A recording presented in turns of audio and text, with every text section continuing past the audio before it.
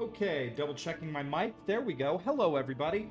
For some reason, I just can't quit Kerbal. I thought I'd come back to it for a day and play around with Spaceplanes, as I have never actually built a space plane in this playthrough, and I have some further ideas, maybe a space station in orbit around Kerbin, because I don't know if you all know this, but my space stations in this playthrough have been very light. So this is taking place kind of beyond our finale that we had getting off of Eve, but I thought it'd be fun to create a new challenge for myself. And perhaps if we get a space station around Kerbin, we might make a goal of perhaps putting them around other bodies as well. I haven't done a whole lot of space construction in this game, so it'll be a learning experience for all of us. Let's load up my resume saved. Let's load up my the stream game. Let's load that sucker. I'm at 69,000 science. I wonder still if there's probably enough science left. I mean, I haven't done solar probes. I haven't hit every biome on every planet. There's easily enough science to get over 100,000, but I think first things first, let's see if we can get ourselves a space plane built. I think that's a fun challenge. I've never built one. Mark II.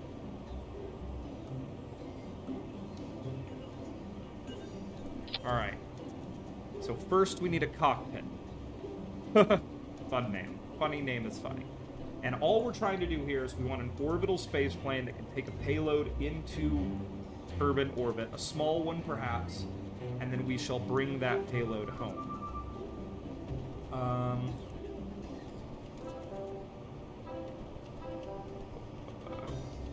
Okay. Alright, let's go. Let's go to fuel. Monopropellant.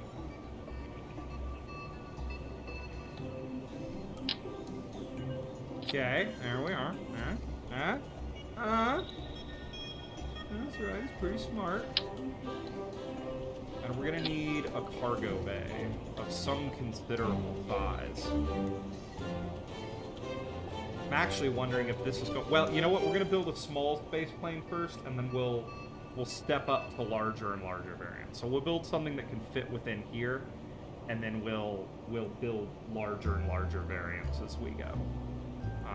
Our primary goal here, we're gonna do iterative design today, everybody. I want to get a payload into orbit with a small space plane, and then we'll get bigger, because I've struggled so deeply with space planes in the past. Like, I'm so bad at building them that, like, for now, I think the smart money is just let's get a gosh darn payload into orbit with the space plane, and then we'll worry about everything else. So we need another liquid fuselage. Let's go ahead and close those for now. Our first flight with this space plane, the goal is going to be just a flight into orbit and hopefully a landing. We will not be landing on a runway because that's hard. We're just going to land on the field next to the runway here at the Space Center. Okay, that's pretty good. That's looking all right. That's an okay looking space plane. I think what we're going to use is... Okay, that holds liquid fuel. Now, we need a motor. The plan is, do I want to use just pure liquid fuel engines, which would mean using a nuke engine, which is doable. I've seen people do it. I think we might try that. We might try a nuclear engine, because we have the technology, gosh darn it. But for realism's sake, I feel like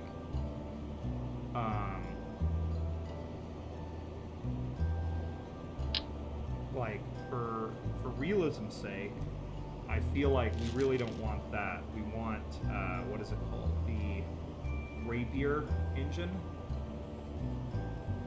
I have to find the Rapier. It's a little number with 4. Toroidal aerospike might be a way to go too, because it's pretty light. How heavy?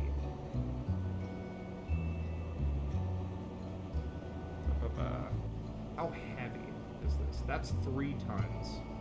And like weight and efficiency are so important with this stuff. There we go. How heavy is this?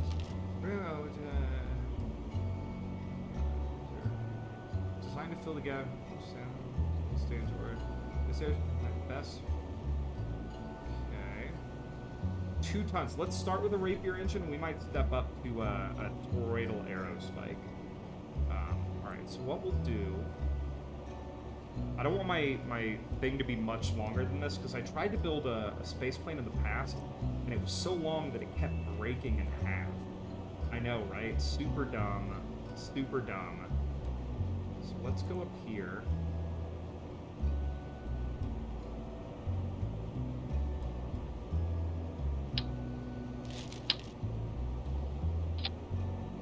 Okay, that carries oxidizer and liquid fuel. So that right there will get me part of the way where I need to go.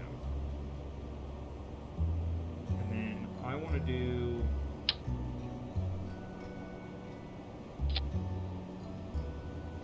That also carries oxidizer liquid fuel. I wonder if we could do this just a little bit shorter. There we go. I like that a lot better. All right, there we go. So that's going to be the main body of this plane. Let's go ahead and slap our... We're not going to have any delta V calculations yet. But there's our rapier engine, which we're not going to turn on until much later in flight. Because the things that are going to actually get us where we need to go, we're going to build some nacelles onto the side of this thing. Very, what is it called? Very SR-71 style. And those nacelles are going to contain the turbo ramjet engines that we're going to use for our... So these are 1.25 meters, so let's go ahead and here. And let's grab... where's this? Let's grab some fuel tanks. And let's make... we need a 1.25 meter. Let's go ahead. Size. Let's go...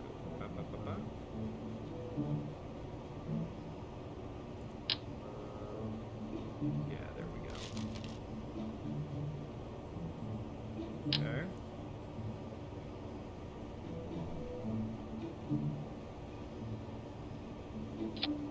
There we go, I like that. Oh, we need to mirror this. Because I do not want to have to place all this crap manually. I like that right there. And then let's grab a liquid fuselage as well.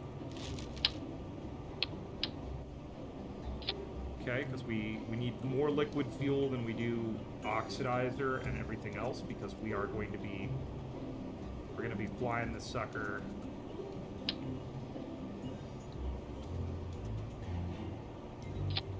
We're going to be flying the sucker to the edge of space, or to space, but we need to fly it to the edge of space with our...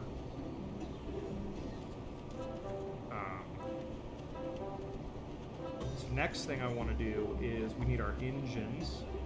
I know, super exciting stream today, everybody. Try not... You know, you bought the whole speed, but you're only going to need the edge. Alright, there we go. Okay, now it's starting to look like a space plane. Now this is starting to look like a space plane. Look at that. Oh yeah. Oh yeah. Also, does this have any sort of rotational authority? It does have reaction wheels. Good. They're definitely not going to be able to hold it in the orientation I want, but that is okay. We need to put intakes on these guys.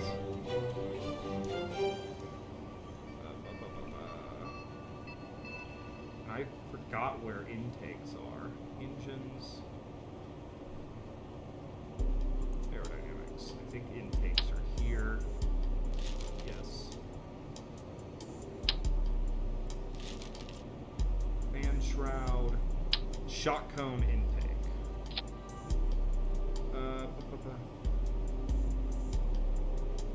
Exceptional performance at all speeds. Has some heat shielding of its own.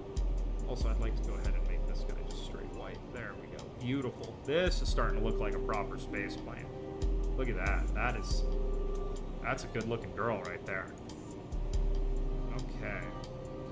And I've done this in the past. All my space planes kind of end up looking like SR-71s, which I don't think is a bad thing because the SR-71 is a beautiful, beautiful plane. But, you know, it turns out that way. All right, now we have to do wing design, which has always been a bit of my weakness.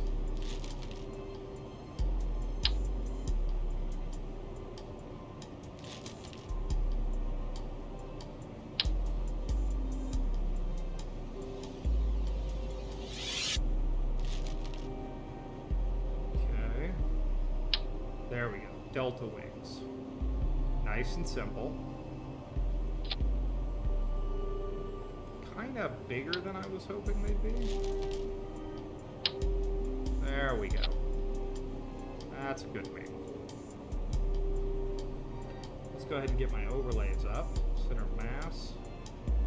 Center of lift is just in front. We want it a little bit behind, from what I understand. That's kind of where you like it to live. Setting them back here a little bit is the way, actually. Okay, and then we need some flaps. Airplane control surface.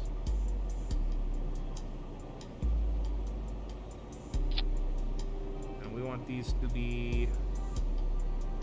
We want these to have pitch and roll authority. I'm going to remove the yaw authority. Okay.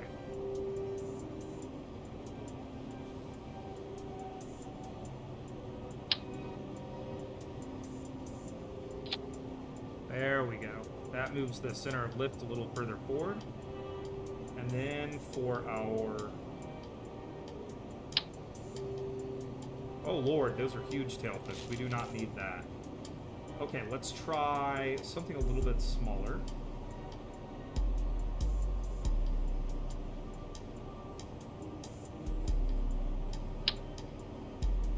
Oh my god, those are huge too. I need something small again.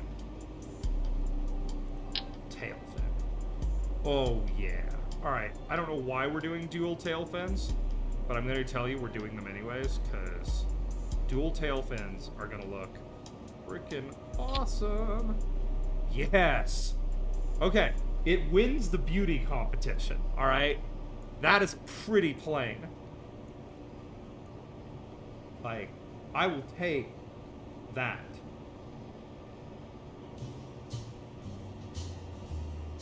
All right. So the next thing we need to do is we need to focus on re-entry and landing.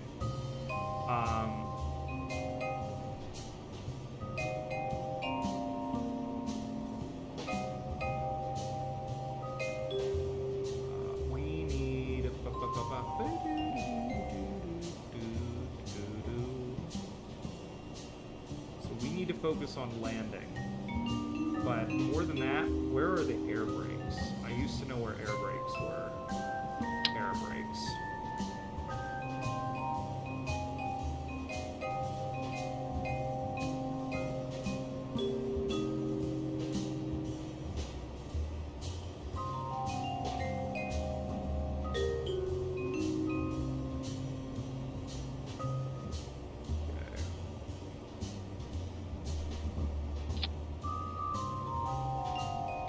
Boy.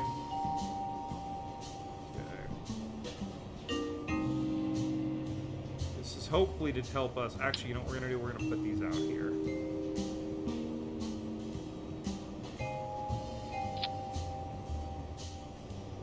And those will just help us slow down as we're entering the atmosphere. And then, one last thing that I am going to add.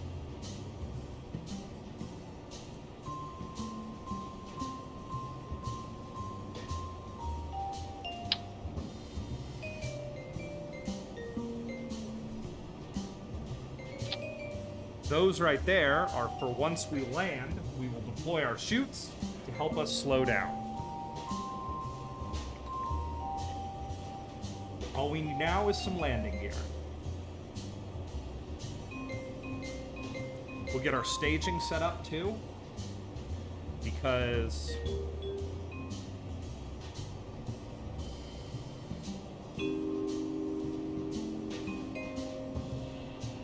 Okay. Yes. Okay, we will fire those first.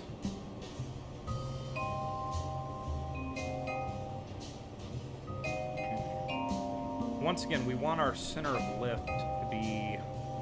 Okay, that's not good. It needs to be just in front.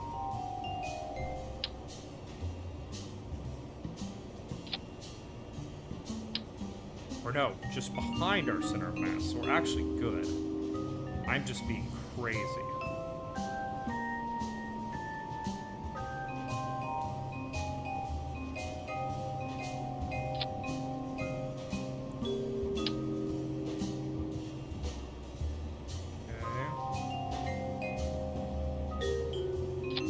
There we go. We want our center mass to just be... Okay, and these also, I need to take these... These need to not have roll or pitch authority. Only yaw. Okay, and these guys need to have... We're going to keep... We need yaw to be turned off. Okay, there we go. That's our girl. Look at her. She is not probably going to make it to space. I've never had a space plane make it to space on the first try.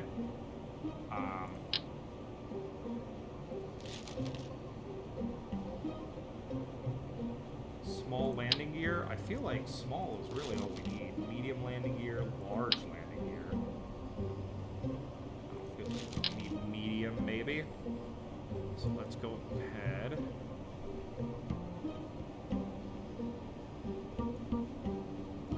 Let's put our landing gear on there.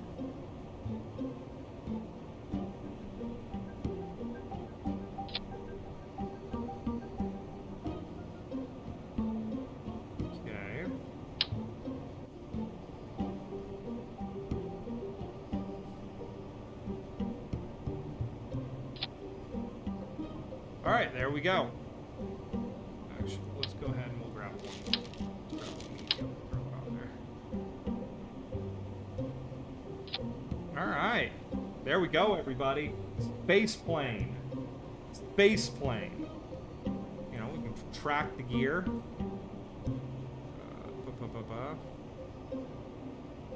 Steering. I'm going to disable steering for both these guys. We don't need rear wheel steering on this thing. Boom. Alright, sweet. Alright.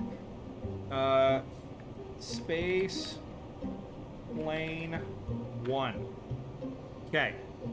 Like I said, this is just our test model. Let's get some pilots in here. Okay, a pilot and an engineer is good. Alright, let's save. Let's launch this sucker.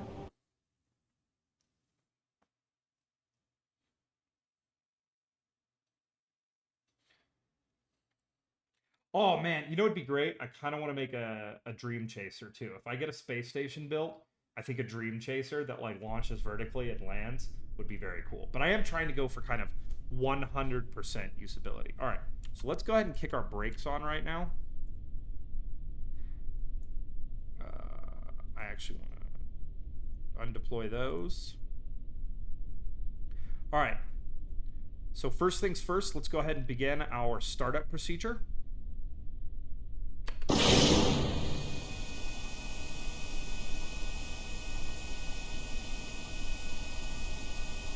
Okay, startup procedure complete. All right, Jeb, let's do this. We're not doing a taxi test. None of that wussy crap. We're taking off. Oh, we have landing lights. That's pretty cool. Landing lights on. Okay, here we go.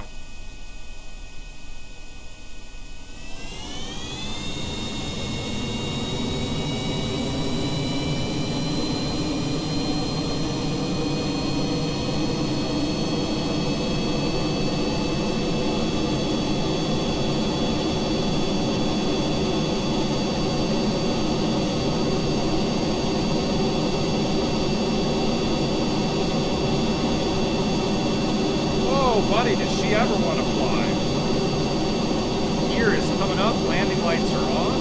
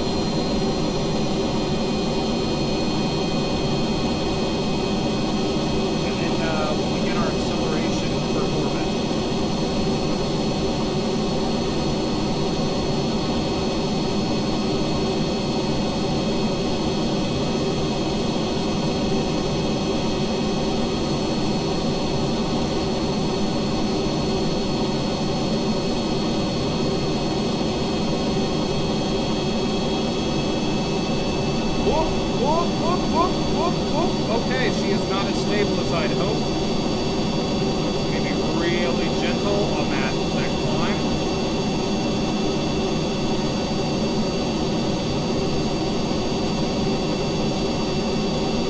I think what's happening here is as our fuel moves around the craft, our center of gravity is very much abruptly changing.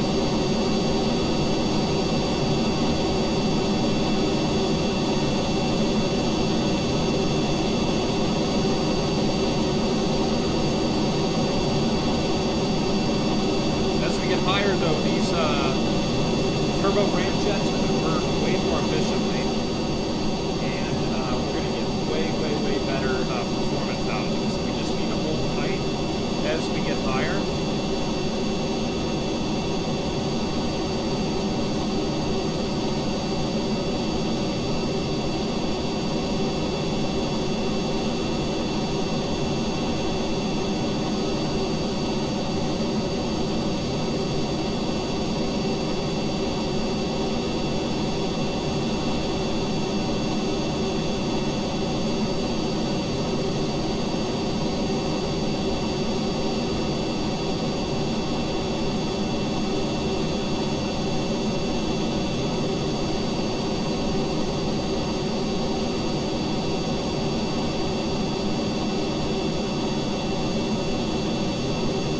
Slowly but surely, we're just going to gain altitude here, 15 kilometers.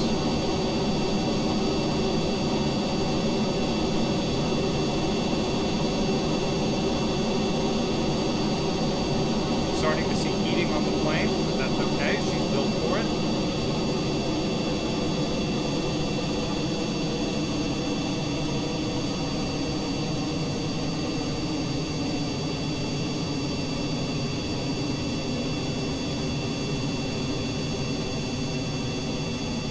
Kilometers.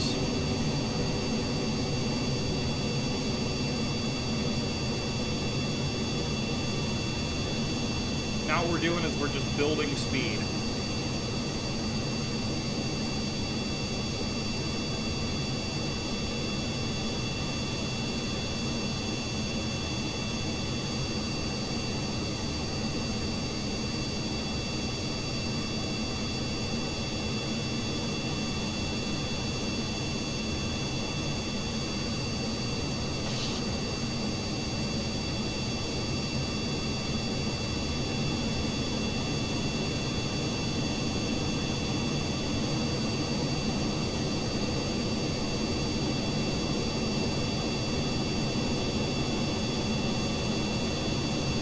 Deactivate that engine.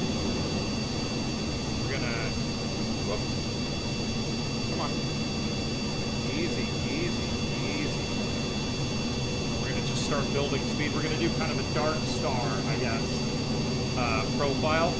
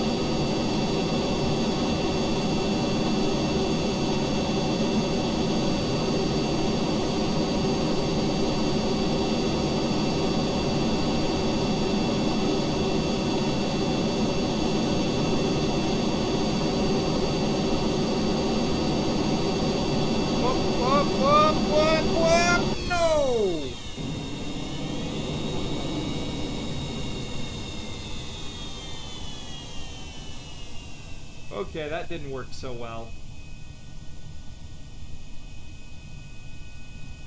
Alright, let's revert flight. Revert to launch.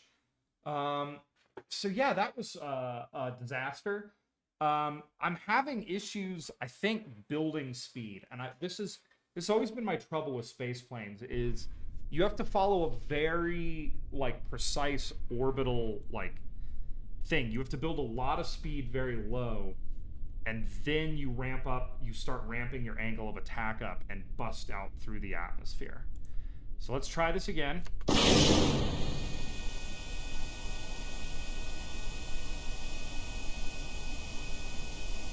Okay, let's build some power.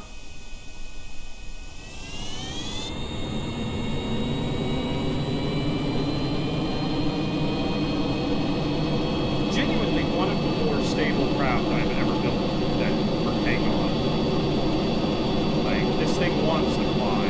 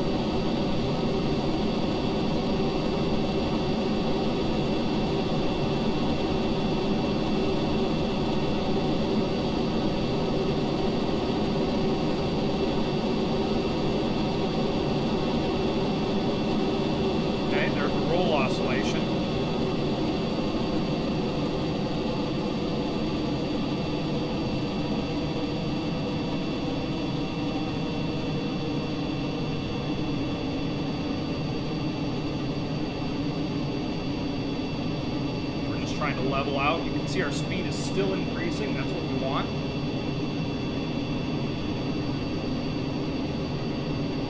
Trying to give it a little bit of angle of attack here so that we can continue to just eke out some speed.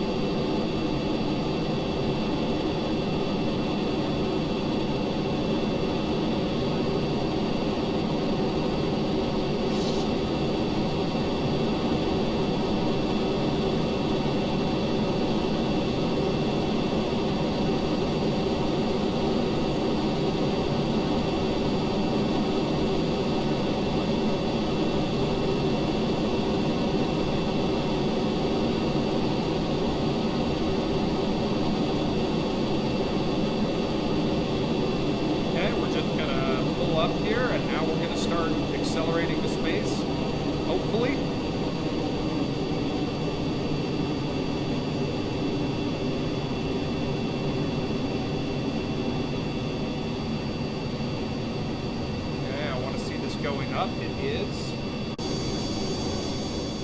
Okay, we want to see that rising as fast as we possibly can get it going.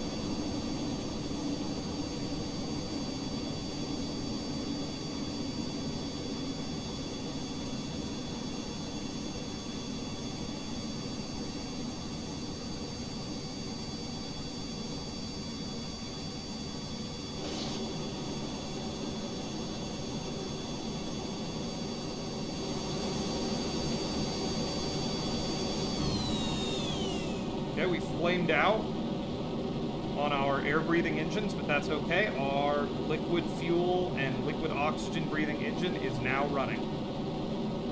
And we are gaining altitude, which is what we want.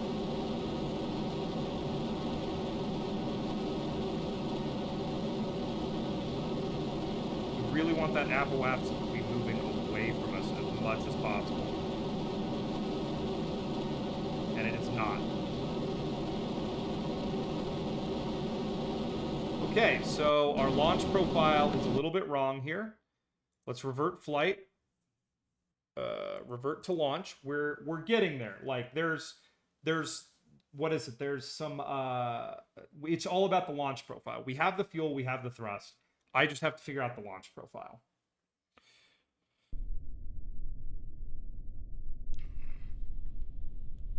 All right, first things first, I want to toggle mode. Manual switching, automatic switching. Okay. Okay, what mode am I in? Automatic switching. Okay, I want that to be switched automatic. Okay, let's bring these back. Engines on, landing lights are on. Okay, let's try this again.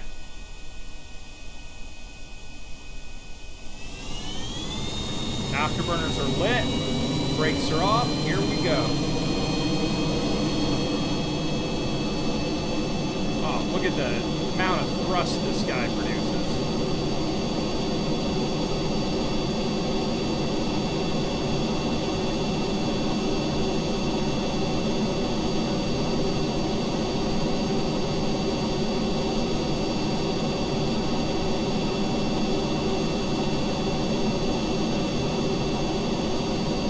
Gone.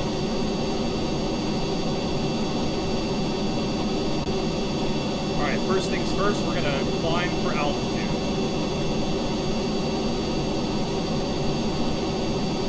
Now that I have my Rapier engine in automatic mode, we should see increased efficiency.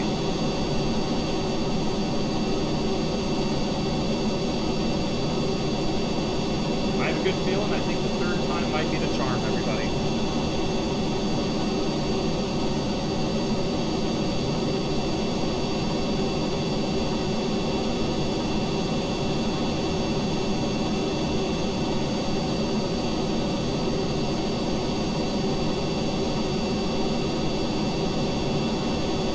We're just doing our best to climb into the portion of the atmosphere where our engines will be at their absolutely most efficient.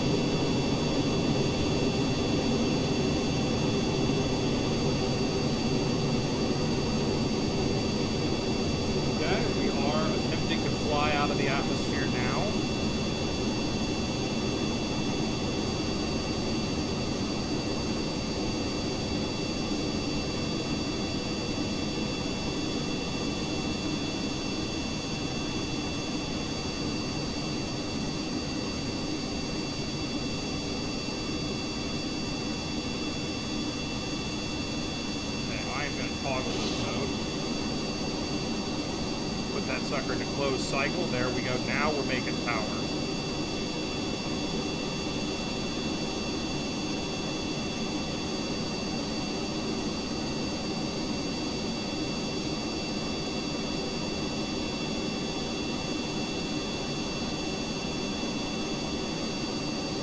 I think if it had toggled closed cycle earlier, we'd be in better shape.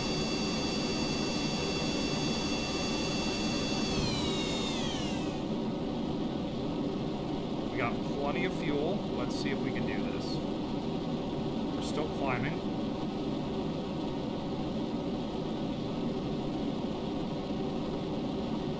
And we are still accelerating, which is good.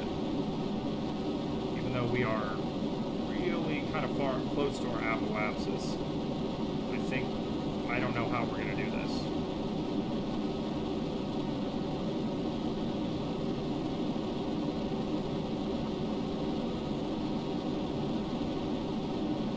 I feel like what we need to do actually is like... I see flames on its end. I already love this project. Yes, we're trying to build a space plane, and I've historically been incredibly bad at building space planes. Like, I don't know how to build them. I'm very bad because it's not really about the thrust or the weight. It's about the launch profile. Your launch profile has to be really, really good.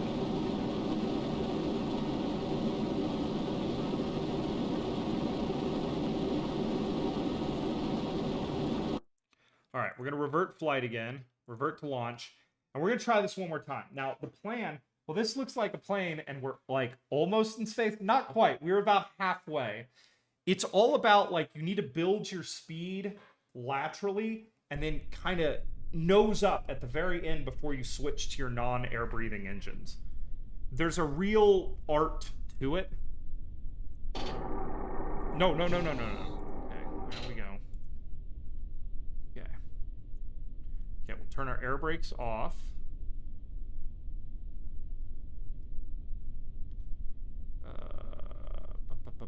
Deploy. Okay, let's start our engines first.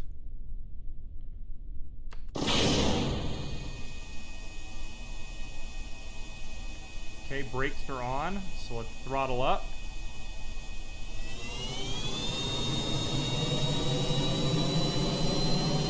Brakes off.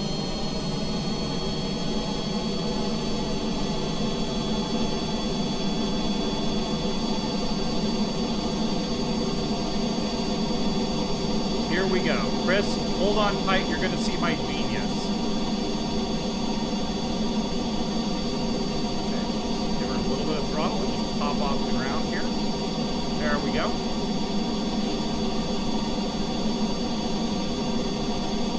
And we're going to climb for more efficient air.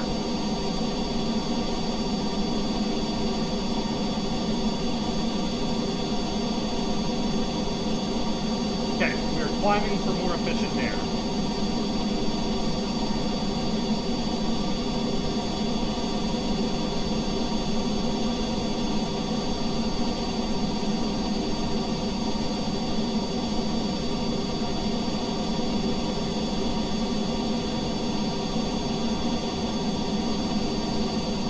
Okay.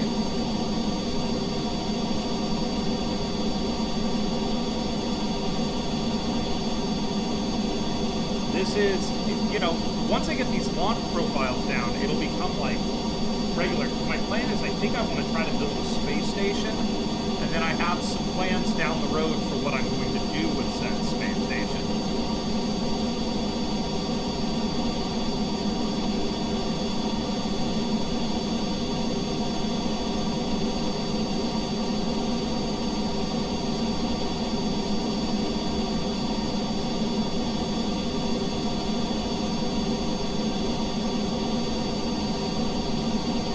How hard can it be, really? You just build a plane, take off, and then fly it a little bit higher. See, that is, honestly, that is kind of what I thought about building space planes originally. But the problem is, eventually, you stop flying. You know?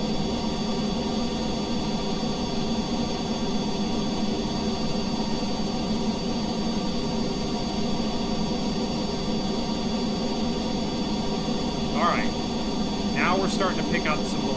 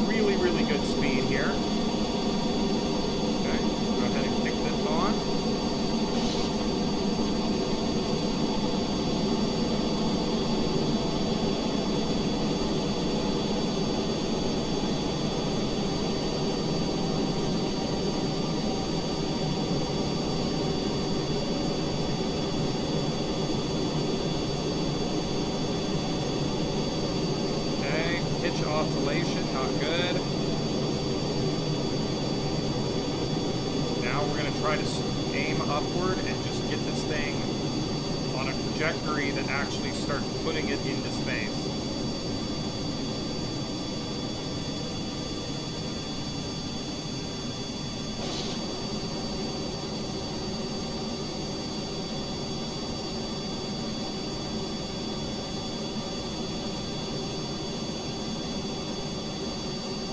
I really should have changed that mode before I did my pitch up, but I think we still might be okay.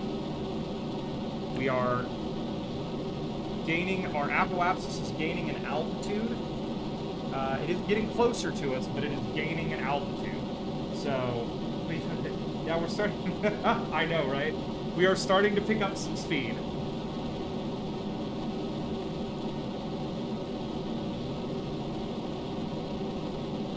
So yeah, I should have changed from air to closed cycle mode,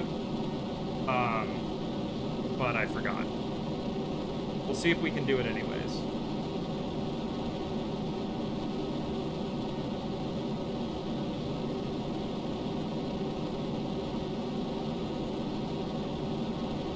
$31 kilometers.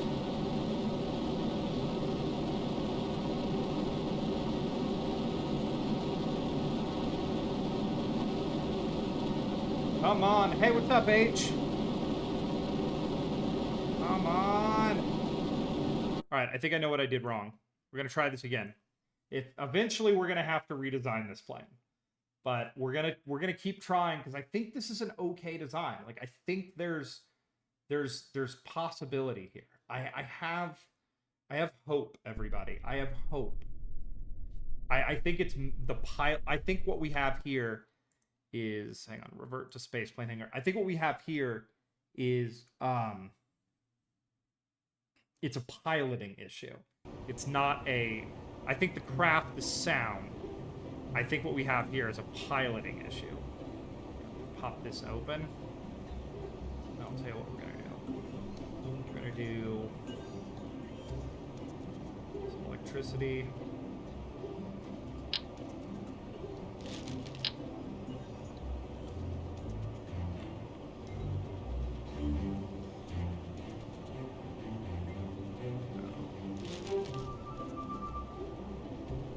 You know what? We'll just put these on top of it. I'm sure nothing bad will happen. I'm sure it will be fine.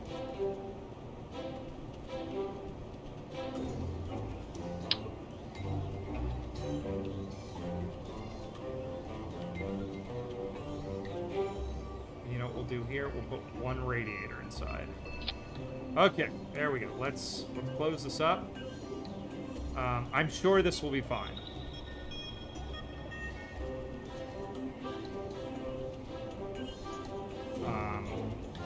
Okay, let's save. I want to select this. I want manual switching, and I want to start in closed cycle. Remove the front winglets if possible. They cause a lot of drag. Attach a launch rocket to the ascent. Okay, Chris, here is the thing. I want this to be a completely reusable craft. Because I thought about, like, deploying launch rockets for the ascent and everything. And the goal is total 100% reusability. That is the goal. The winglets provide me the... what is it? The,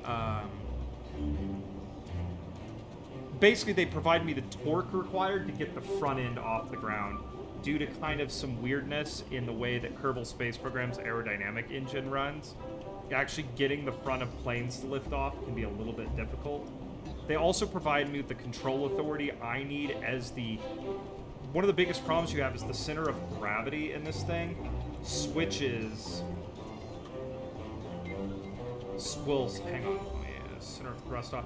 The center of gravity will move backwards as I fly, as I burn fuel. And my concern is that as that center of gravity moves backwards, I need more and more leverage on the craft to keep it stable. Otherwise, it can induce a spin. I had this problem. So, right, we can't go completely Blackbird on steroids. No, but I think you see where I'm going. I think you see where I'm coming from. on my design philosophy here. It's very Blackbird-esque. All right, save. Let's launch this sucker. We shall try again. We're going to try until we get this right. Today is all about space planes, and then maybe we'll launch some small satellites. Or once I have this design kind of down, I'm going to build big space plane, like mega space plane, and we're going to start launching space station parts.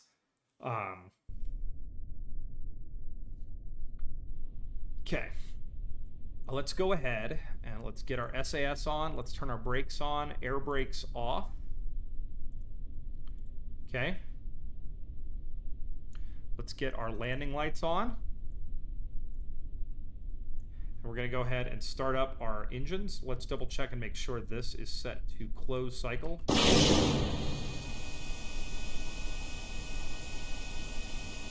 Yes. Yes. For my plan, there may be eventually be a passenger version. Oh, what's up, Lazy? All right, here we go. Here we go. Come on.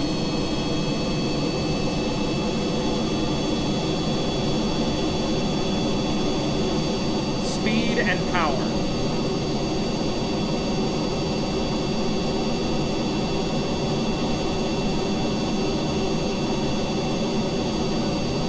Okay, we should have lift. Okay. Lights off, gear up.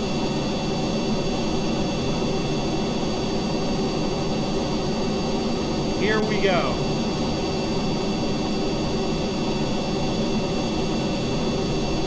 All right, we're going to climb for our operating altitude.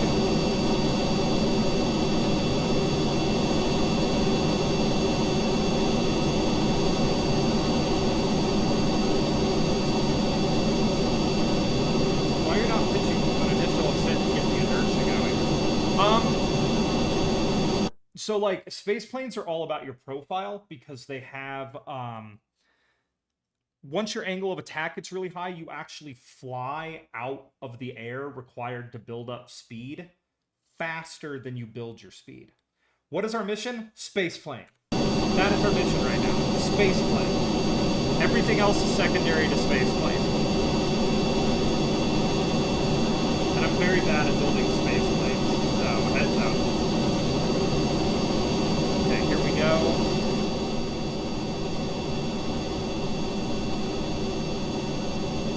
So we want to level out at about 15,000 because that's where these engines get really, really efficient. And we start building mega, mega quick speed. And then we'll hit, once we've done our speed build phase, we pitch back up. That's kind of the plan.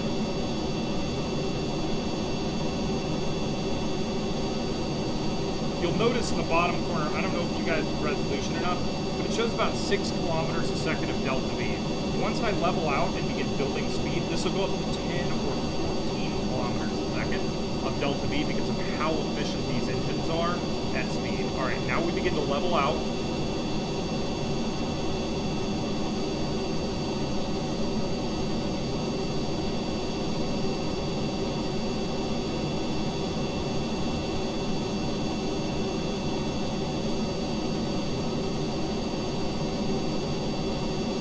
Still want a little bit of a climb in there, but not too much.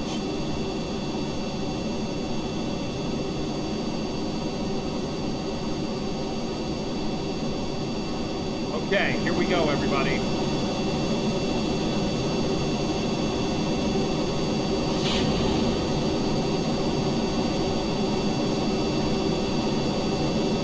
All right, Rapier engines are active.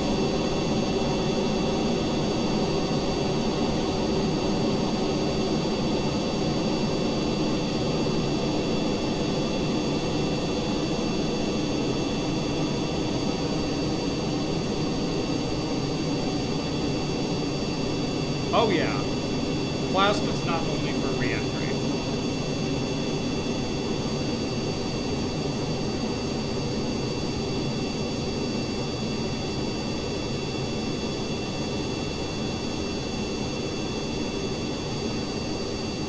Oh, we almost tipped her there.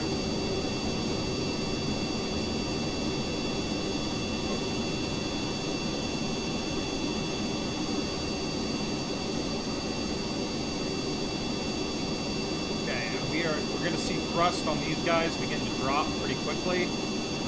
And they are getting ready to die. There they go.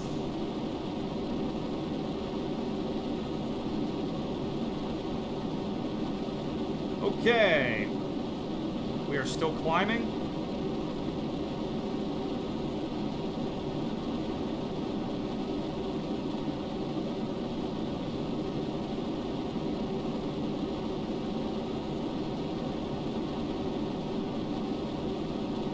Okay.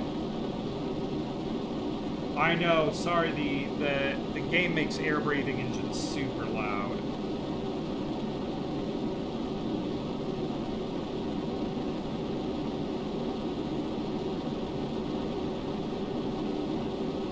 I think a little bit more angle of attack and we would have been good on this attempt.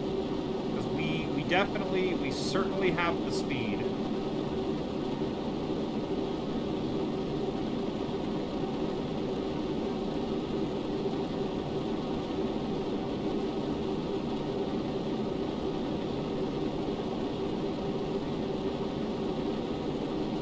What speaks against using afterburners? I mean, I had them on.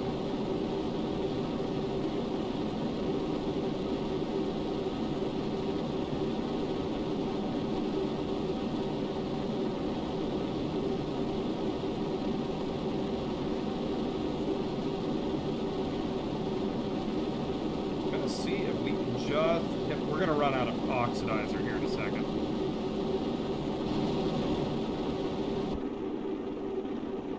Ugh. Alright, we're gonna try one more time. Revert to launch. I want to give this one more shot, and then we're gonna have to go back to the drawing board. No, as in other air breathers, the ones with afterburners. I mean, I'm using ones with afterburners. Well, I'm sorry, I don't quite understand the question. Because I'm using the engines that... Like, they're basically this game's equivalent to the SR-71 engines, and they get more and more efficient on afterburner as you get higher. They are the turbo ramjets.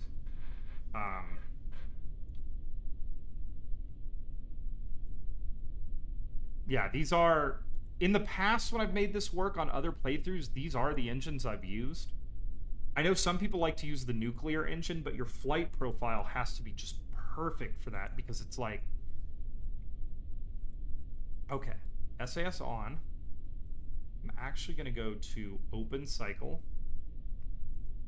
and we'll switch this kind of a little bit after we get everything turned up. All right, lights on. Okay, here we go. Throttle up.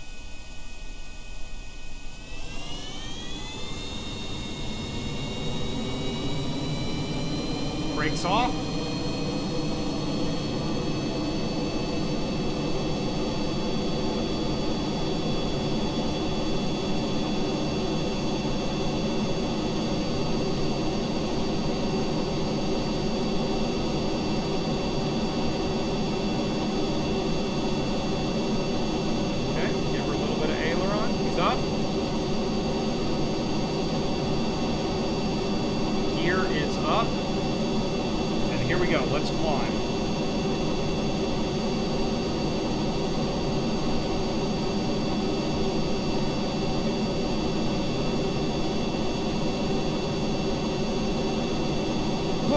I am so bad at building space planes. Genuinely, it's like I am the worst ever at building space planes.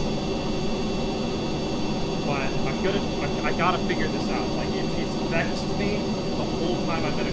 If you guys notice, I built no space planes in my entire playthrough so far. There is a reason. I am terrible at building them.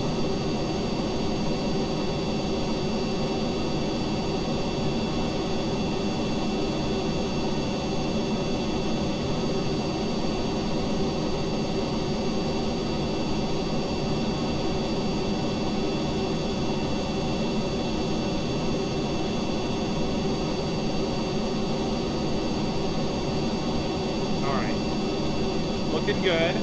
We're going to see the plasma begin to form here soon. Coming up on a 0.5 kilometer a second.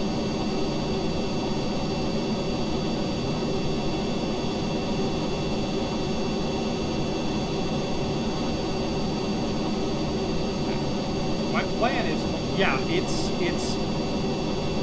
there is a way to do it. I think and a lot of it is your launch profile. Okay, coming up on 1 kilometer a second.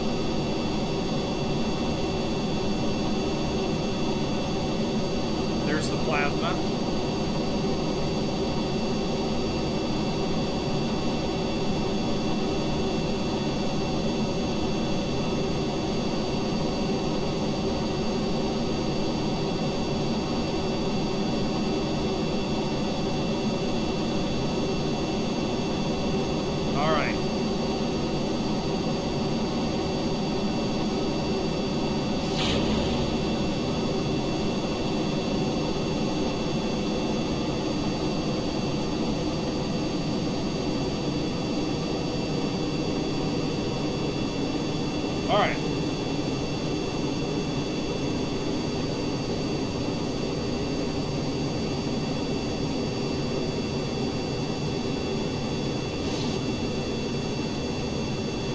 Closed cycle, nosing up.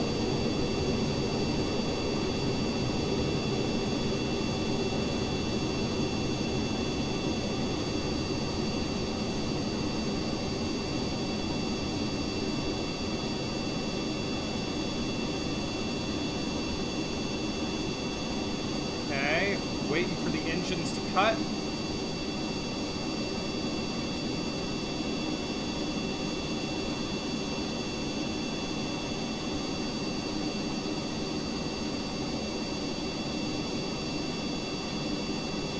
All the thrust I can get from them. There they go. And we're going to just try to let this Rapier engine get us the rest of the way up. If I can just get out of this, above this tick mark on my pressure scale, I'm home free. Like, I know I can do it. I've done it before. That right there means we're there. And that's going to be at, I think, at about 50-something kilometers.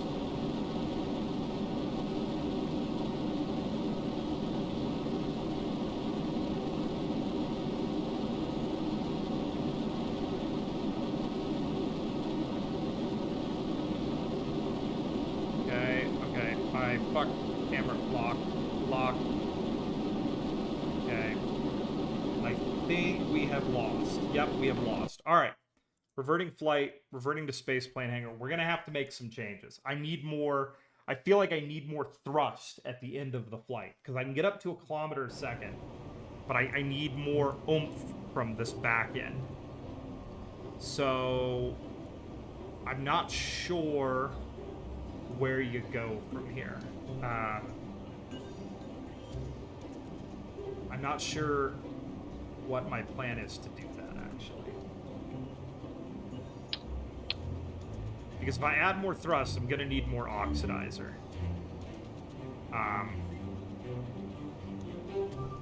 And yeah, more oxidizer is a problem. Okay.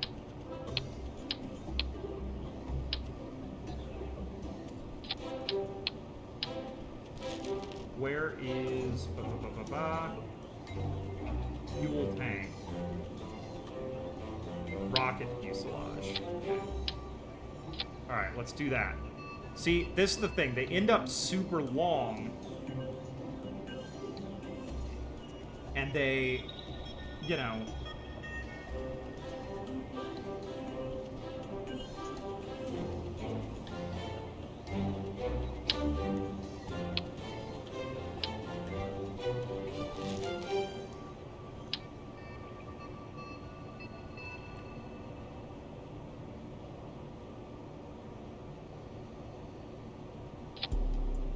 Okay, there we go.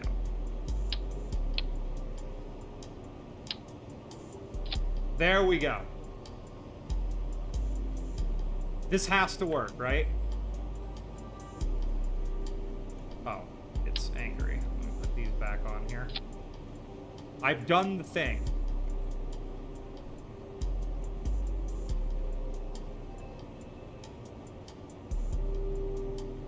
Like a drop tank? That's the thing. Like I said, I want 100% reusability. All right, let's check our...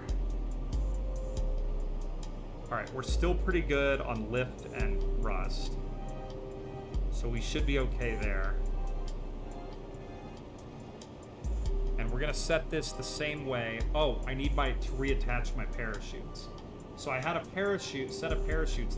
They're gonna help bring this thing down to speed for landing. Because I have a feeling that landing this thing is gonna be a whole other challenge. You know.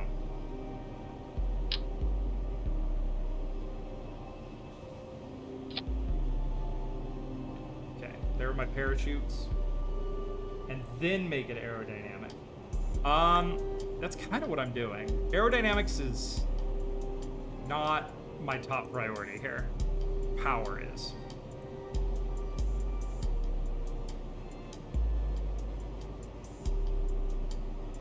Okay, let's switch these. Okay. Save. Now I want to set these guys to... Let's switch them out of mode. Let's switch them to air breathing.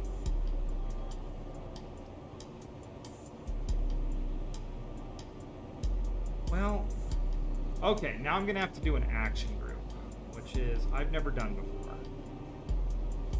Actions.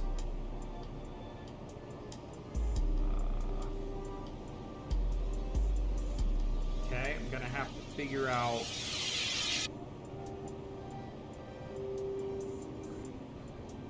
Custom 1. Default set 1. Okay, I don't know how to do that. Selection. Switch mode. Okay. How do I make this a different... Okay. Alright. Alright, so I think I did that right. But what is action group 1? That is my question.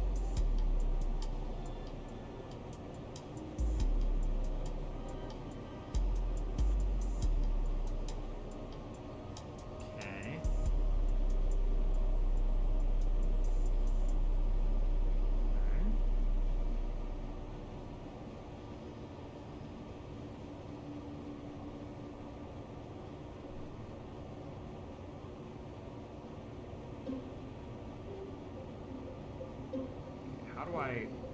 I don't want set 1. I want switch mode. Okay, set 1. Okay, how do I make this a button though? I don't know how to do that. That's my problem. How do I bind it to a button? All right, this is a Google question. Give me a second, everybody.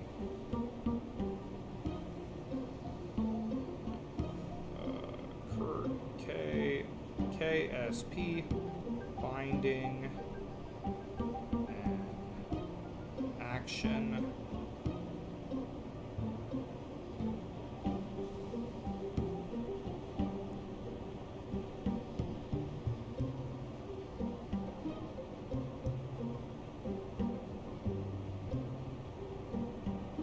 Okay, use the number keys, I think. So it should be 1.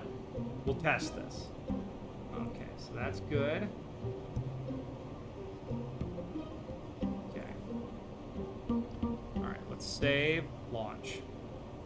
Because, yeah, we need to be able to switch this mode in flight. Otherwise, we're going to have asymmetric thrust, and that's not going to be a good thing.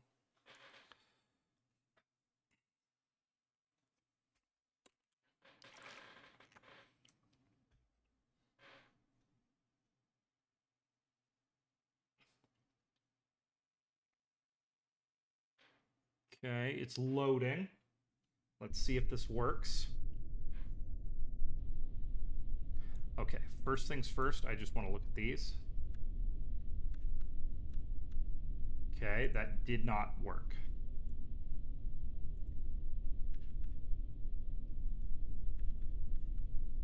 Okay, revert flight. Revert to Spaceplane Hangar. See, this is why I've never learned action groups on stream. Is like, I don't want you guys to have to sit here for an hour while I figure this out. Actions. Custom set 1. Set 1.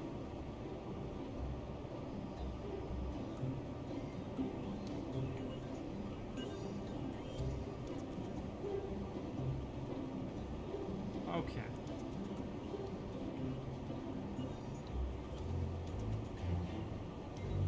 Switch mode. Save, launch. Let's try that. I really want this to work. The Kerbal isn't getting nuked by the 6 kind of space debris this month.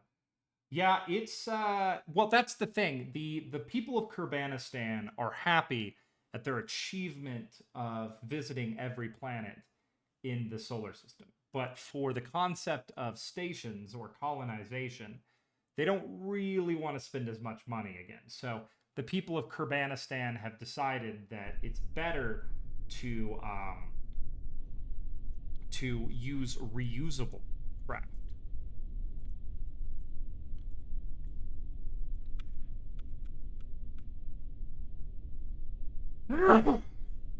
Okay, you know what? We're gonna activate this engine.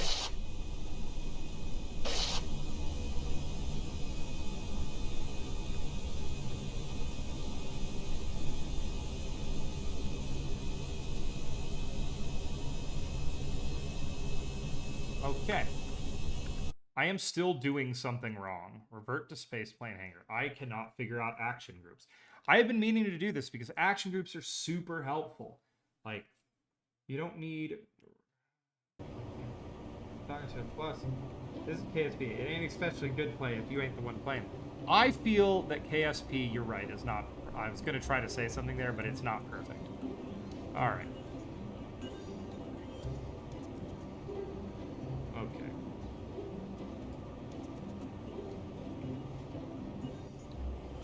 What does same vessel interaction do? I don't even know that. Okay, you know what? Screw this.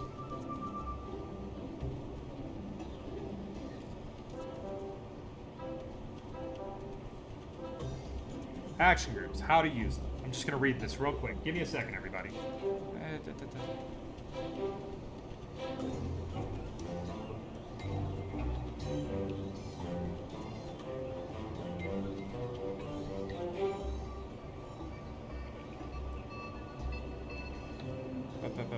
Robotics, integration, think depot. Fine, alright. Okay. Deploy solar panel. On the top left is construct, there's a wrench. Choose custom one, and then click on the part you want to see.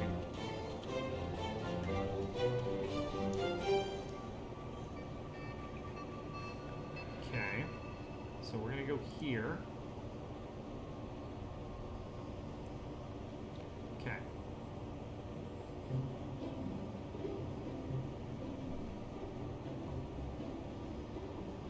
Toggle engine.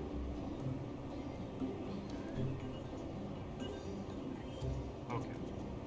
Default. Switch mode. Okay.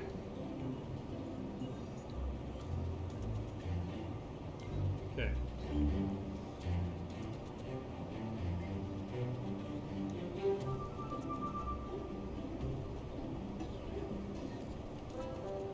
Okay, give me a second here.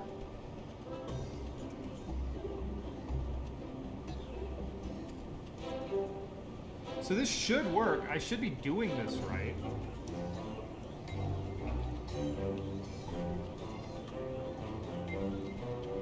Okay, actually, we're going to do that. We're going to close that. I'm going to go here. Switch mode. Okay, there we go. All right, let's try that. Okay, save, launch. Let's see if this works. Oh, this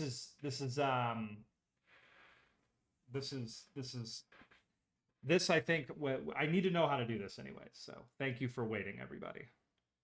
Those of you who have waited, I do appreciate it.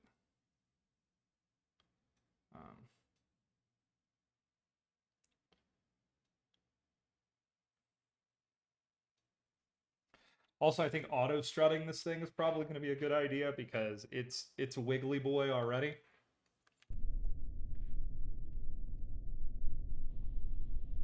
Okay, click there. There we go. Yes. Oh my god, I'm so smart. I did it. All right, we're going to leave it air breathing.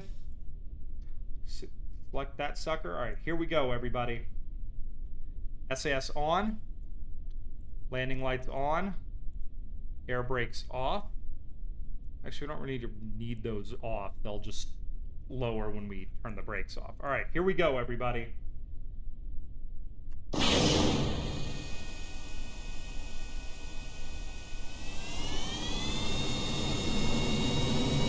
Brakes off.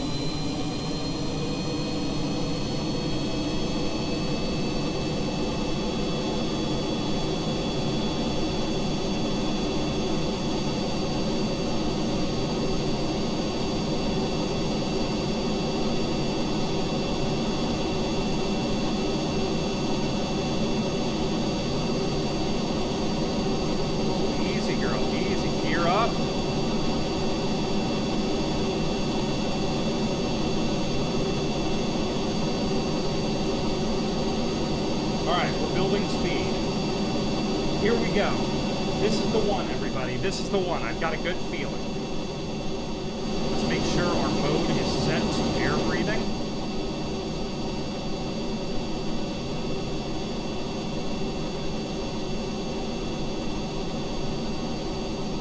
Okay, come on. Come on.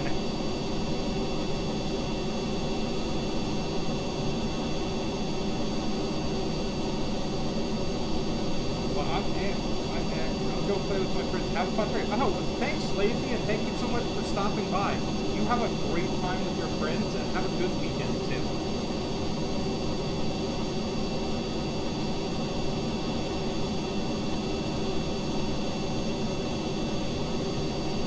Alright, here we go. I'm a little happy. I know a lot of my friends IRL aren't, like, followers of this channel, but I am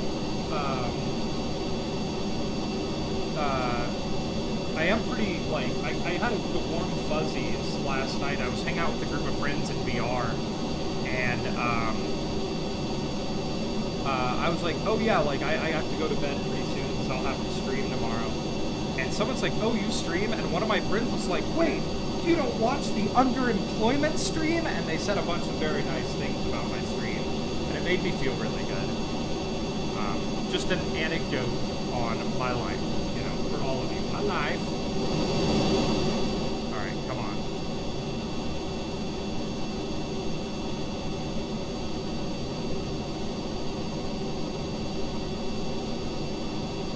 Alright, starting to get into that rarefied air, and we are beginning to pick up speed pretty quickly here. We're coming up on a ½ kilometer a second. Fuel is looking good.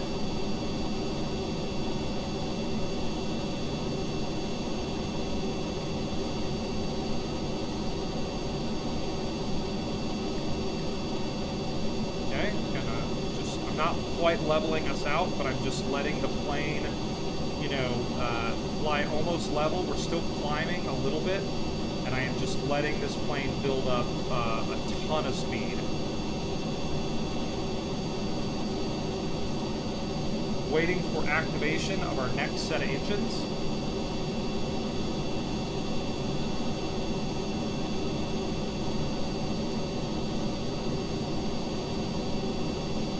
Coming up on a kilometer a second.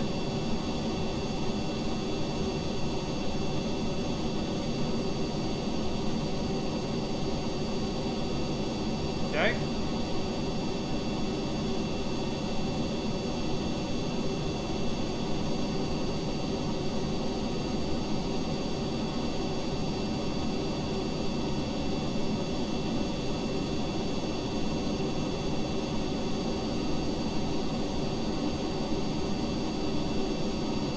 That's a kilometer a second.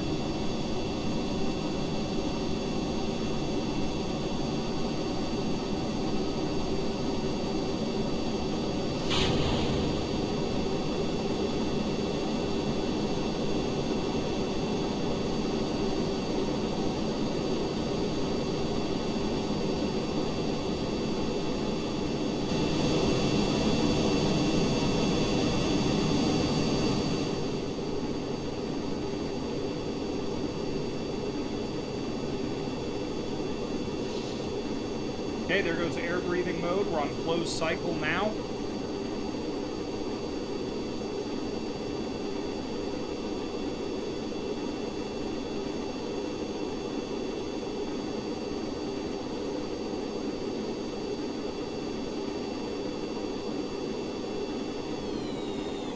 Okay, there goes my air breathing engines, but we are still gaining a lot of speed.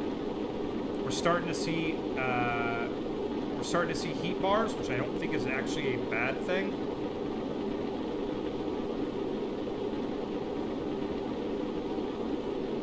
Okay. The Apoapsis is moving away from us.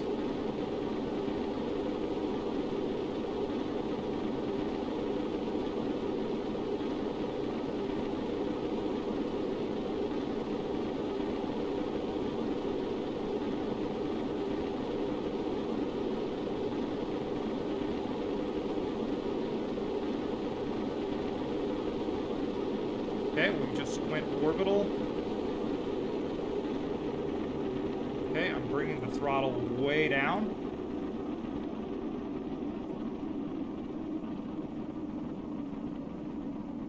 We are actually waiting to just get above the atmosphere here.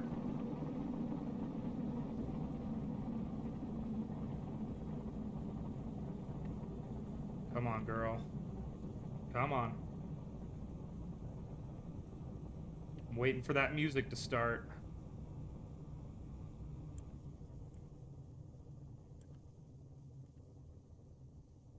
Okay, now we're just trying to use the throttle to hold our speed. Oh, I think this is the one. I think this is the one.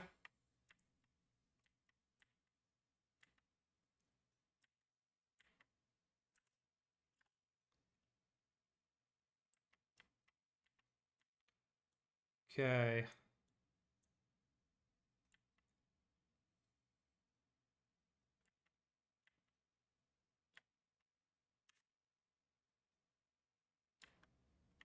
Okay, let's go ahead. Let's set up a maneuver here.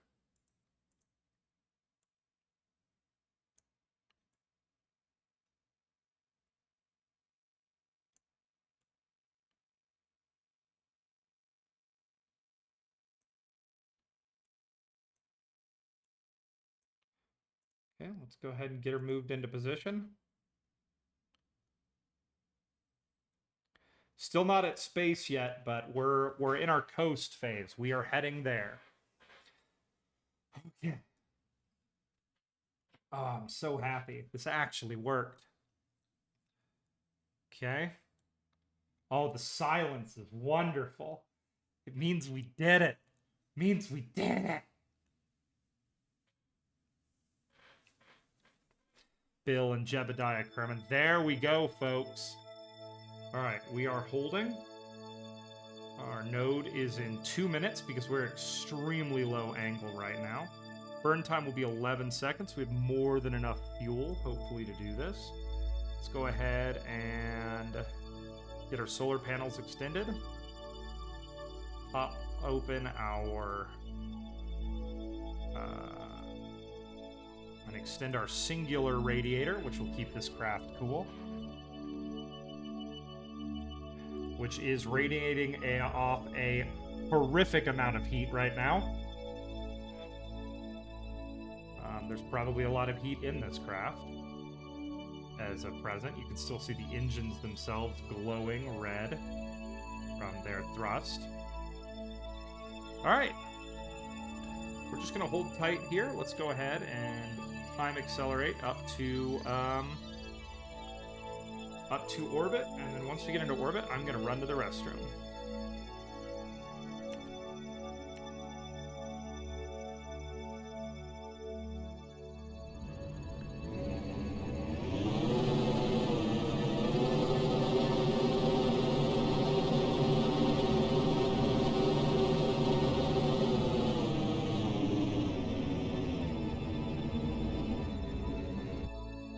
Okay, we will call that as close to circular as possible.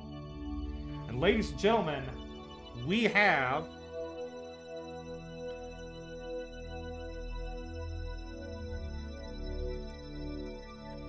That right there is orbit in our space plane. And not only that, we have enough fuel to get our Kerbals home. Heck yeah. Jebediah and Bill Kerman are beside themselves with excitement. This is a new era in space exploration for the the proud Kurbanistani people. There is talk now, excitement in the air that the next goal will be a launch or a satellite launch attempt. Something small, something easy, and I'll tell you what, we're going to do that when we get back because we also got to land this sucker. So I will be right back, everybody. Give me 1 second.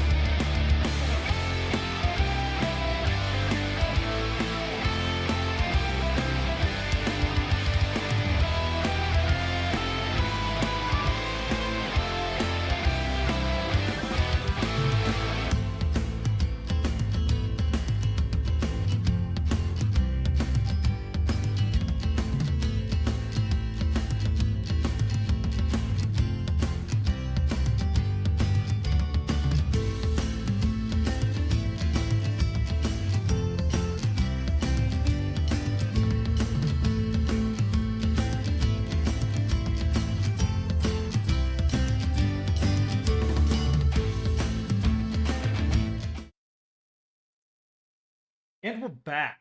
Okay, sweet. All right, let me double check that my microphone's working. Okay, it is. Yay. That's always important. Have to make sure the microphone's working. All right. We did it. I'm very excited. Yeah, this represents a huge new step for the Kurbanistani space program. The next step will be re-entry. This is we're gonna need to work on our heat issues here for this craft, but we'll deal with that. All right. Now I am very terrible at what I call precision re-entries, so we're gonna go ahead and F5 for safety right now.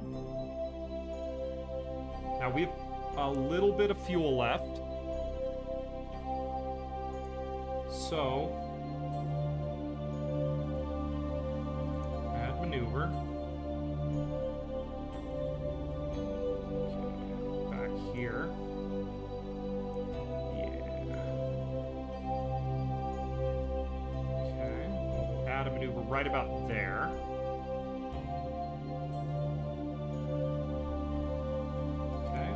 Craft come around and orient itself to that maneuver. And we're going to do 171 meters a second, which is a little bit more than I want right now. Genuinely, actually. Let's go ahead. Let's actually back that out. We don't really need that maneuver to be that harsh. I'm thinking something like...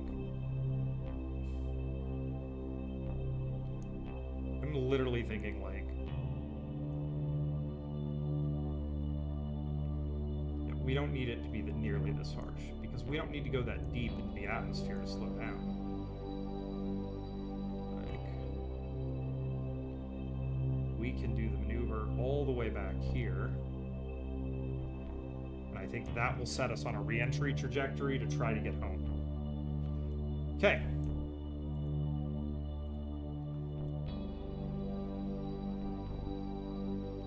There is excitement in the air for the Kurbanistani program right now. We'll be on the dark side of the planet, and we will be running out of power. So, one thing we're going to do is we're going to switch our lights off, and we're going to see if we actually can do this. Because the Kurbanistanis, you know, didn't want to spend a lot of money, so they did not put batteries on this thing.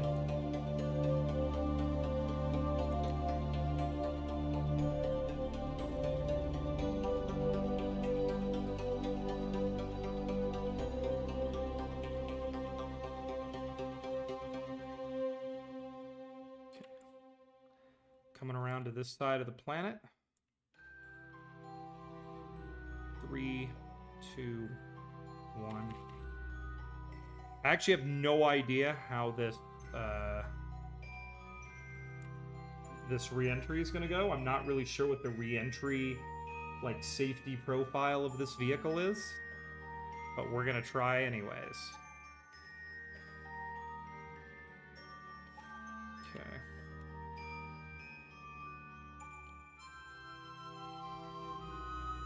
It shouldn't take much to get us down into the atmosphere.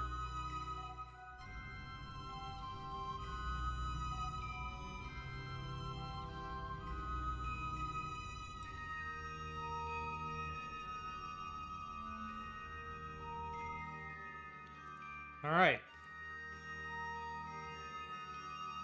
Let's go ahead and switch our orientation.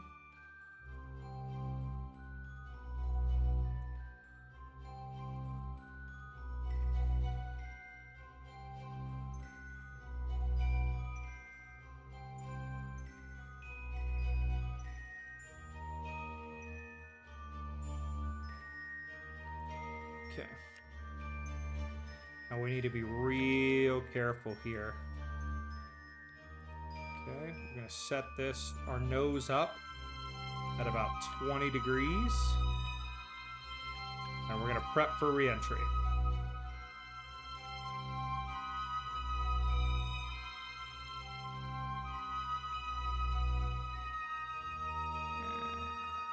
And bring this down again.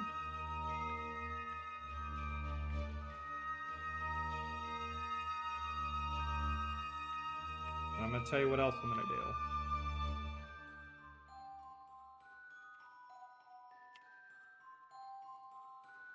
Brakes are going on. All right. I'm not entirely sure how well this is going to go, everybody, but we're going to try. Okay.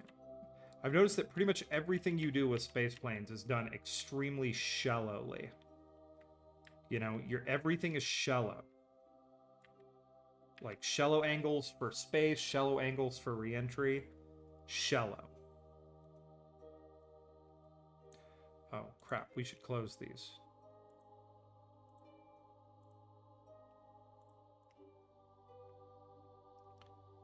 Okay, there we go. Those are closed up. Okay. Now, my fear is that we're going to burn through our batteries fighting the forces of re-entry. But now that I know action groups, I have a plan. Oh, hey, what's up, H? You are just in time for some fireworks. All right, here we go. Here we go. All right, good luck, everybody.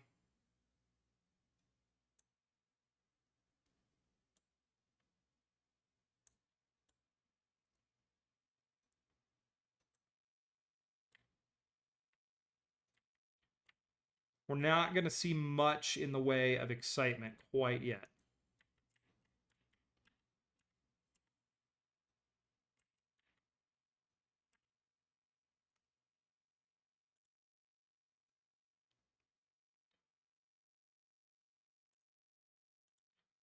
Actually, shut down those engines because we're not going to use them. We will be using these guys eventually.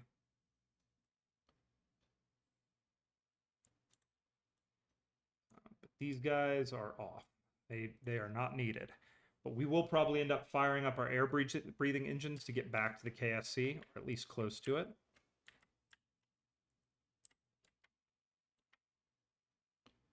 And this is kind of the boring part right here because nothing much is happening. But we are entering at a very shallow angle to give this thing a chance to burn off all of its speed. Kerbals down here are having a great time. Look at them. Super happy. Come on. Come on.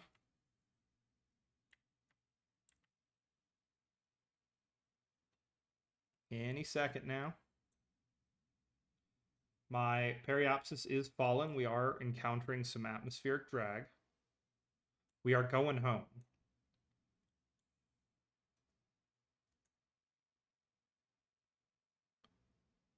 Okay. Come on. Where's the fireworks? Here is, so I'm going to radically overshoot the KSC, which is unfortunate, but we can always, if we find a field somewhere, we'll just set down there. We don't need to land at the KSC. We can do an off-field landing. It'll be rough, but so far this is like one of the smallest versions of a space plane I have managed to build that has worked. Also, thank you for the highlight message, H. All right, here we go. There's some heating on the nose. Yes, excitement. Okay. Come on.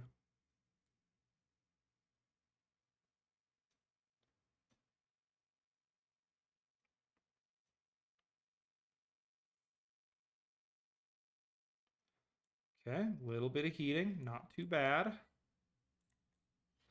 Our Kerbals do have parachutes. They can bail out if required.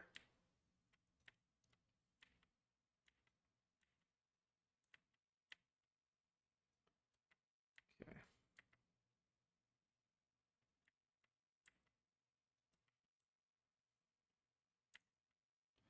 We are still heading down. We're flying over the KSC. You can see it there. There are pieces of debris all over the ground. We are not going to make the KSC. I miscalculated on my profile, but that's okay. This is a learning mission.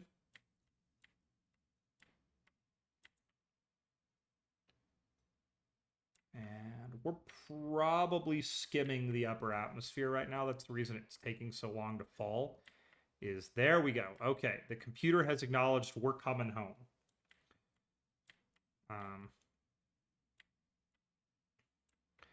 We're just waiting for that re-entry heating to start.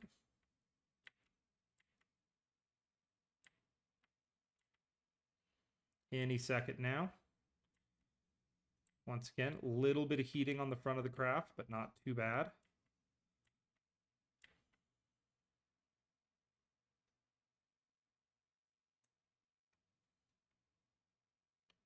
$50,000 is kind of where you expect to see this start. You can see our periapsis is dropping rapidly. It's at 13 kilometers. Like, we're coming in.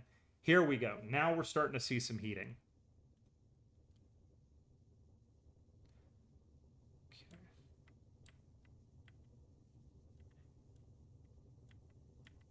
So now we're just going to start trying to control it.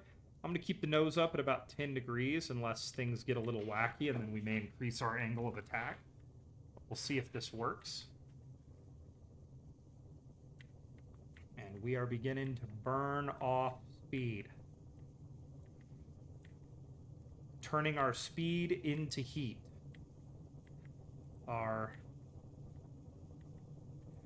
air brakes are standing proudly above the craft, just burning off loads of speed for us.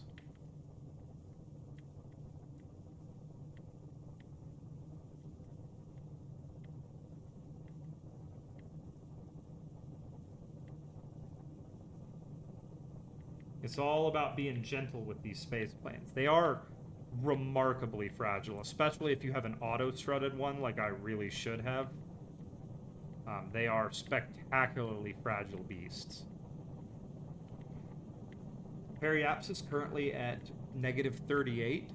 kilometers, so we are coming home. Apoapsis is in the atmosphere.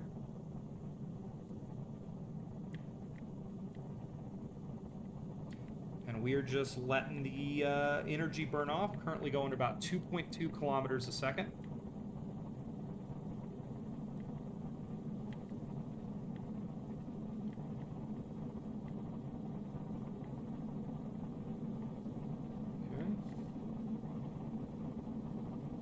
Making adjustments to our roll and yaw there. Trying to maintain a bit of control here. She's starting to get a little... She wants to spin. She really wants to spin right now. But we're going to fight her a little bit. We have some heat bars beginning to show up, but they're not bad.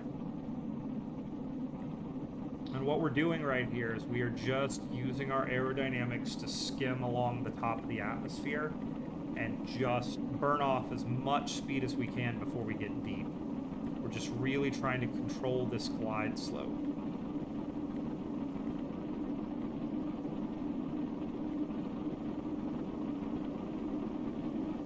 Once again, we don't want to have to eject parts, heat shields, things like that. 100% reusability is what we're after with these craft. Like, I'm making it much harder on myself with this game because I want to try to do... You know, I'm a little inspired by Starship. I want 100% reusability. Okay? Alright. There is a small oscillation. We're going to fight that oscillation.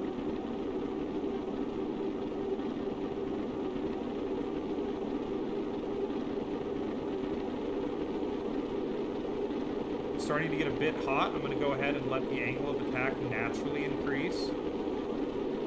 Up to 15 degrees. 20 degrees.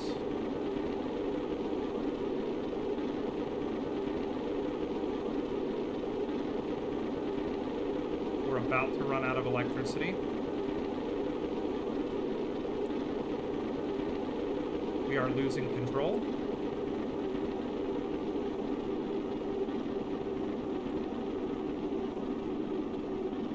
She's spinning.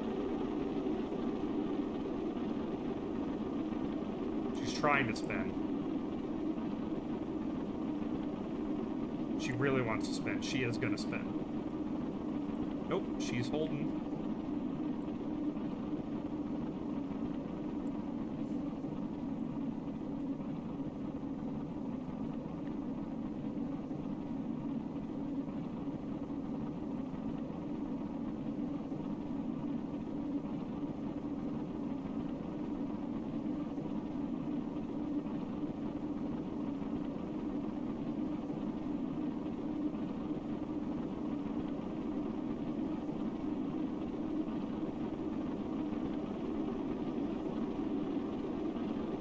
Trying to get an engine startup right now.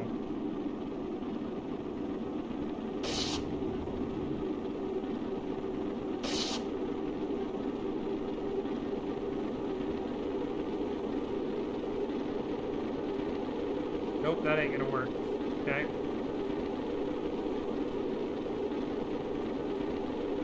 Problem is we are about to run out of electric power.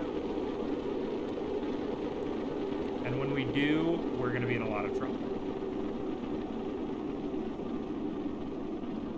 I really need my turbo ramjets to start up. Kind about now.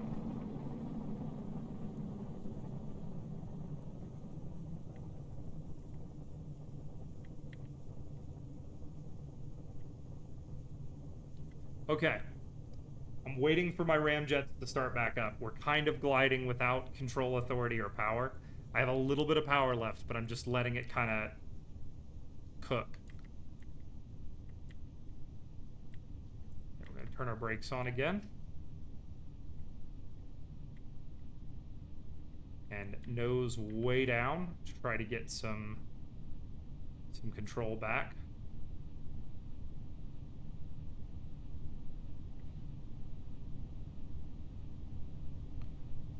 Really hoping for an engine startup anytime.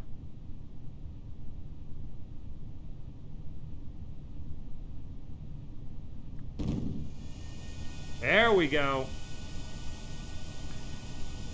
And electric power is returning.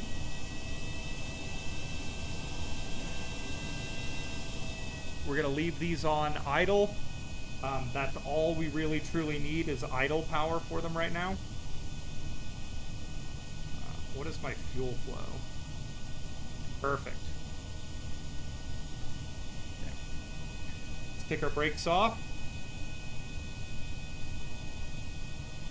Set this sucker into a glide, and I think this island, I think we'll find a perfect spot right over here.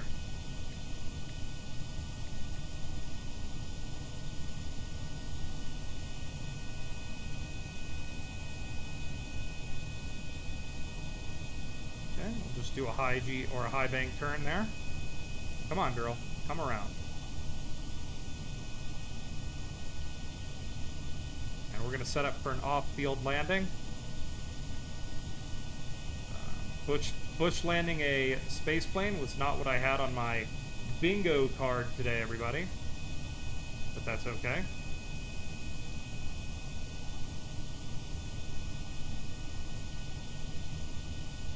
Okay, I'm not seeing a spot that's really as smooth as I was hoping for.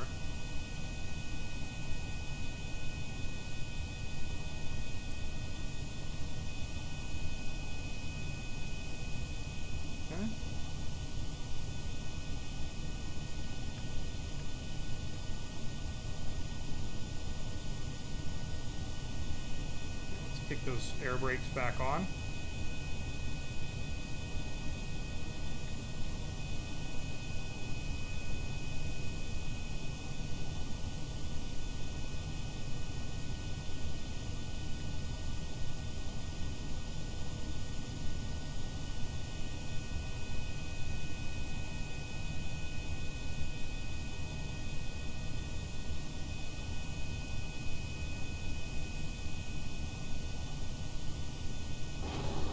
Gear down.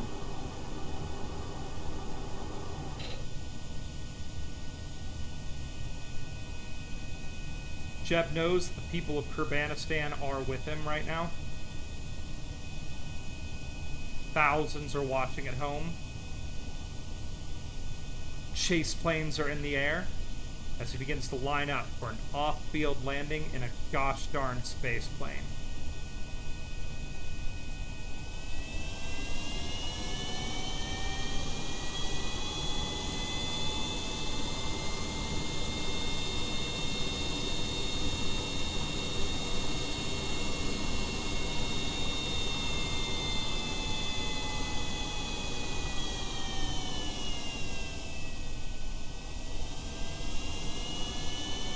Doing is giving it a little bit of throttle so that we can find a spot that we like.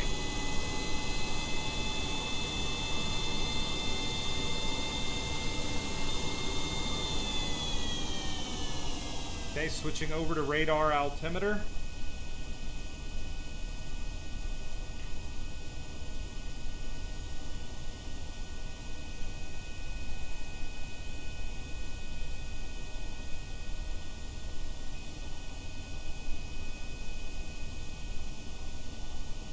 Got to keep our speed up here.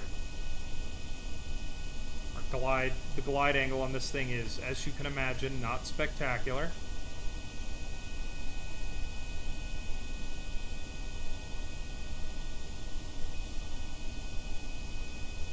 Okay, here we go.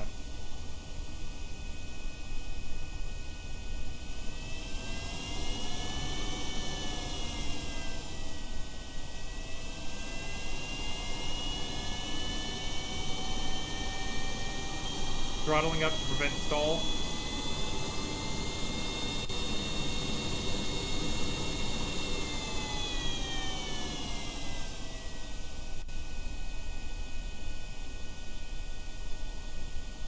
Brakes. Shoots.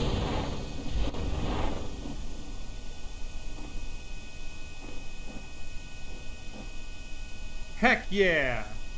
Alright, let's shut down our engines. And there we go, everybody. That is a successful landing. I'm actually going to go ahead and extend my solar panels so that these guys have a little bit of power left, because we are rapidly losing our power. There we go. And there we go. First successful flight of my first space plane, Spaceplane 1.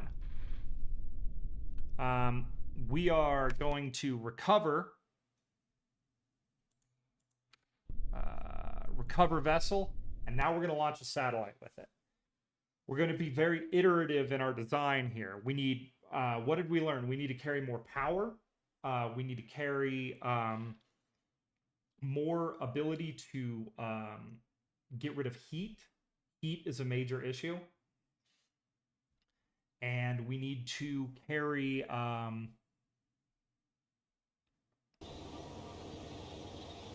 don't know what else.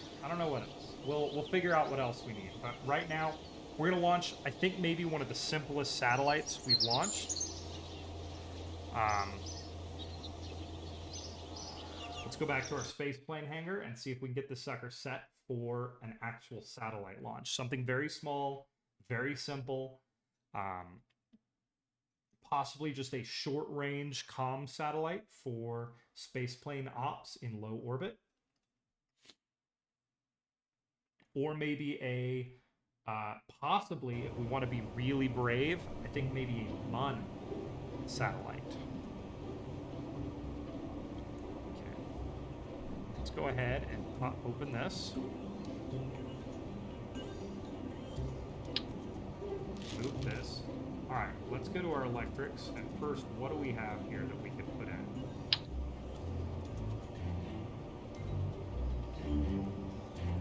It won't take up too much space. Okay, I'm hoping that's not too much space. Alright. What kind of satellite do we wish to build?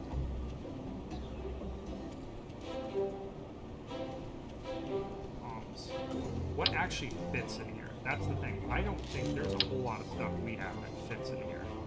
But I think a relay satellite, perhaps for MUN orbit, might be the way we go. So let's put a decoupler in here. Something very small.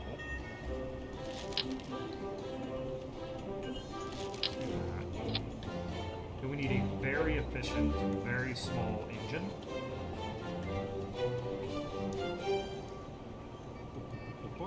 Spark.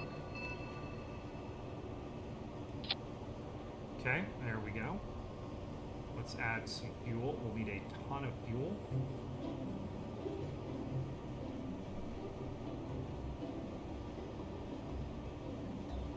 Okay, size.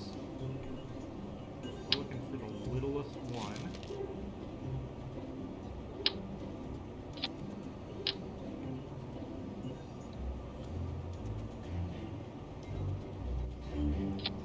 Okay, there we go. This is starting to look better. And I think, yeah, what we're going to try to do is get this sucker set to a MUN orbit.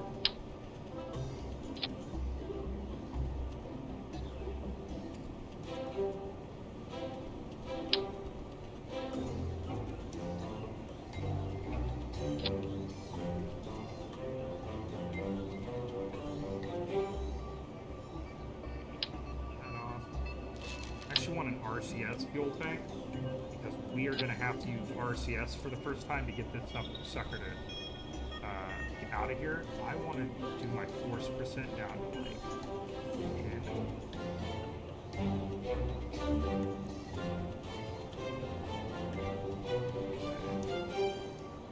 Okay, there we go. And then we need RCS thrusters, because actually, I hate taking these with me because they are, you know, they represent weight.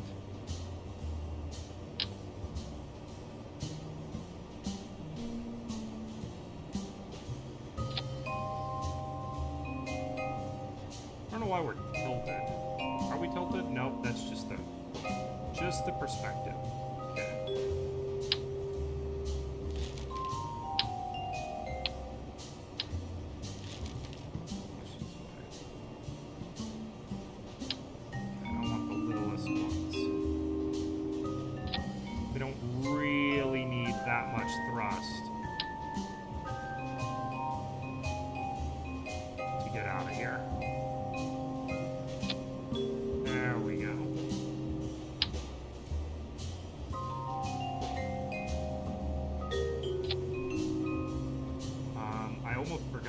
gonna need a probe body. Super miniaturized probe body.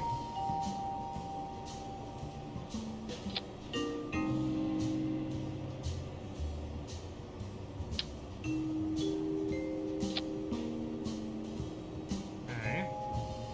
We're gonna need batteries and solar panels.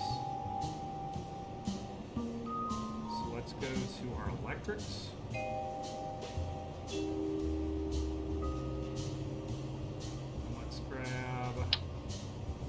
Frankly, a set of, like,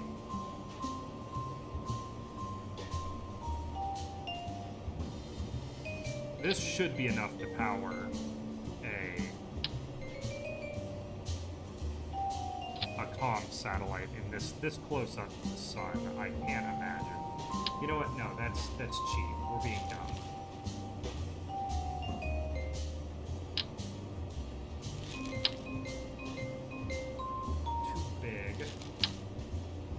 Also too big. Just right. There we go. They don't need to fold. They'll never need to fold.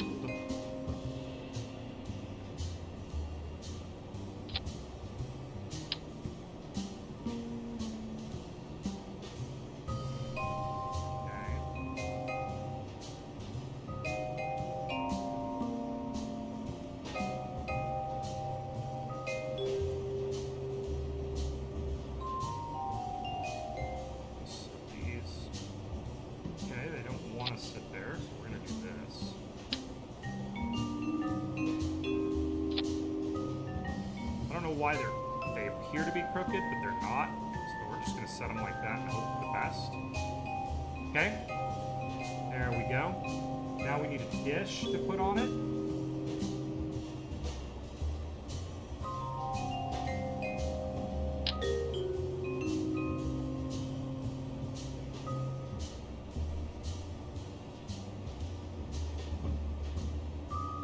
Okay, if it'll figure out where I'd like to put this dish.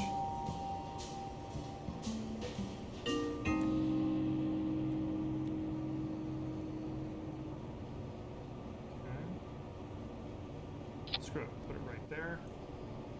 Okay, that's no good, so we'll grab that out of there, put this. Okay. There we go. They don't even need that much fuel anyways. Alright. Not a perfect satellite, nothing about it's perfect. But that's okay, it doesn't need to be. Let's go ahead and set it right there. It's going to also need radiators.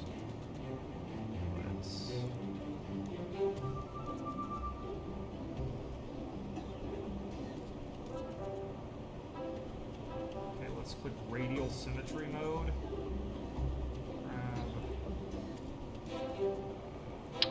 Need a big set of radiators on it.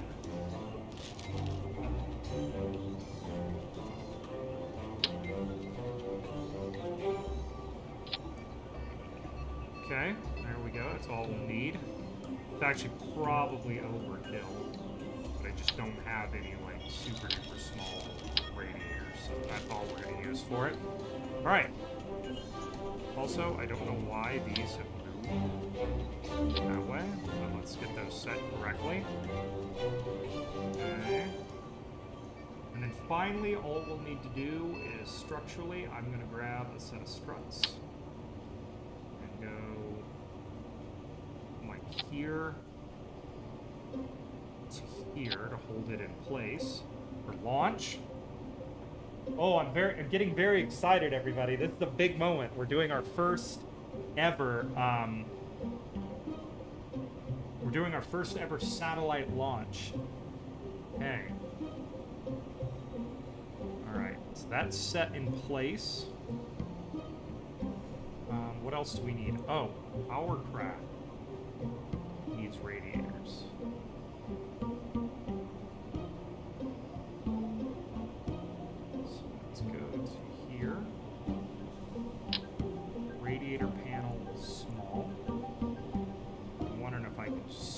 Onto the outsides there.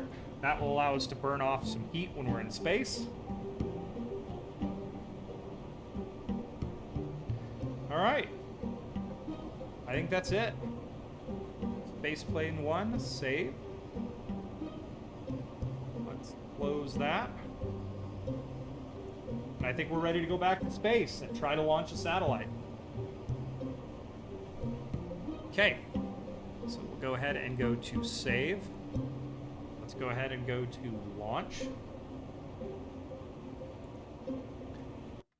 Oh, very exciting, everybody, today. Very exciting. We're doing great things. Trust me, there is a method to my madness. Things are coming. Big things are going to happen soon. I have big plans for the future, for what I'm going to build in orbit, because I'd like to start doing some orbital construction. What this will take, though, once we have flown a single mission with this, we'll know that we can fly many other missions to begin putting a comms network around the Mun. And the big thing here is we need... we're going to build like a SpaceX Starlink style thing around the Mun and around the Earth, the Kerbin. And there are plans. There are plans is what I'm saying. All right, lights are on. SAS is on. All right. Payload to orbit. Oh, that should be like way up here. That should not be there. Okay. Okay. First set of engines. Okay, and we're going to make sure we're set to air breather mode. Activate. Here we go. Air brakes off.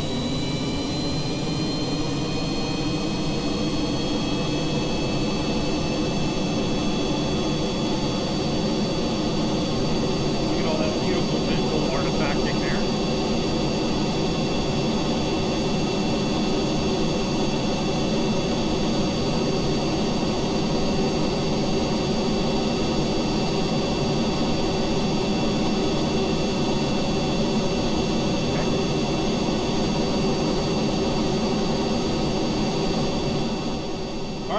Begin our launch profile again, everybody.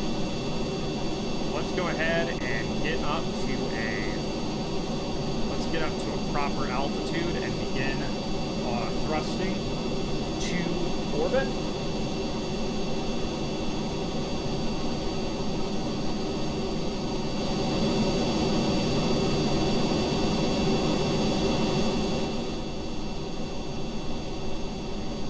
Okay, here we go.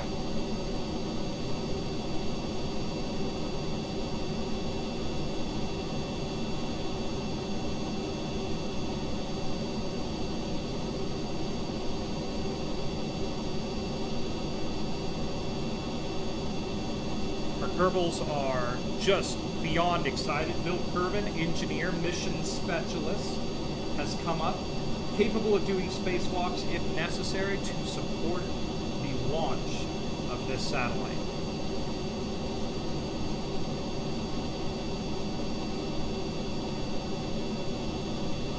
All right.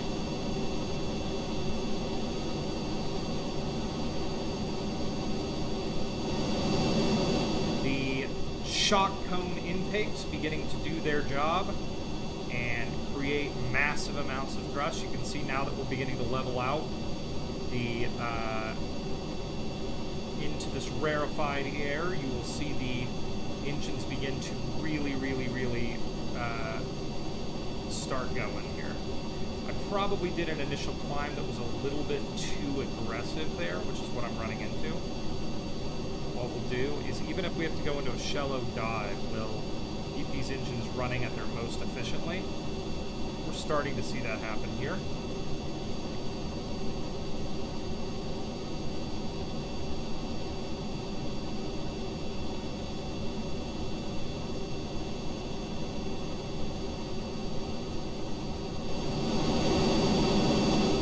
Not really seeing the speed we want here.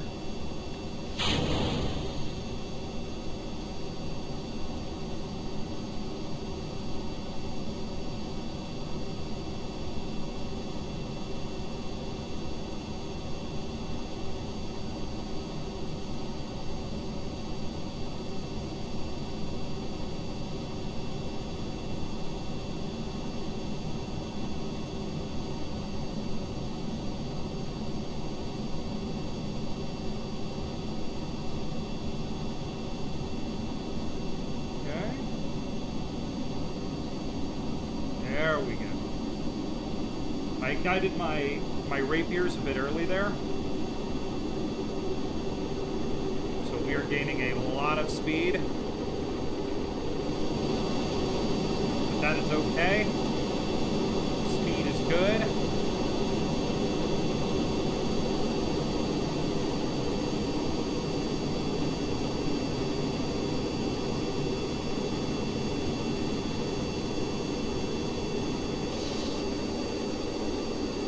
Okay, we just switched to closed cycle on our rapiers.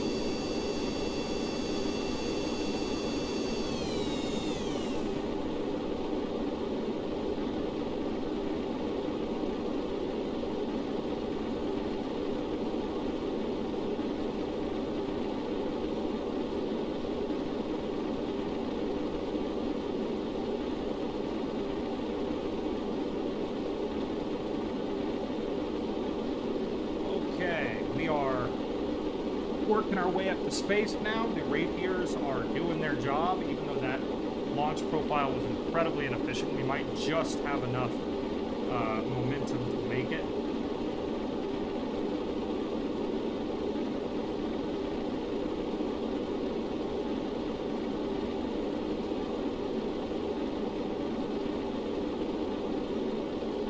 We're just fighting above the most, what is it called?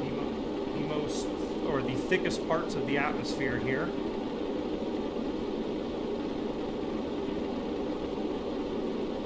Okay, we just started doing orbital tracking. Our apoapsis is extremely high, so we're actually going to throttle down just a little bit.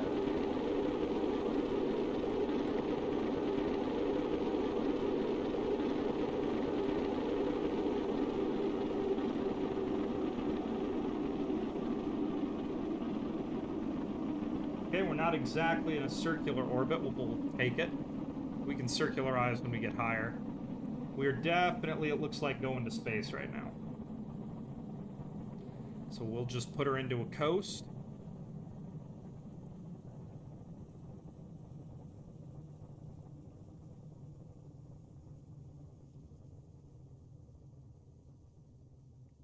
Okay.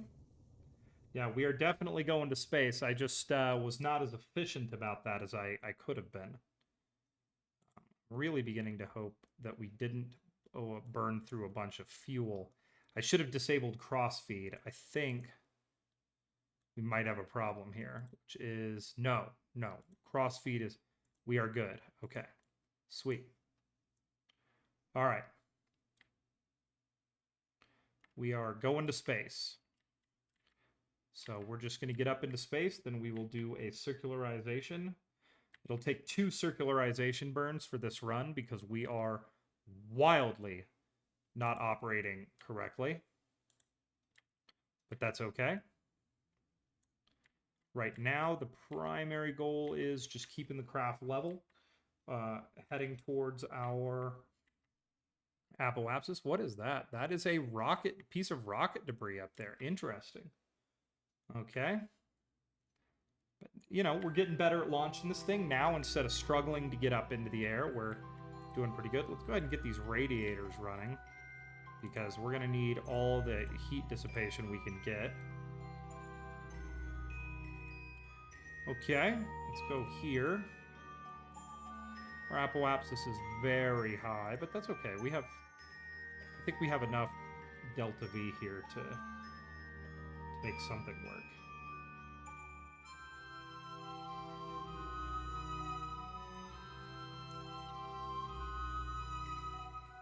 Yep, I think we have enough delta V in these engines to do that.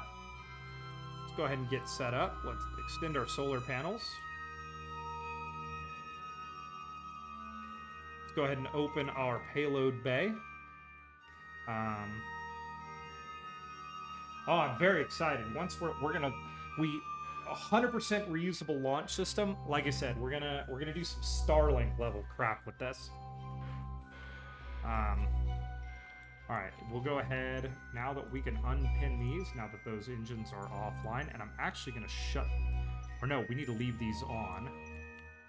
Let's actually shut down these 2 engines so we're not really worrying about them.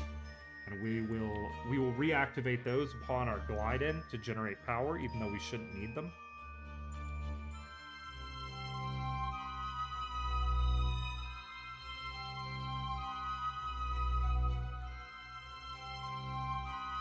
Coming around to the dark side of the planet.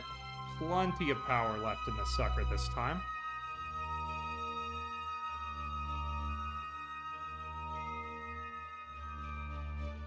Here we go.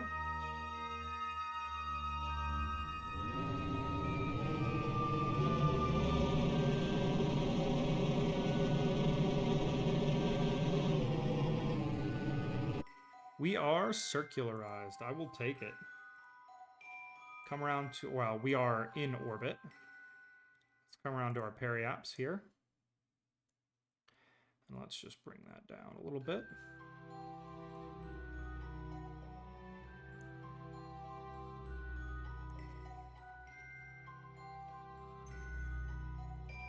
Okay. Let's get lined up to that.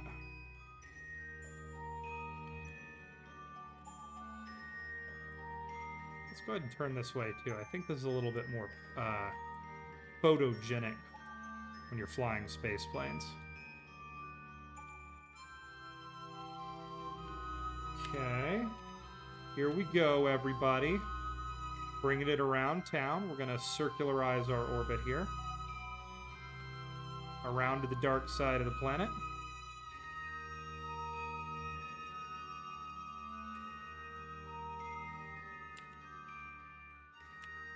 Absolutely beautiful. Look at that. What a gorgeous space plane. Like I said, they all end up looking like SR-71s for me. You know?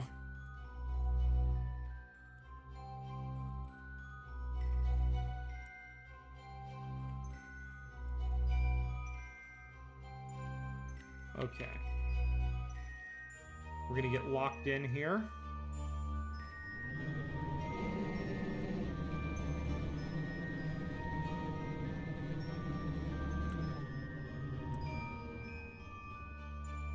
We will take it. That is essentially circularized.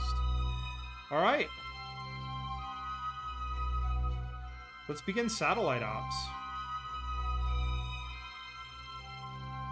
I should have put some payload bay lights on here. So instead what we're going to do is this. We shall use the light of the sun to do this. Okay. I'm going to go to control from here. All right. I'm going to set, I think it's RCS on. Give that a quick test. Okay, sweet. Here we go. Decouple.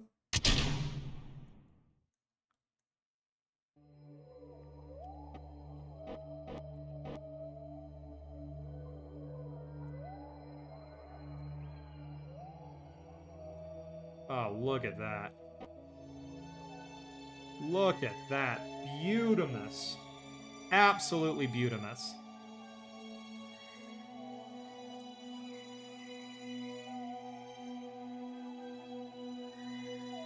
There are times, everybody, where I almost feel like I'm good at this game.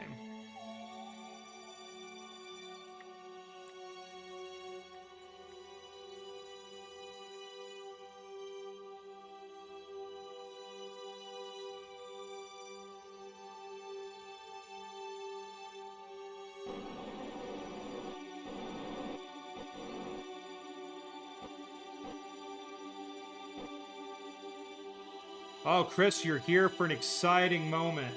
Look at this. Look at this. We are launching comms satellites to the mun right now.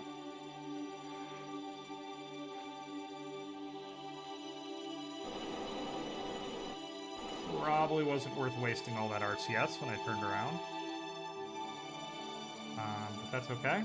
Satellite has quite a bit of monocrop. Okay, we are backwards. Is there a way to switch this around? Because it thinks that everything is backwards right now. Is there a way to do that? Aim camera, auto strut disabled, vessel naming, control point from here, rename vessel, curb net access, hibernation, same vessel or interaction. I know there's a way to do this, but I think I might have to do it on the ground.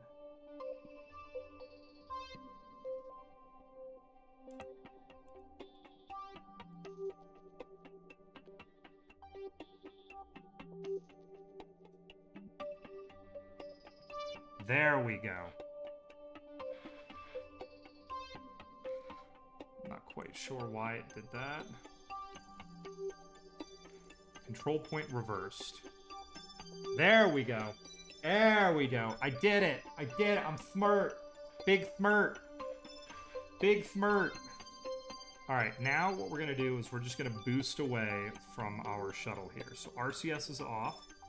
Let's fire the main engine, and let's bring our orbit up to, like... Oh, I haven't activated that engine. That's okay. I know how to do that. Let's go ahead and activate engine. Not really sure how much... It's not really showing how much Delta V we have. In fact, it's only showing me...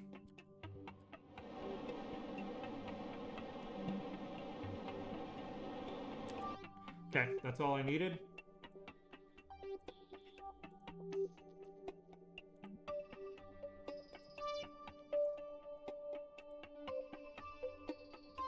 I don't know why my coupler and shroud is still on here, but I'm not going to worry about that as long as it works.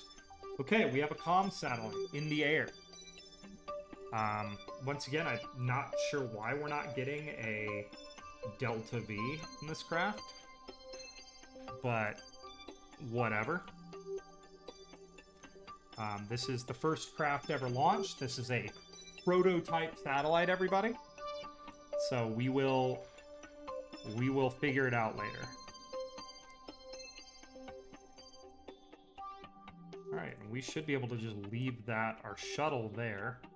Spaceplane 1 should be able to be left because it is in a stable orbit. So let's go ahead and come all the way around town here.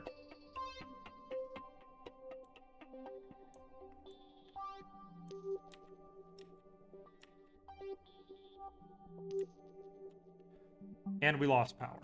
Because I didn't bring enough electric charge with us. Ugh. Alright, we're going to revert this flight real quick because I'm stupid. And we're going to make some changes. Because I made all kinds of mistakes there. And I'd actually like to be able to launch satellites that are, I don't know, useful. So a couple things we're going to do. First, we're going to open this.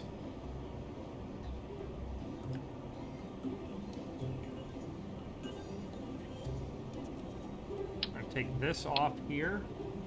And we're going to go to electricity. Too big.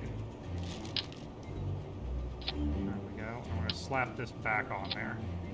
There we go. Okay. Next thing we're going to do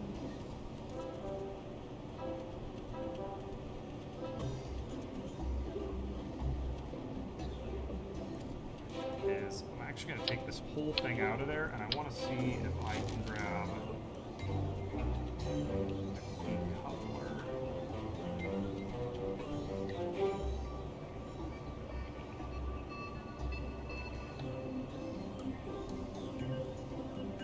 What is this? What is my radius here?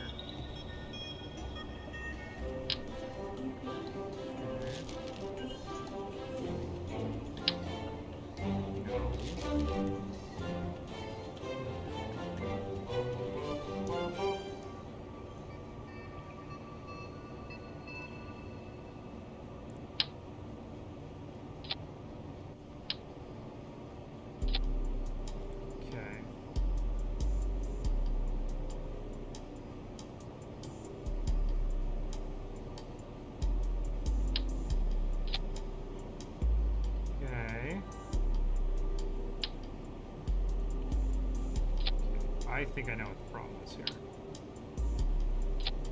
Grab this whole thing. Okay, I'm gonna grab this guy. I'm gonna go boop, boop, boop, boop. I don't like that. So what we'll do is throw Sorry for the wait, everybody. I know it's kind of boring.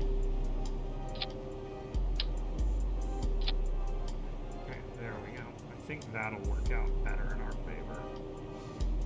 Okay. All right. Lessons learned, everybody.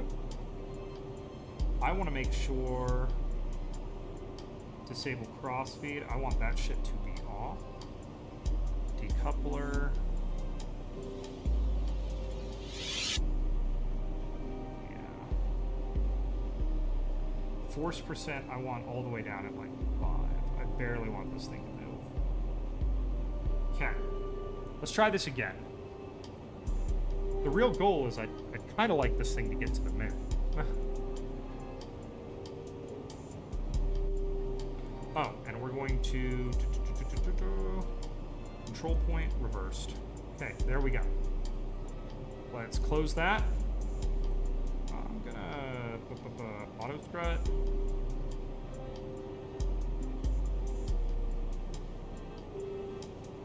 Auto strut. Auto strut. Auto strut. Auto strut. Auto strut. Okay, let's try that. All right, we're ready. Slowly but surely, folks, this is becoming a better and better space plane, and this is going to inform the design of Spaceplane Mark II, which will be much bigger, launch way more satellites, and begin building our space station. That's what we're working towards right now. All right, let's launch this sucker. So, mission goals for this mission. We want to be able to go to space. Obviously, not always a guarantee. We want to be able to launch our satellite, hopefully get that satellite into orbit around the Mun, though I'm really worried about that, it not showing that that satellite has any delta V in it. Get that satellite around the Mun, or at least in ultra-high Kerbin orbit.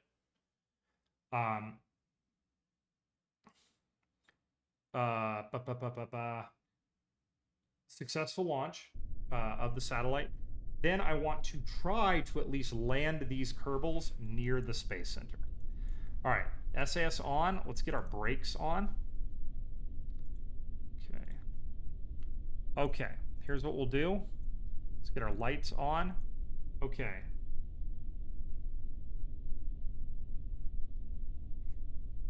Oh my gosh. Oh my gosh. My staging is all wrong.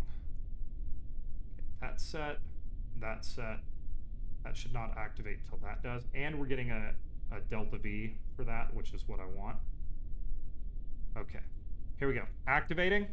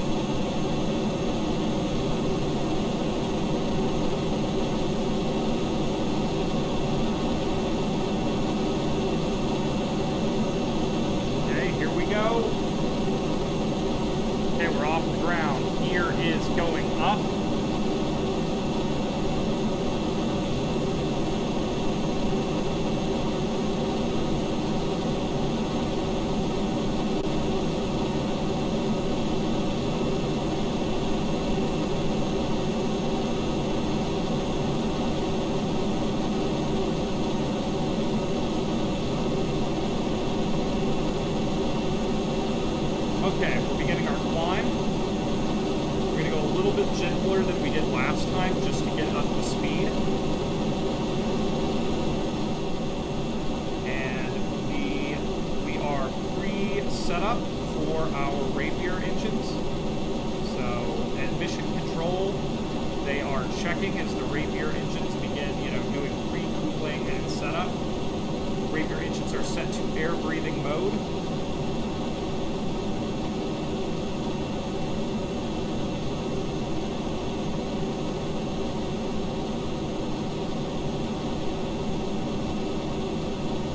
Slowly but surely nosing down and just just letting our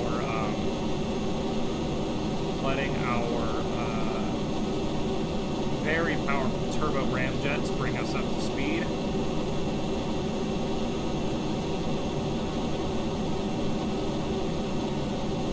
Okay, I saw this before when we were carrying a payload. We don't climb quite as high as fast, so I'm going to bring the Rapiers online.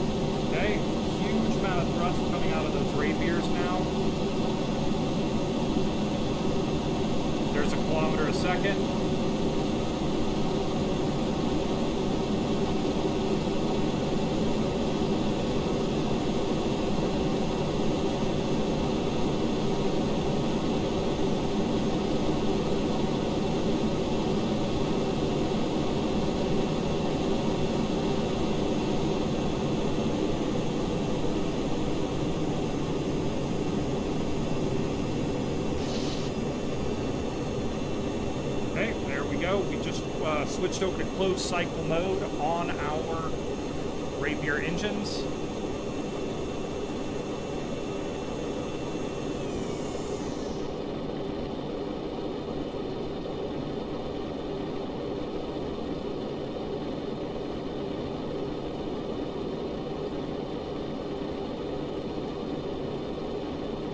Alright, we're just letting the Rapiers do their job. 40 kilometers apoapsis.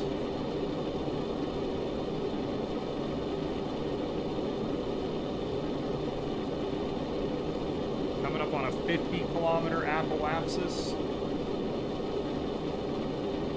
Continuing to gain speed.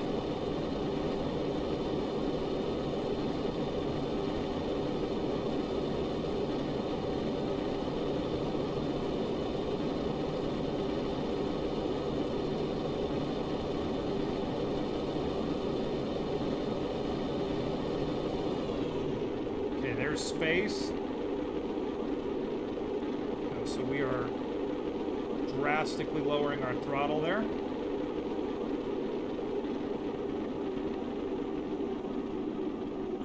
And we are starting to coast.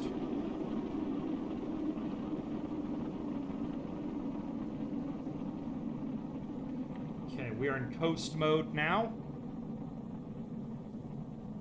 Over the horizon from the KSC.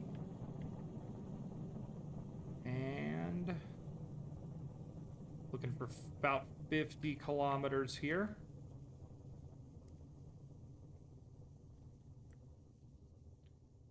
Okay, we have shut down, or essentially throttled to 0 on the engines right now.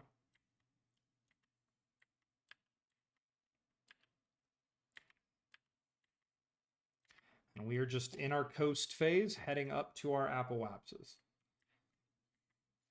Once again, not my most efficient launch, but I think we'll have, it's not tracking our Delta V correctly here, but I think we'll have just enough to make sure my cross-feed disable was correct. And it pulled all the power out of our satellite. You are kidding me.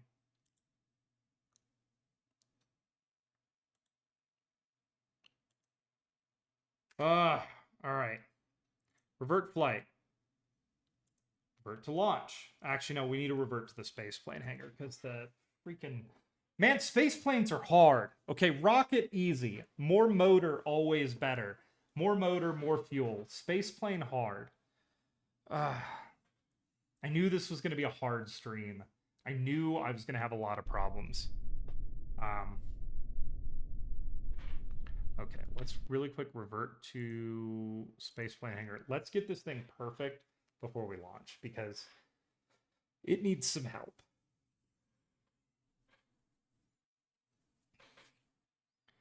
The nice thing is, like, we're getting pretty good into getting this thing into space, so...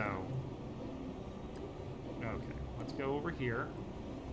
Let's open this. I want Disable crossfeed. Okay. All right.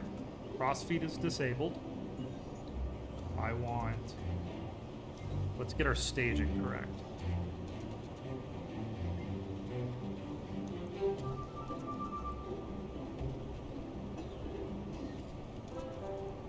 Okay, there's my staging correct. All right, I'm going to go use the restroom, everybody. I'll get this thing on the runway. Okay, first we're going to save, now that we think this... Oh, let's make sure this is reversed. Okay. Plane.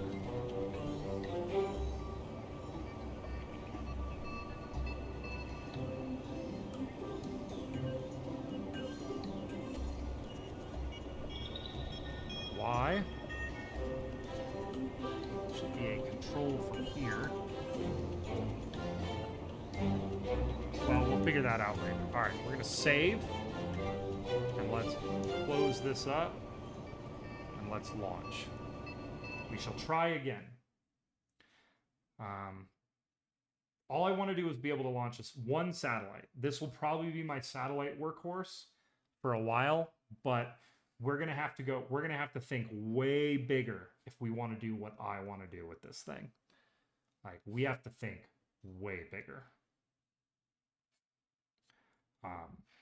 Like, we're going to build a space station. I would like to build a space station. Get a permanent presence for Kerbals in space, and have a berth that I can begin constructing much larger craft at. Plus a crew version of this craft. Okay.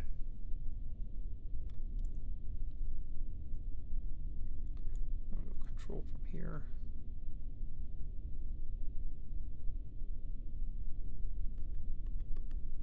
Are our brakes not on? Okay.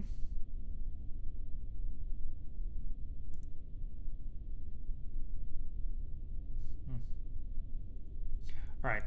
Well, we'll figure that out in a second. All right. Engine startup.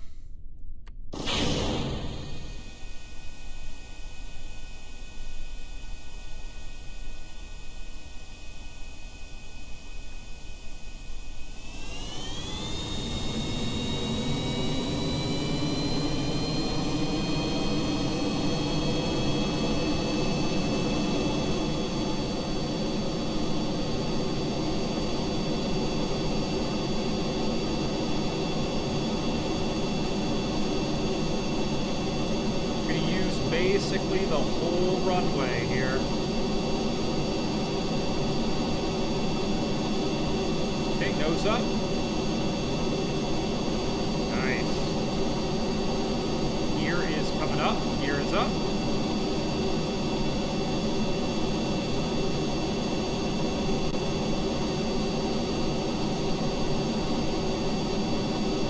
Okay.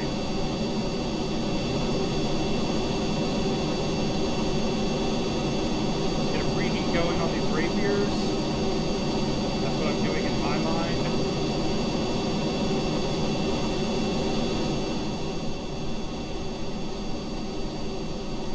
Alright, and we're starting to just build our speed up.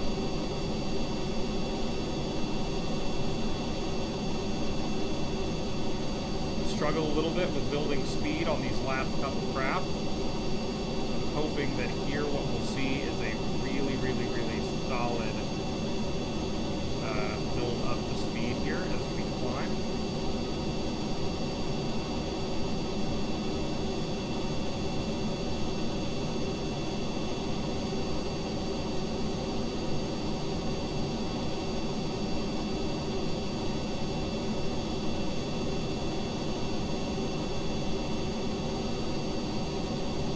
Here we go.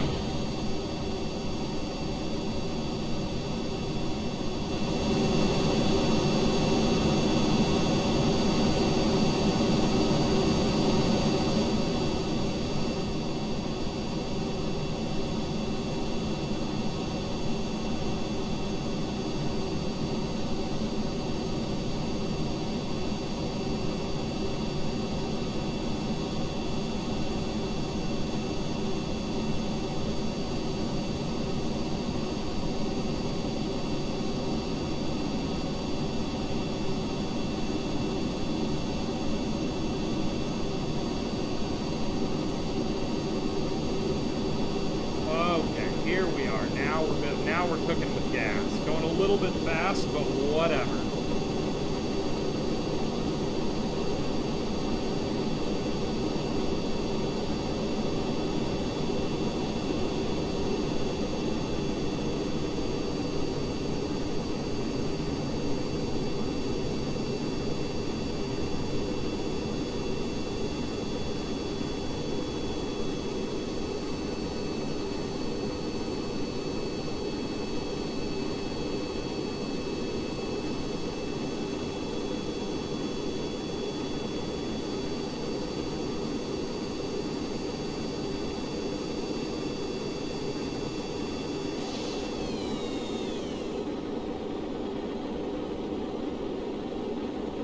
Switched over to my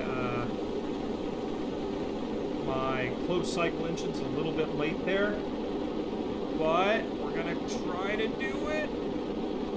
Looking at this apoapsis really close here, our surface speed, we got a lot to think about right now.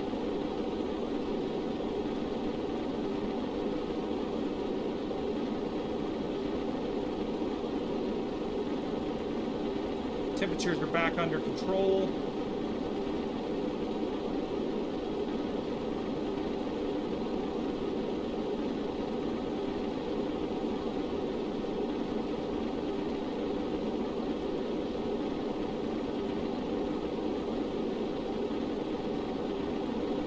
Looking to see space on the horizon here.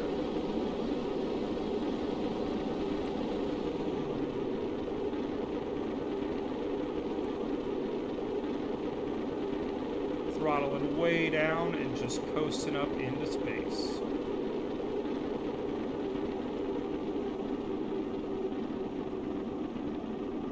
Prepping for our coast phase. Here we go.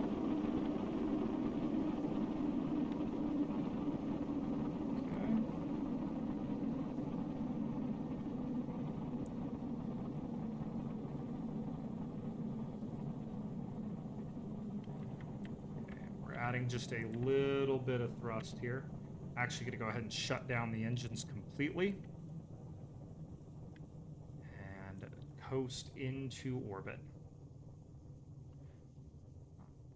We are above 50,000, so we should be able to basically just coast right up in. I'm really hoping that this dumb game did not screw me again on my fuel. Yes, we have full fuel inside our craft here. That's inside of our payload. So we'll close that back up just to keep it nice and protected until we are definitely clear of the effects of the atmosphere. 4 minutes to apoapsis, where we'll circularize this orbit, finally get this satellite into space, and yeah. Here's hoping. We do have a little, I think we have more than enough fuel to actually perform our mission. At least I would hope so by this level. We'll pop our radiators on here in a second. Get the heat venting from this craft. Radiators, fun fact, do use a little bit of, they do use a little bit of energy. So you have to watch that. Just letting the plane slowly fly up into space.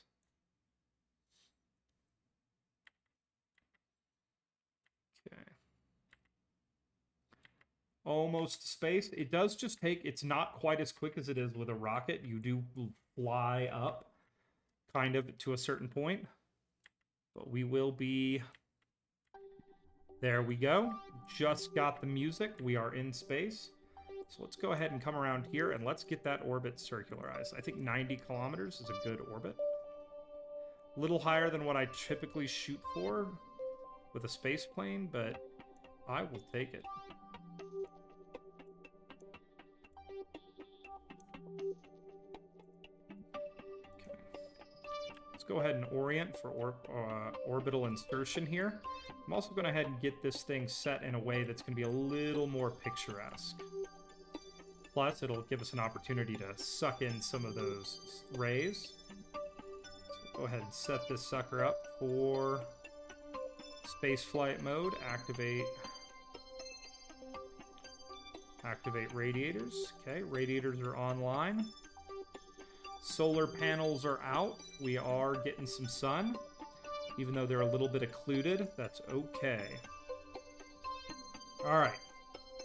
Let's time accelerate up to...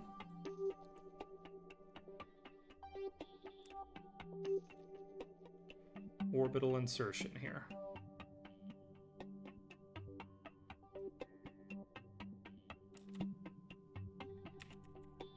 Okay, we got a 9-second burn.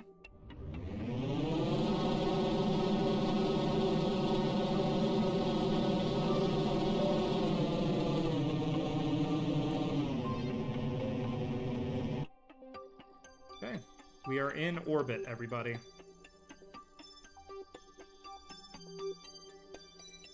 Alright, we're going to head around to the dark side of the planet here. When we come back to the light side, we will do our satellite launch. So let's go ahead and just putter on around to the light side of the planet. We brought an engineer with us, Bill Kerman. Bill is here just in case we have any sort of issue that might require an astronaut to EVA to fix the problem. All right, we are orienting ourselves into launch mode. I'm mainly just doing this so that you guys can see this whole satellite decouple process take place. Okay, let's go ahead and F5 for safety. Let's go ahead and go to control from here. Okay. And here we go. I'm gonna go ahead and turn my RCS on. RCS test, good. Okay. Decouple.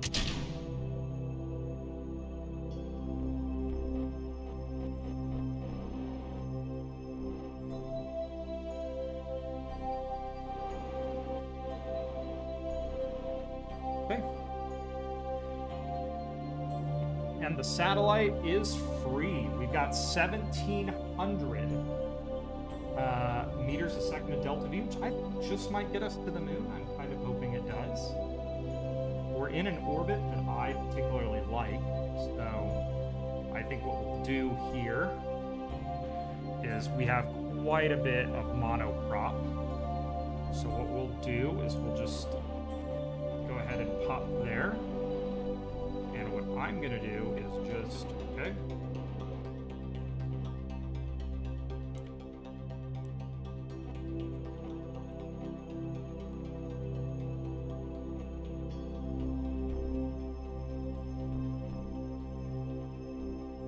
Okay, I'm learning my controls here. Okay, how does one move forward and backwards in the monoprop?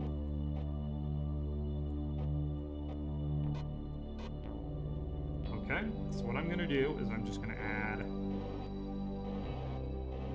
about 5, if I can, about 5 or 2 or 3 kilometers to our orbit.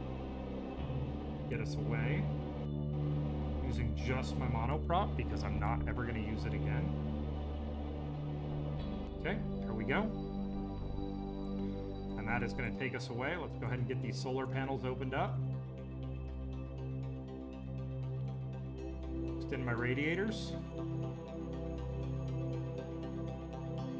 And then I want to turn my RCS off.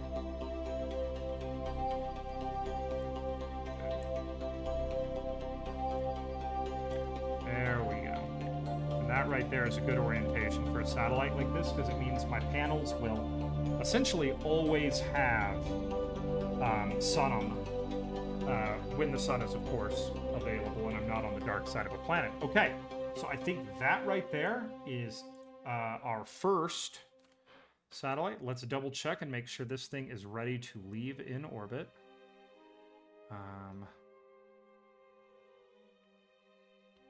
It's got 210 electric charge.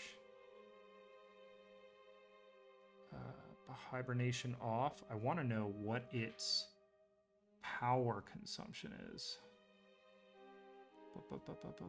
Whatever. Let's just see, since I had a stable orbit for my other craft, let's see if it can go survive a trip around the dark side of the planet. Okay, here we go. This is the... It's going to make or break it. That is... That is good. Sweet, we are okay. All right, so that is a craft ready to go for her mission. Okay, we're going to leave her like this. We're going to switch to our space plane, which is somewhere in orbit around the planet. I hope. Becoming wildly concerned about it. Where's space plane? Hey, game. Where's space plane?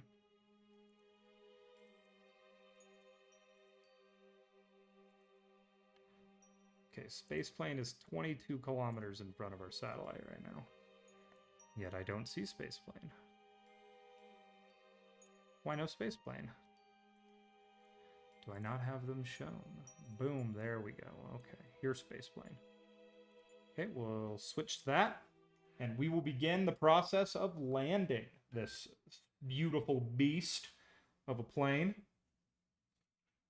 The people of Kurbanistan stand and cheer in excitement and happiness at the fact that there has been a successful satellite launch from their fair nation using Spaceplane 1, very creatively named.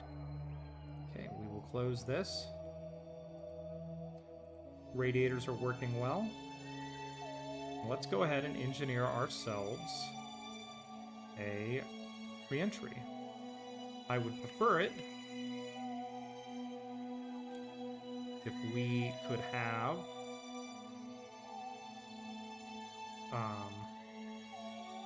we're just letting we're testing, you know, in my mind we're testing the longevity of this craft, but IRL I just want to have really, really nice opportunity for re-entry here. Add maneuver.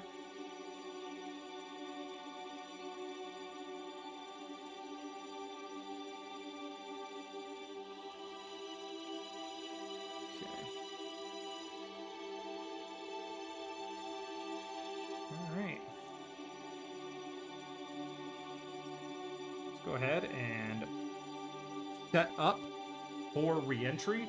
I will probably do my re-entry burn, everybody, and then I am going to use the restroom. And then we'll re-enter, and then we're going to build a very much bigger space plane. Now that we know the system works, we require a much larger craft. Okay. Why is this burn in an hour?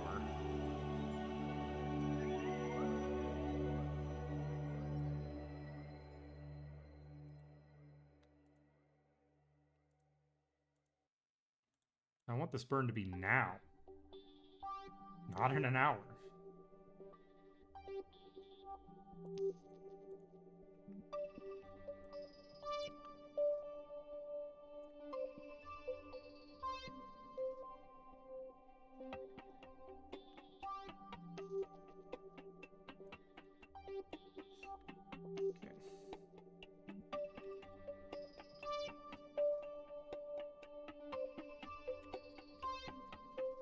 Okay, here we go.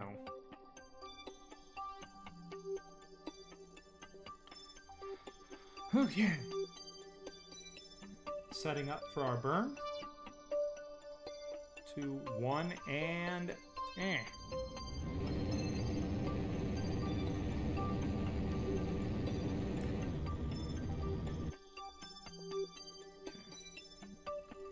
Okay, prep it, getting oriented now.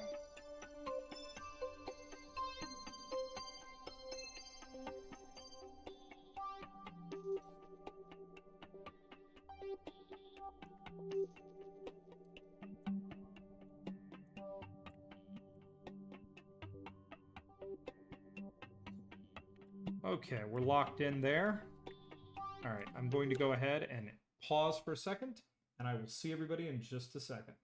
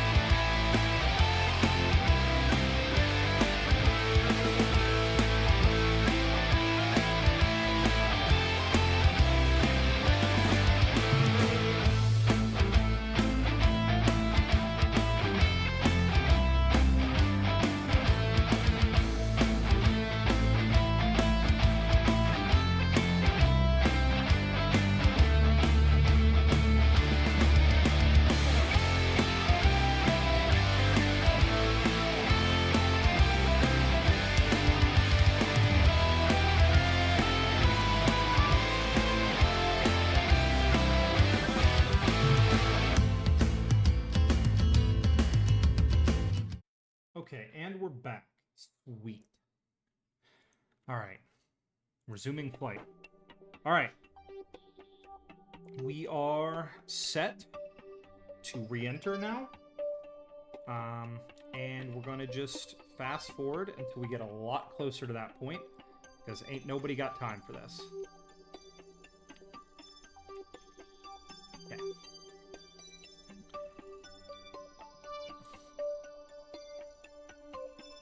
Okay. Bringing those panels in. It's hard to see them, but I'm double checking them. Okay, we're going to go ahead and shut down our...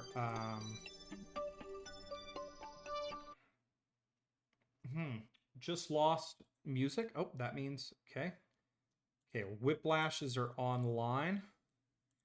And our rapiers are shut off. Okay, now we're going to switch to this. And I'm going to bring us up about 10 degrees. There we go. All right, prep for reentry. Here we go. Last one was a little bit rough. The goal this time, can we put it down at the KSC? Not maybe on the runway, because that's hard, but like near the runway, in that giant, almost perfectly flat field next to the KSC. Can we put our space plane down there?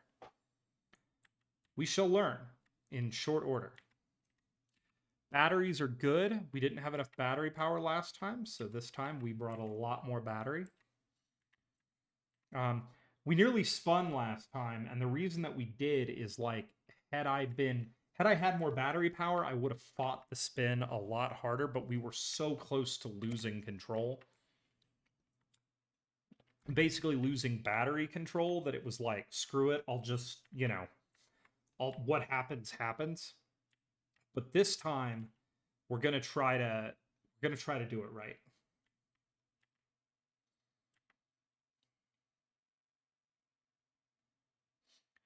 I'm actually gonna go ahead and switch our air brakes on. Okay, we are prepped for re-entry.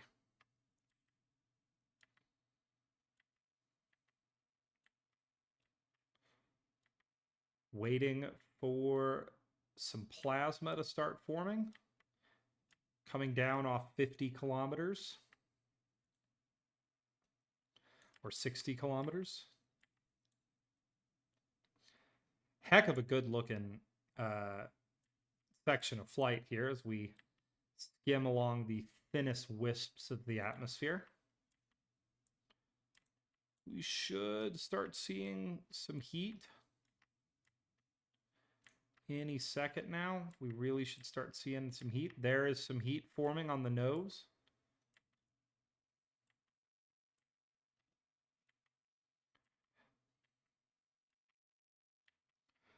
Okay.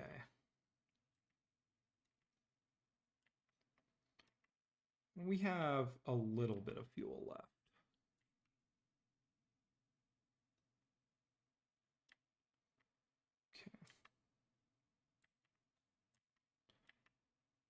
Okay, the computer doesn't believe we're ever going back to space right now.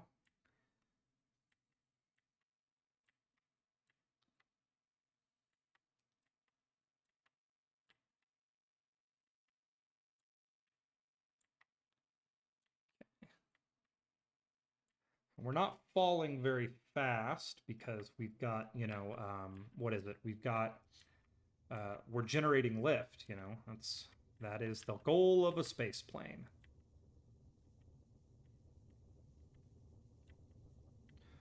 All right. I'm going to leave the radiators on and just let them do as much as they possibly can.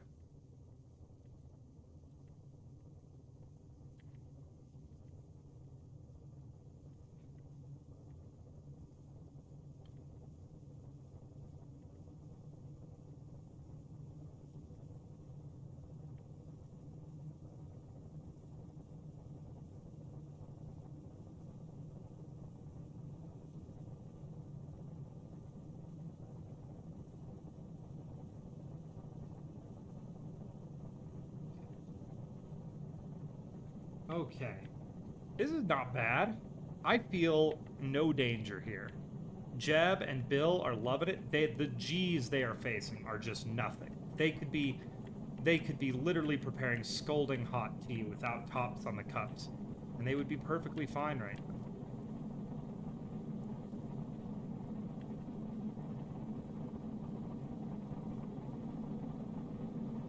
Yeah, we're just letting this sucker fall into the atmosphere ever so carefully. Keeping her about 10 degrees up. We're starting to see some heat show up, but that's not too bad. This is what she's built for.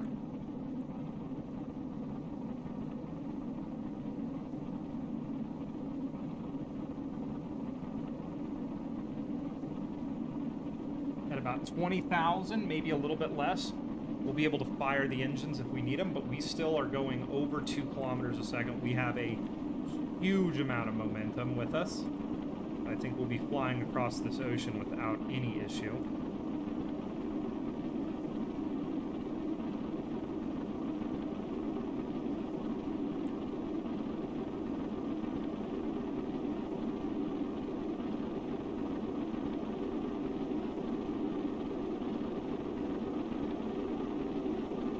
Okay.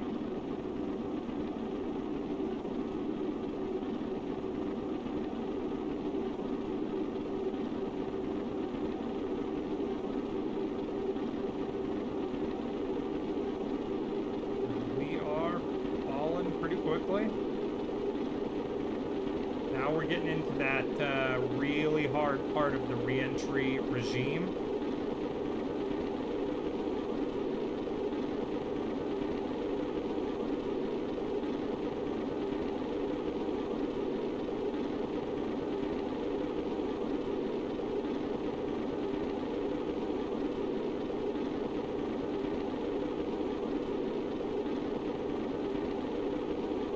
Whoop, whoop, whoop, whoop, whoop, okay. It'd be great if you could set an angle in this game off of your angle of, like, your direction, your velocity, and force the plane to hold that. Oh boy, oh boy, oh boy. Okay, we are really struggling for control now.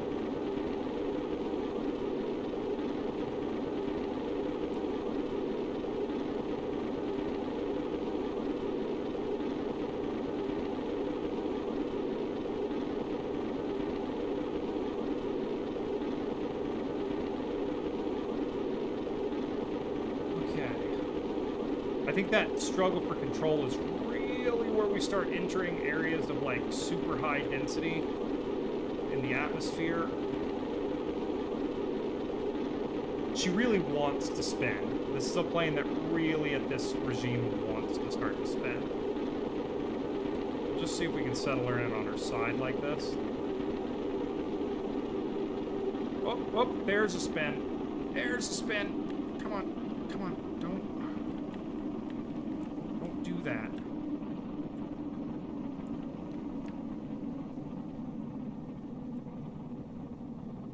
Okay. Okay. We're okay. It's alright. It's okay. It's okay.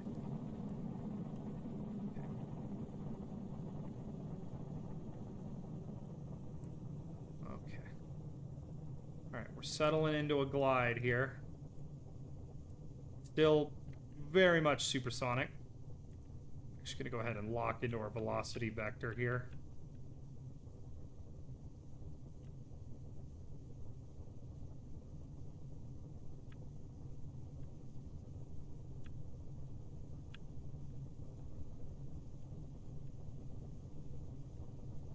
Whoa, whoa, whoa, whoa.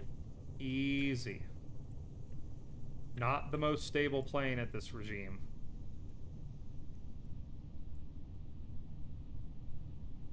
Let's get those air brakes off.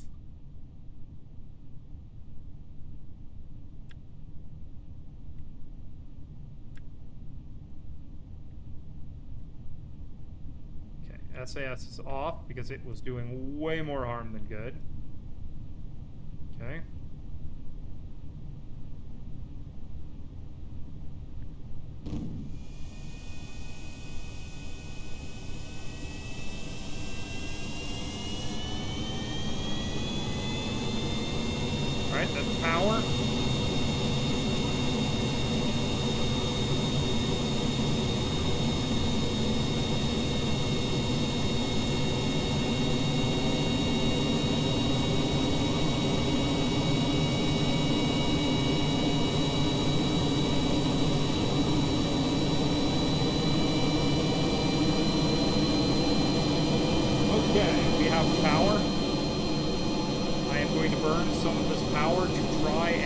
us to the IC, the KSP.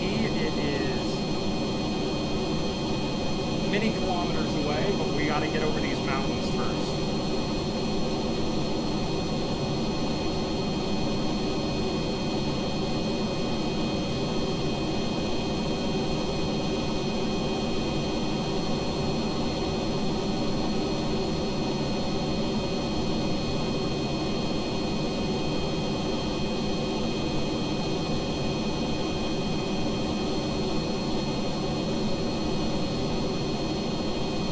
We are an airplane once again, really living up to the plane part of the space plane thing.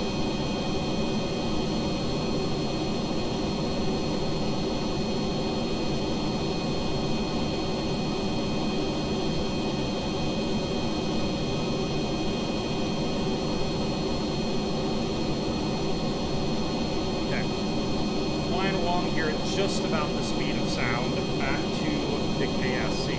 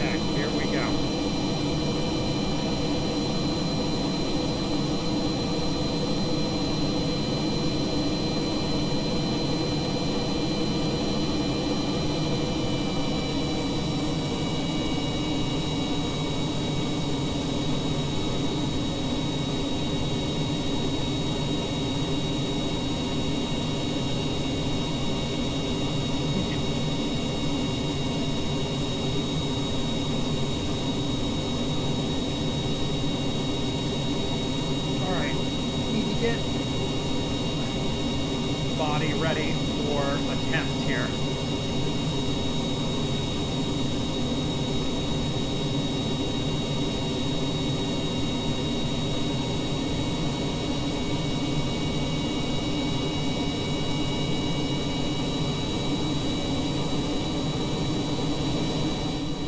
I think you guys know what I'm thinking about trying to do here.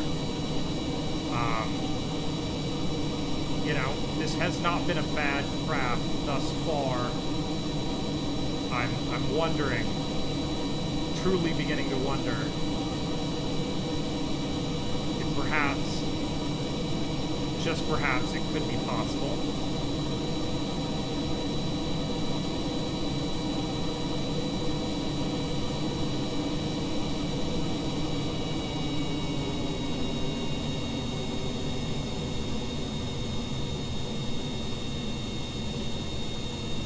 Can it be done with my skill in this craft?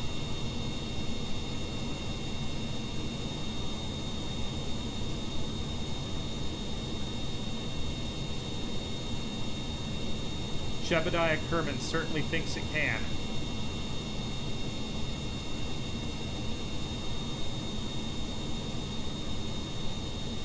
It'd be super more easy if it was a controller or a control stick I was using, but what can you do?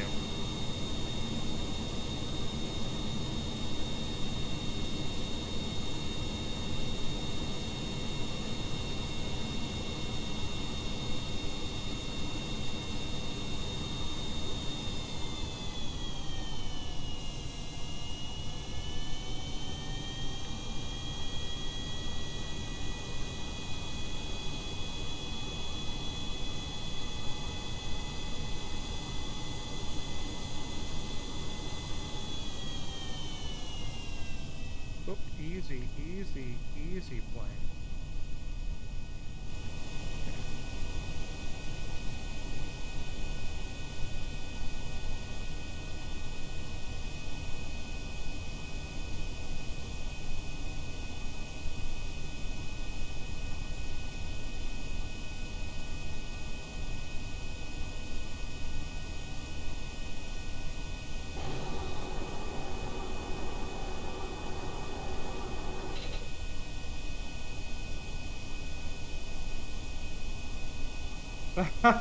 Oh, you know exactly how this is probably going to end up going. Thanks for joining, Roth. I have never managed to do what I'm attempting to do right now. This is going to be a first time ever if it works. Oh, thank you so much for the follow as well. Okay, I need a little bit more throttle because we don't want to stall, and the stall speed of this thing is concerningly high, and it looks like we're going to come up a bit short.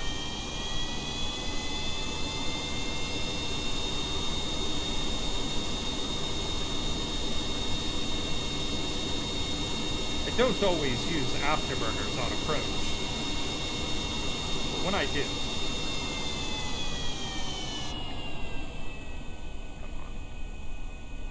Come on. Come on. Come on. Come on.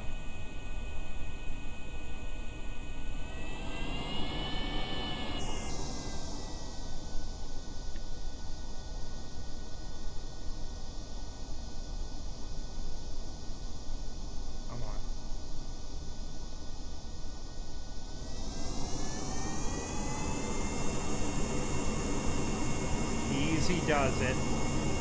Easy does it.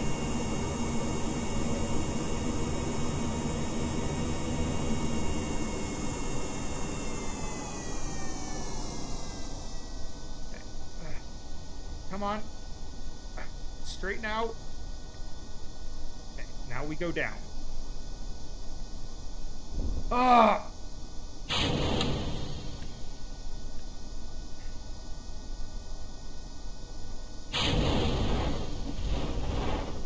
Oh, I wouldn't call that exquisite, but I'm happy with it. Ah!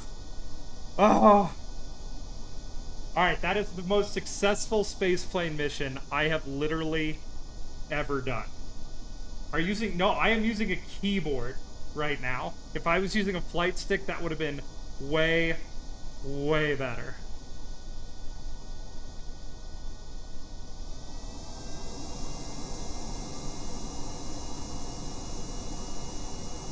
Not content with a perfect 2-point landing, Jeb decides that, you know, this beautiful plane named Spaceplane 1, due to the creativity of this space program, will be taxied home.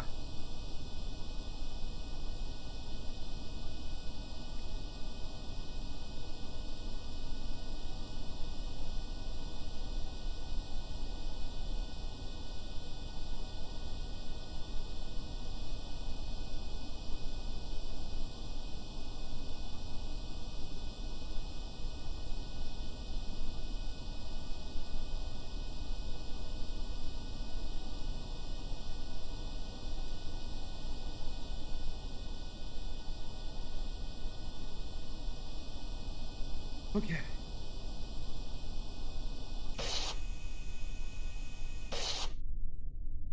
Oh my god, we did it. All right, sweet. Let's go here. Recover vessel. Oh my god, maybe my most successful space plane flight ever. Okay, we have proved that we can fly to space, we can launch a payload, and we can return, not only landing near the KSC, but gosh darn it, at the KSC. So now, I will attempt to build a space plane large enough to launch big, heavy payloads. That is our new plan. Super big payloads. That did go to orbit, and it actually left the satellite up there. A satellite that will be moved into lunar orbit when I remember to do it. Yeah, that went to orbit, launched a payload, re-entered, and landed. Yes. Also, if Roth Jameson, if you want to, you know, pardon the shameless plug, but I do have a YouTube channel where I have all of my like archived Twitch streams for Kerbal. There are 30 episodes now, including this one.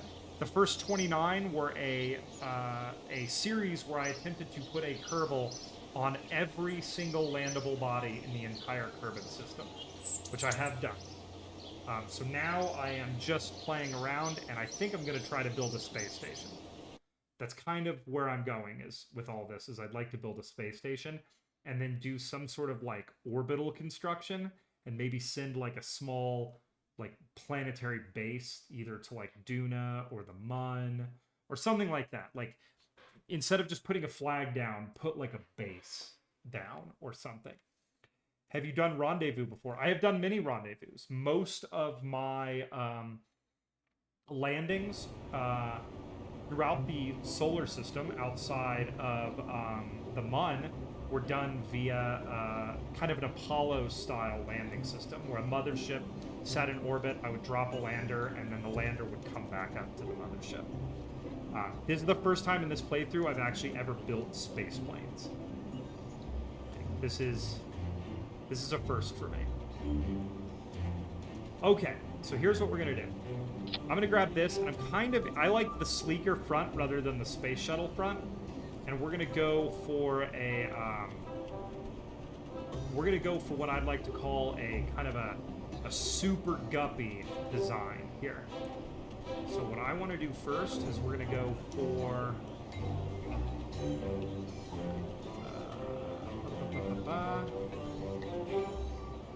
I think there is a converter that converts me from Mark II to Mark III. So I want to see if I can find that. Mark III to Mark II adapter. Yes.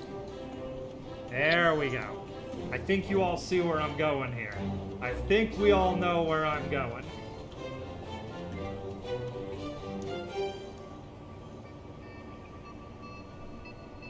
This holds fuel, right? Excellent. Okay, I need payload. Mark III cargo area. Yeah, we're going big.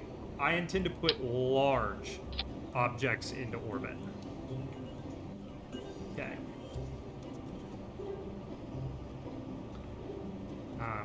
That first space plane, that was just the prototype.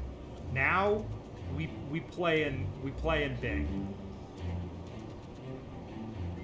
Okay, so now we're gonna go to back to our fuselages.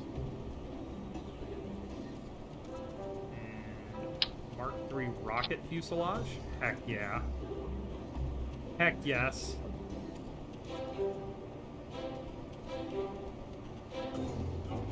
And then I think what I want is there an adapter to go I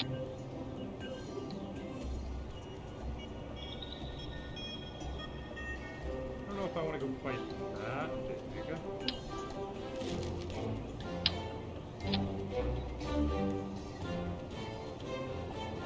Alright, where are engine plates in here? I've never really used engine plates, but I think it's time to use an engine plate of some kind. Utility.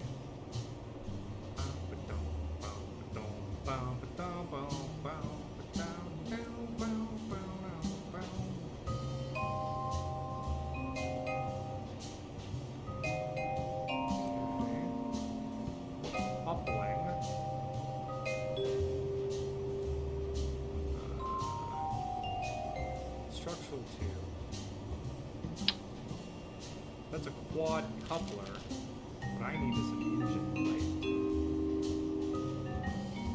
That's the thing, right? If I want to put multiple engines on the same spot.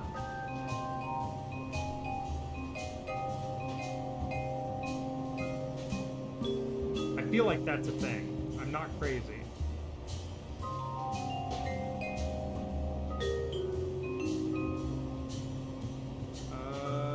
Or I might be crazy. I might be completely dumb here. Structural. Let me double check. Yeah, I think it's in here. I think I'm just being dumb. There's like a 1 to 3 adapter. Quad adapter. There we go. Okay. So we need to make this thing look cool. Because I refuse. Well, this thing is going to be this is going to be an ugly spacecraft.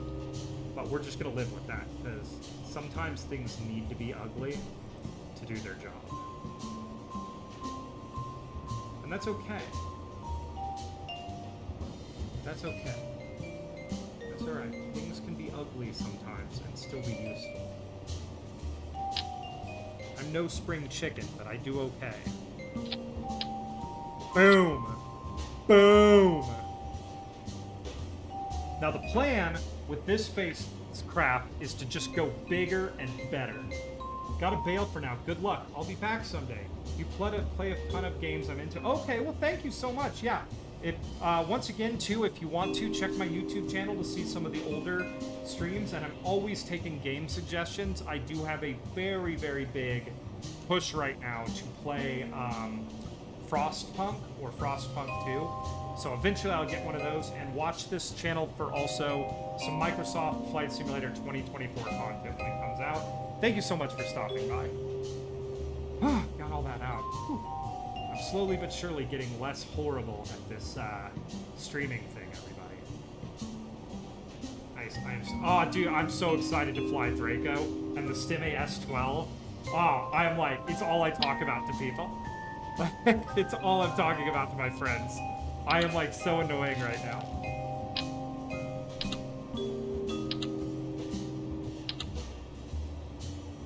Why can I not do this? Okay, if I must, I shall place them manually. Okay, there we go. That's how we're gonna do that, everybody. Look at that. That's how we're getting up there.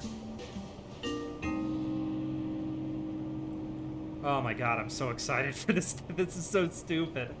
This is genuinely like the dumbest thing I've ever created. Alright, next step is we're gonna need to build wings. And these are gonna have to be the largest wings I've ever put on anything. Given that this is only the second thing I've ever built.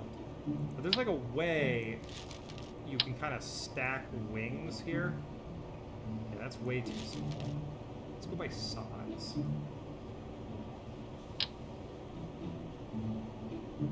Right, me thinks that's a very stupid idea.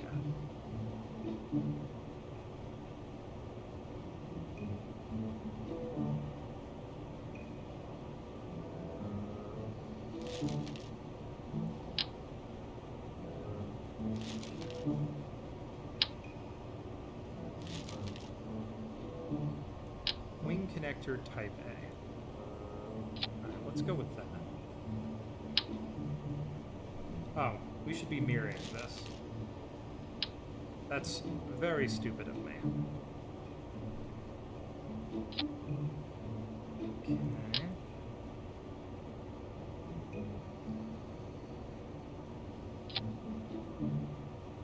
I wonder if I just hit Alt, it'll just attach that for me. It will not.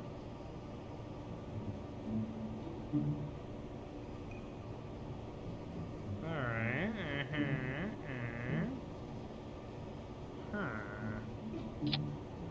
Beautiful. There we go. Also, let's go ahead and just do this. Auto strut. Auto strut. Auto strut. Auto strut. Auto strut.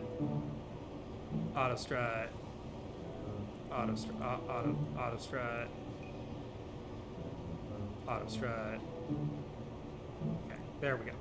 Auto strutting is going to be key, everybody, because okay, let's get our center of weight. Our center of lift is way behind our center of weight, but that's okay. We have a plan for that. We do have plans for this. Okay, let's go ahead and close this. And let's work on making this thing a proper airplane before we get any sort of... before we get any more fancy, let's make sure we have an airplane here, folks.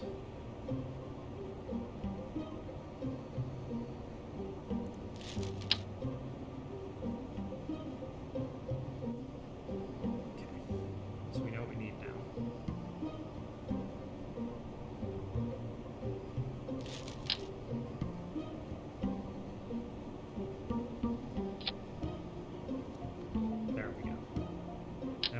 delta wing here.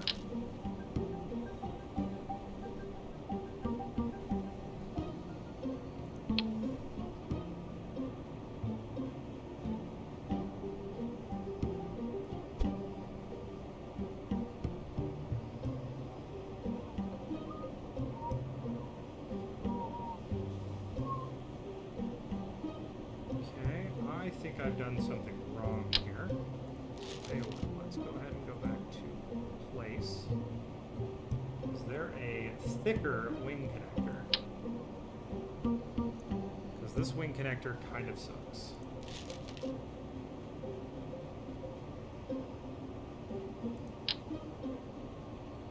There is not, so this thing is just going to look stupid and weird like this. And that's okay. Also, why has this not been placed?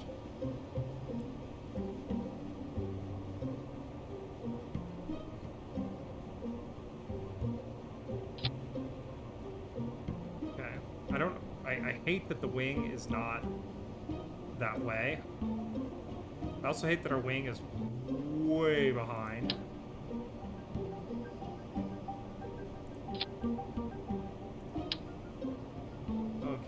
Doing something horribly wrong here. Oh no, what have I done? Let's think about this here.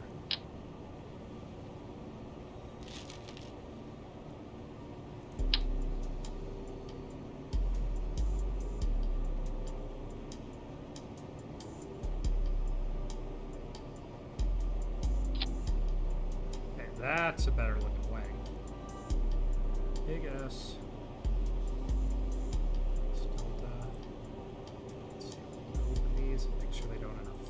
They don't really enough for me to worry about it. Okay, so the issue is our center of weight, and our center of lift is still way behind our center of weight.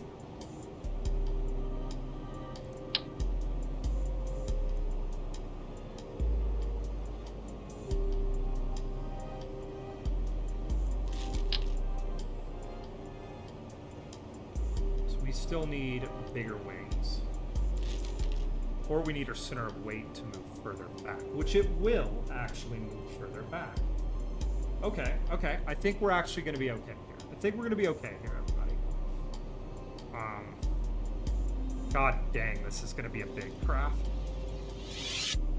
I'm not really expecting this thing to fly super good. Right. Let's get some failure. Big S L.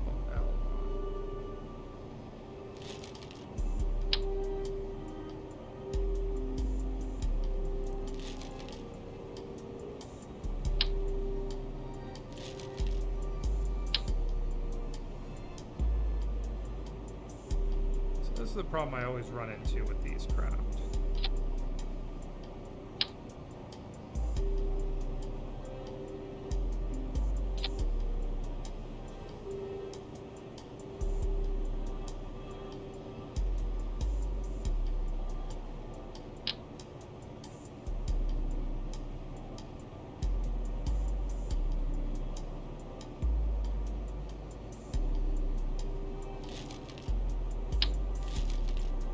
Alright, we will make it work.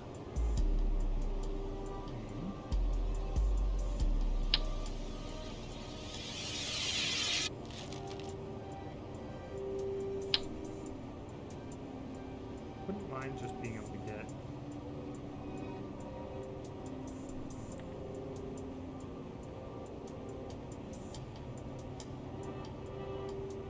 kind of an elevon out here for roll.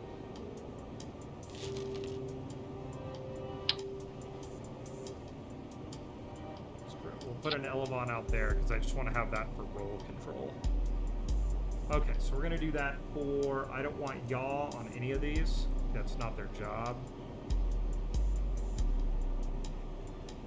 Alright, now we need to get our atmospheric engine nacelles set up. Atmospheric engine nacelles set up. Because that's going to move the center of weight way back. I do have large airplane tails here.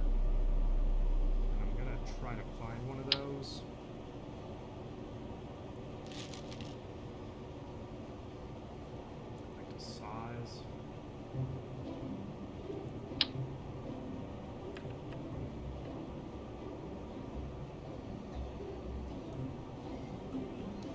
Do we do space shuttle or do we do like twins? I think we do just space shuttle, just one. Okay, that's not good. There we go. All right, that's starting to look like a space plane. I'm starting to dig it.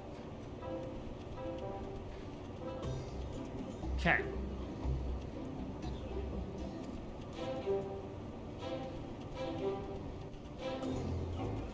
I actually would kind of, if I could find the root part of these wings, I'd actually like to move the entire wing down.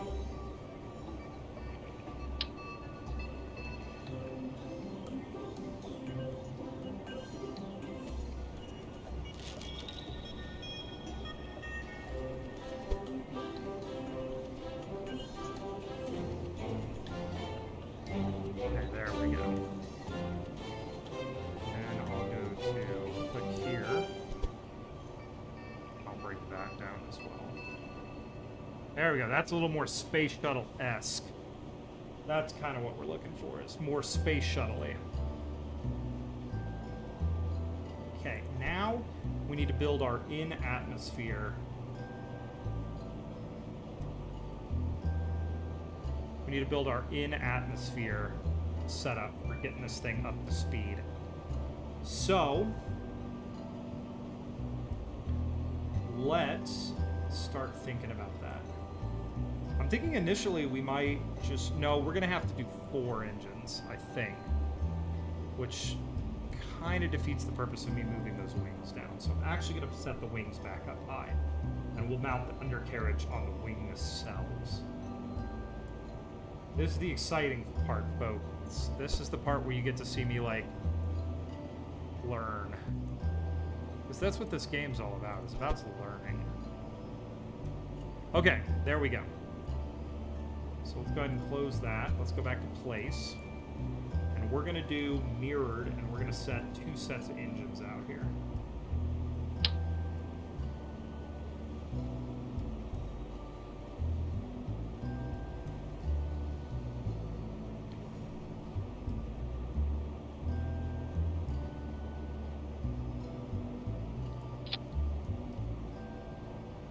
Actually would like those to be a lot lower. I'd like them to almost sit on the wings. Okay, there we go. Now I need to do, the hard part is going to be doing the exact same thing on the bottom. That's not too bad. That looks pretty good. There we go. Okay.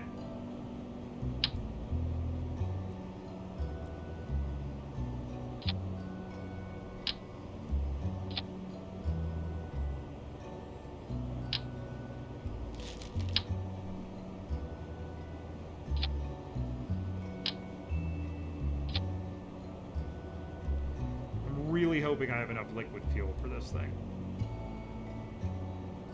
Like, I might actually add some more liquid fuel.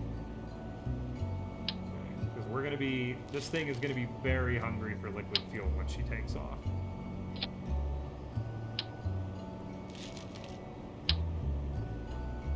Okay, there we go. Now we are going to mount 4, count them 4, of these, what are they called? These jet engines, the Whiplash turbo ramjet engines. Okay, there we go.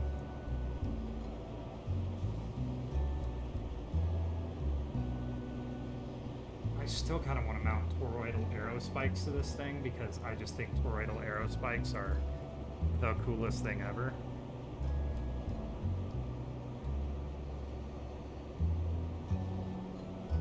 And they're not that far off.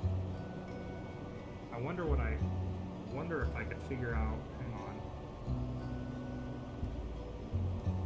Engine thrust. 5.4 per second maximum.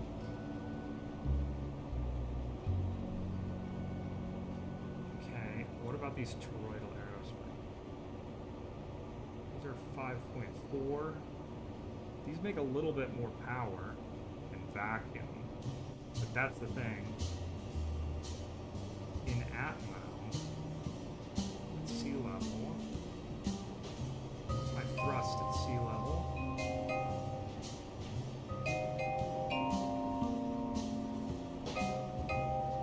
But these do make a lot more thrust when you're at speed. So I think we're going to take those.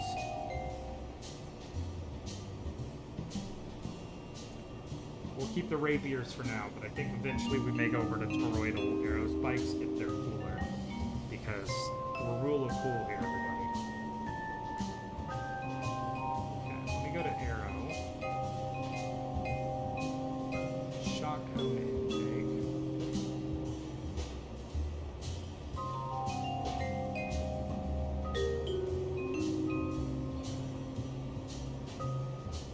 There's the square intake, and I want to know if that's more efficient.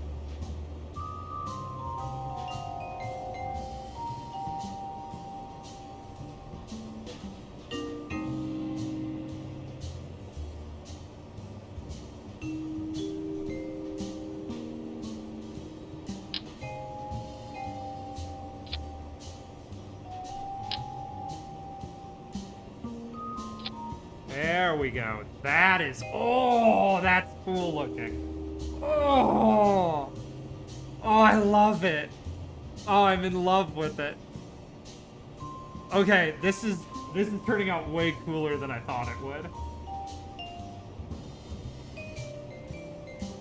Okay. We need to move our center of lift just a little bit further forward.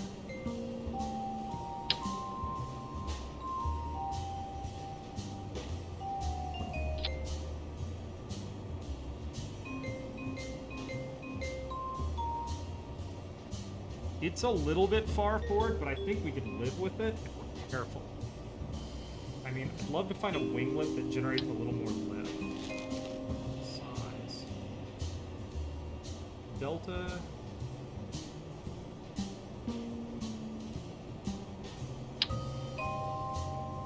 It is larger.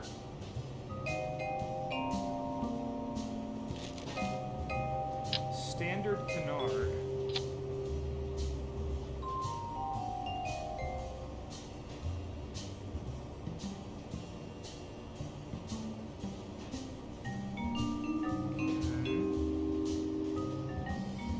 Kind of the best we can do. I want yaw turned off on all these. U.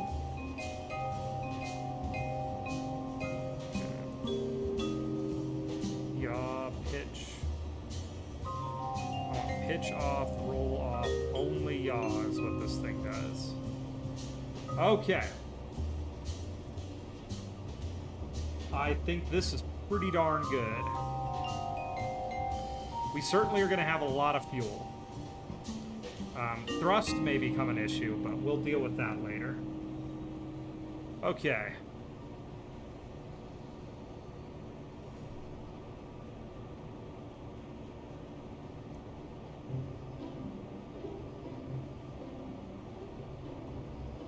Okay, I want these to go down here. These to go down here. Okay. I want to go here. I want to go to custom number 1, default. I want to select these guys.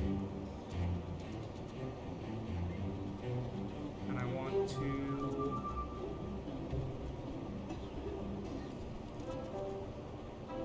switch mode.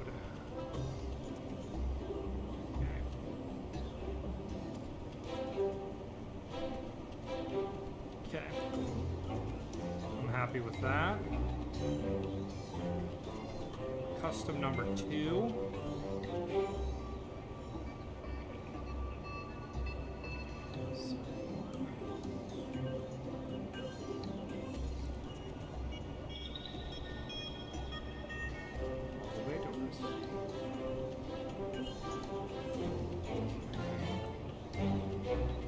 All right. Now what we need is landing gear.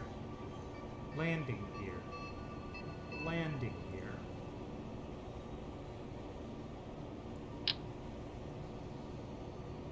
probably a little bit big, but I think large is probably reasonable. Actually, no. Medium might be the way to go. This sucker is going to be a heavy plane.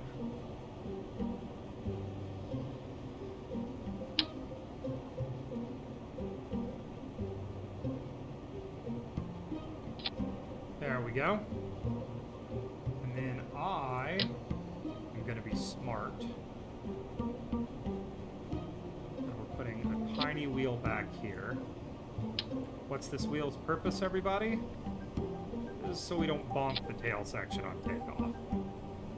Like that right there. I've learned enough to know that you need, on certain planes, you need those. It's just enough to keep us from bonking the tail section at takeoff.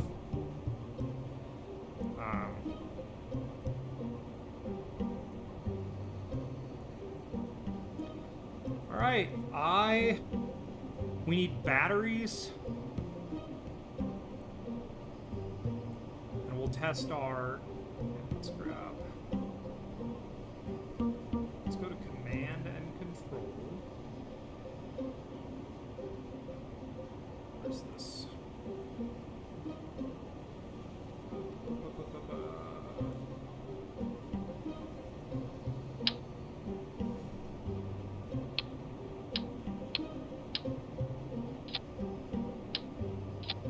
There we go. We'll hide that back there. And then we need batteries.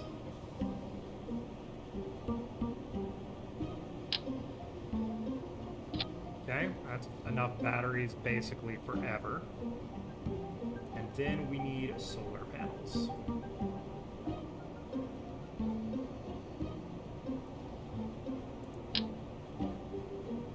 Okay, those are too big.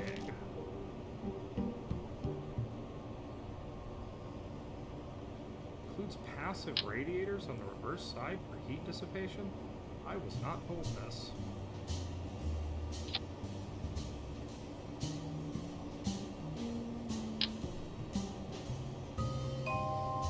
Start with that number of solar panels, and then we need radiators. Heat.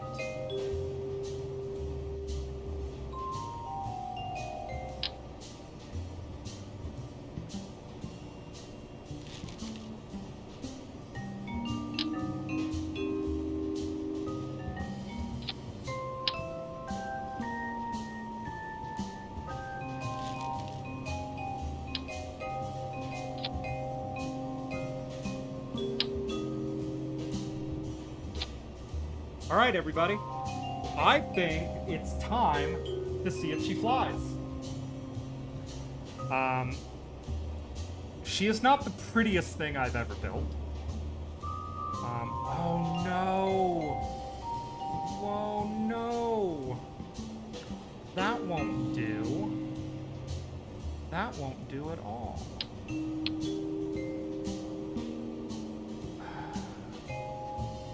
This is a disaster.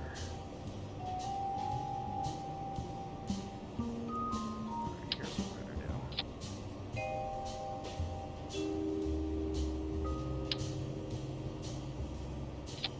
Okay.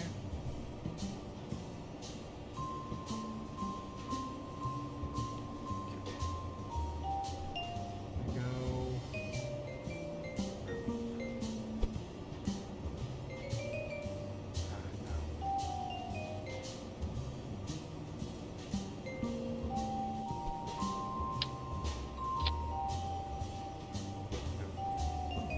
That one.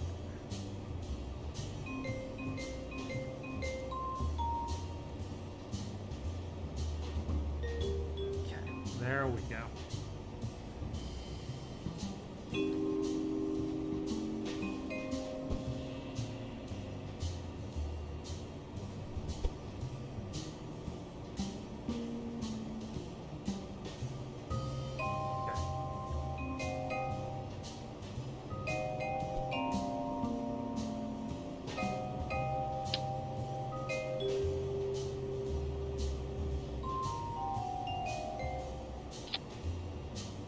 There we go. All right. Okay. All is well. All is well. Okay, I solved the problem. I caught it before it became a problem, which is what we're trying to do here.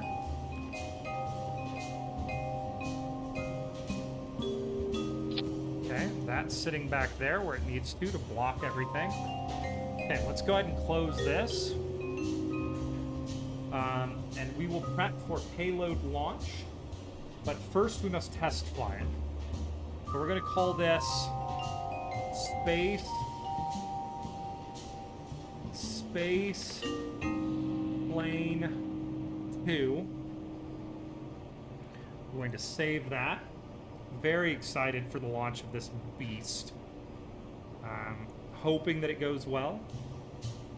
So first we're going to try a taxi test. Our staging fell apart. Oh, I got something. It's rating with a party of 6. Oh, thank you so much, Talk Tick No Man's Sky. I really appreciate it.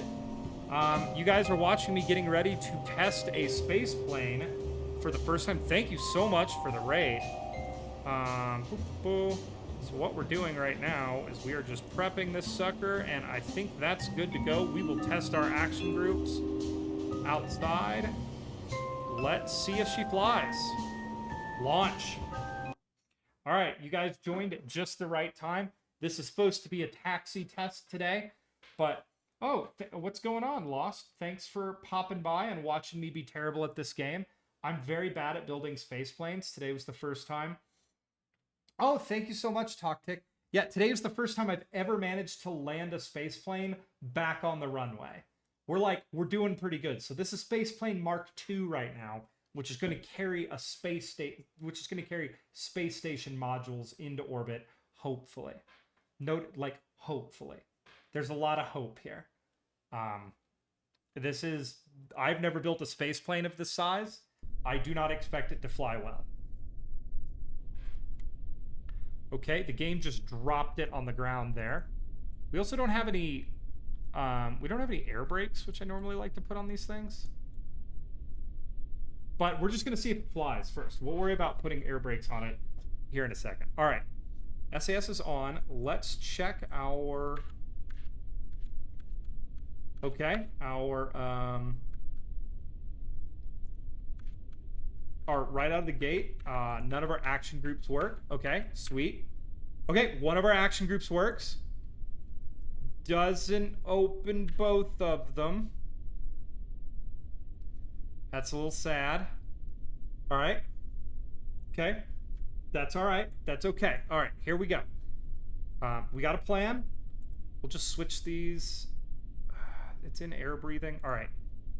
We'll go ahead and we're going to revert real quick because we need to get that action group for those rapiers set correctly so that they'll actually switch back and forth. This is huge. If we get those set right, there's a high likelihood the first time this thing takes off, it will crash horribly.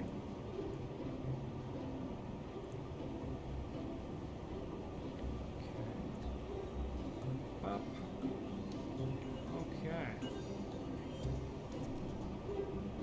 So it's only got one of those. What if I want to add another one? Switch mode. Okay. Switch mode.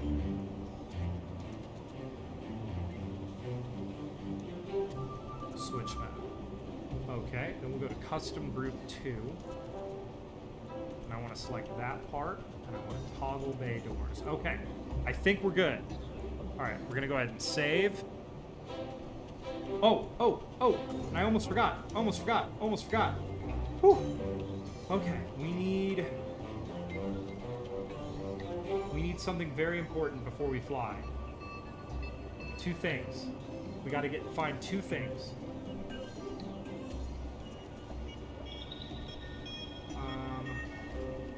What am I looking for? Oh my god.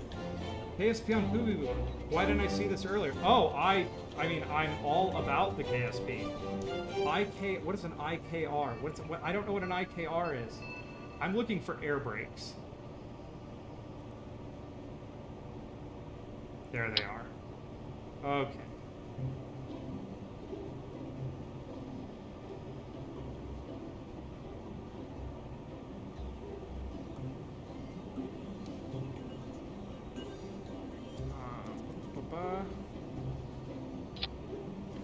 Air brakes are key because they help us not die.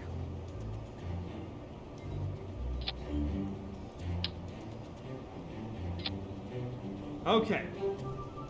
He meant IKR, as I know, right? Oh, it's I know, right? Oh, okay. I'm dumb. I'm dumb. Sorry, everybody. Okay, let's take another look at this thing. Must BRB from post-stream needs, like food. That's okay. Hey, I hope you had a good stream. Am I following you? Hang on. Well, I am now. Alright, let's do this. Okay, save. Launch. What the hell is that front? I like the Mark II front better than the Mark III. So we're doing a Mark II front. It's like a super guppy. You know, like the super guppy, that that airplane that carries heavy loads. This is like that, but space plane. You know, I'm going for low frontal area, even though, like, you know, KSP does not track that sort of thing. I'm going for a very low frontal area. At least that's kind of the thought process. Yeah. Look, I haven't put a lot of thought into this, everybody. Okay, you guys are right here with me, and we're gonna fail at this together. Okay. All right, it just threw the plane down onto the ground like it likes to do. All right, let's go ahead and get these brakes on. Okay, there we go. Landing lights are on. Let's go ahead and fire up our engines. Let's go ahead and check and make sure we can... All right, air breathing, closed cycle. Okay, we're good there. Let's check our... Oh, yeah. Oh, yeah, that's right. I've learned how to do action groups. Okay. Does it close them too? It does. All right, everybody.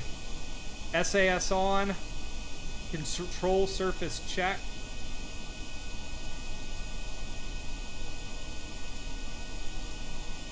Control surfaces are good. Here we go.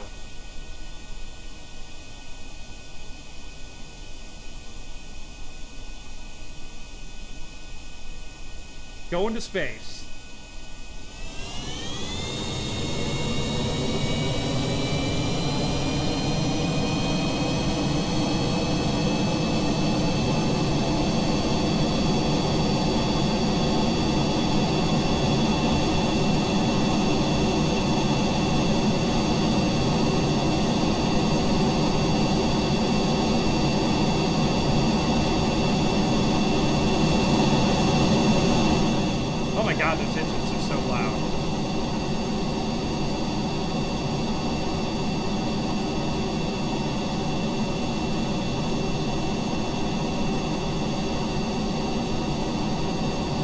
She did not want to take off.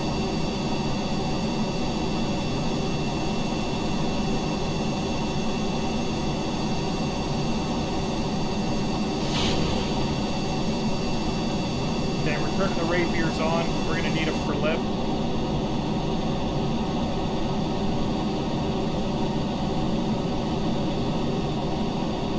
We might not have enough fuel here, folks. We'll see.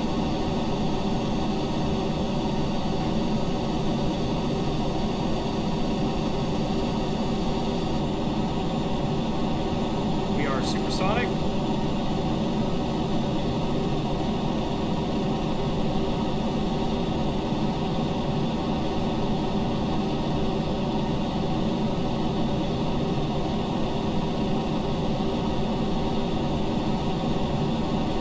We are still building thrust.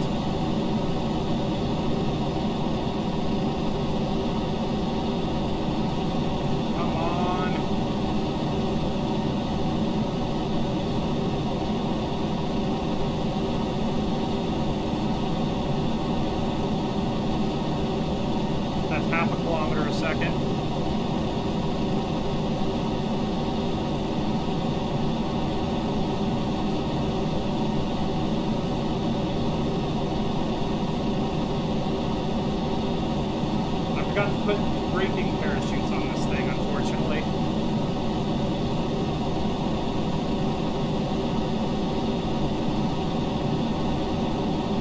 That's a kilometer a second at 8,000, not looking bad. Getting a little bit hot. Getting really hot.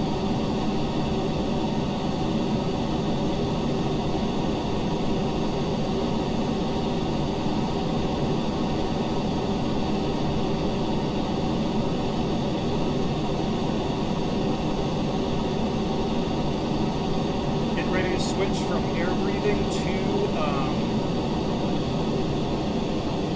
closed cycle. Closed cycle on.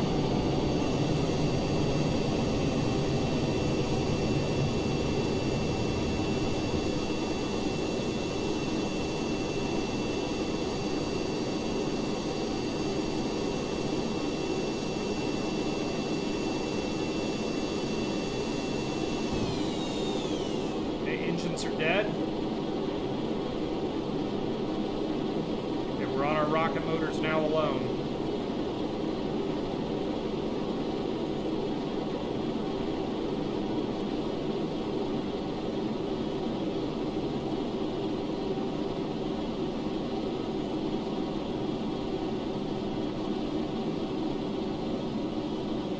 Okay, 37 kilometers, we're pushing. Might just make it up this time. I could have been a little bit more aggressive on my takeoff there.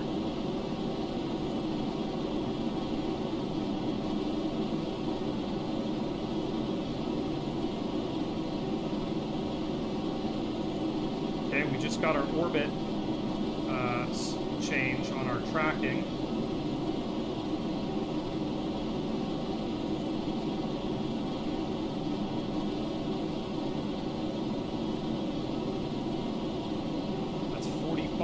Kilometer apoapsis. Once we get above 50 kilometers in altitude, we're cooking with gas because we just take off. We don't really have that much, what's it called, drag after that. That's 49.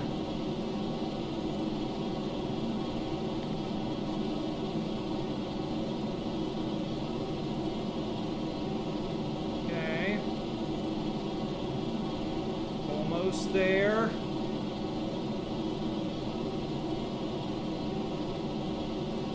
That's 60 kilometers on our apoapsis. We are pushing the apoapsis away.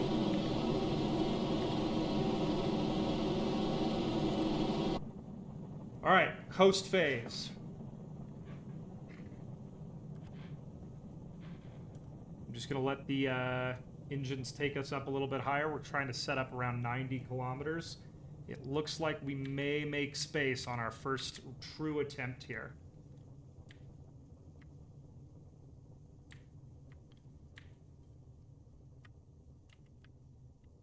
Okay. All right, we're coasting, everybody.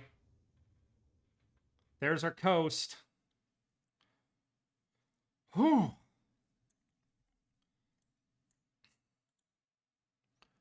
Okay.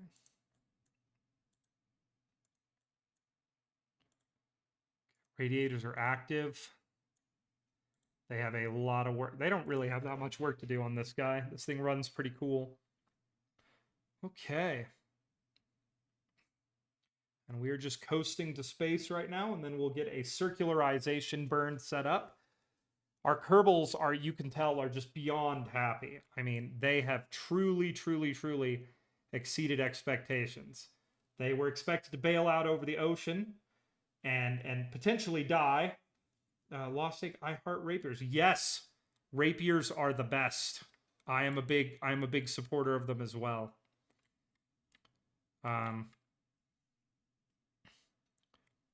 That switch from, the key is the switch from closed, from air breathing to closed cycle. If you hit that right, they take you all the way.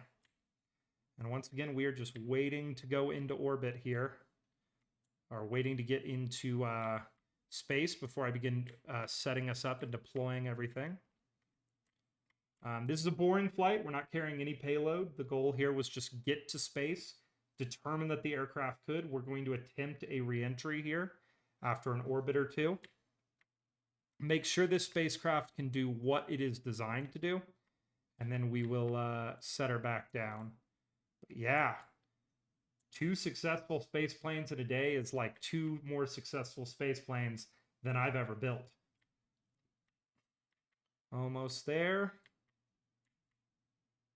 And that is space.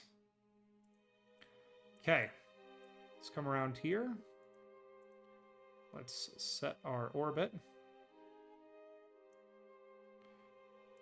We done space. We are in space, and now we're going to see if we can set an orbit up.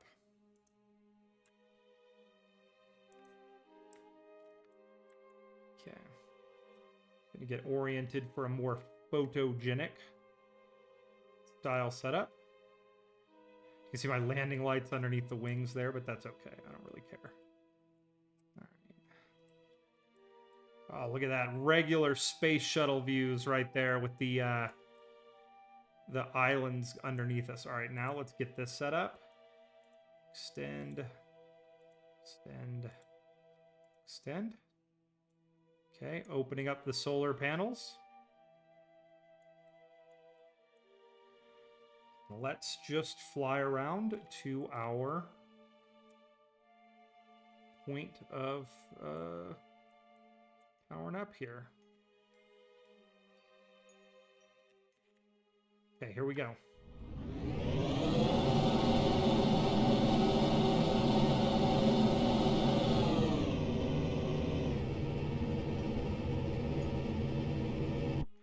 And we have oodles of fuel. Cubes jumped on Art. I'm gonna go do that. Nice to meet you. Hey, Lost. I really appreciate it. Thank you so much. And thanks for popping by. There will be more Kerbal Space Program and probably some Microsoft Flight Simulator 2024 when it comes out. 2 of my dream planes to fly in a sim are in that simulator, so there will definitely be some flying there. All right. I think I'm going to call that a successful 2-orbit flight. Now, where is the KSC at? How far away are we from it? Okay, I'll tell you what. Let's go around here. And let's set this sucker, add maneuver. Let's just bring that sucker down to about 35.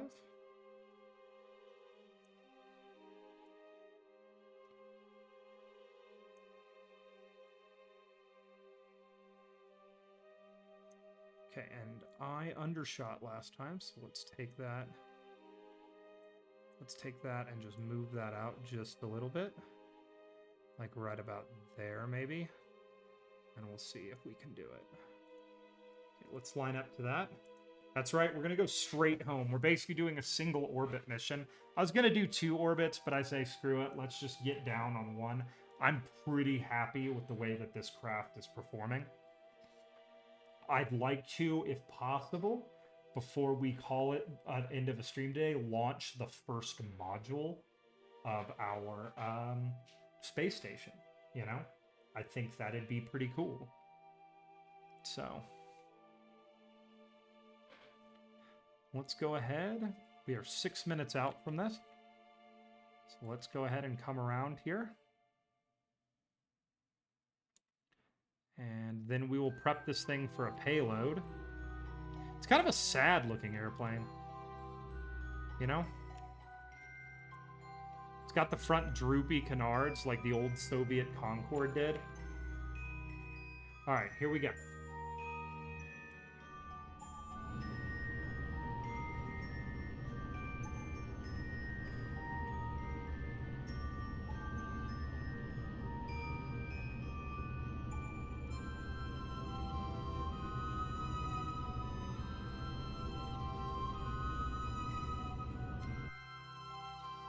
Okay, let's go ahead and bring her around.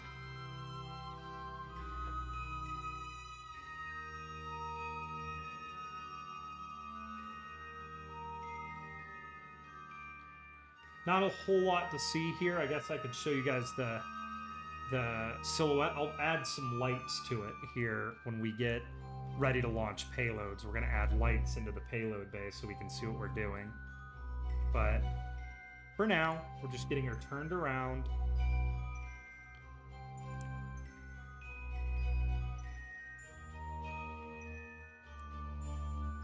Gonna get it flipped to the right way up, and then we're gonna try to re-enter this beast. Gonna try to take this beast into the atmosphere, see what we can do. Alright, we are committed to the atmosphere, so I'm going to shut down, actually, all of my rapier engines for now. We may need them against eventually, but for now we're going to shut them down. I don't have parachutes on this thing.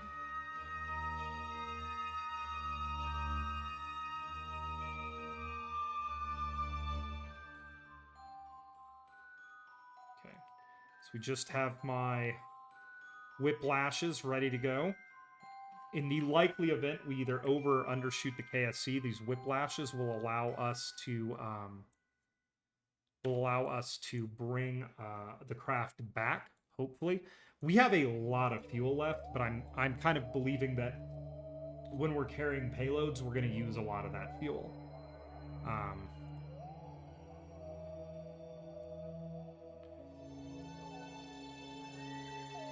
Okay, there we go. We're going to charge all the way back up.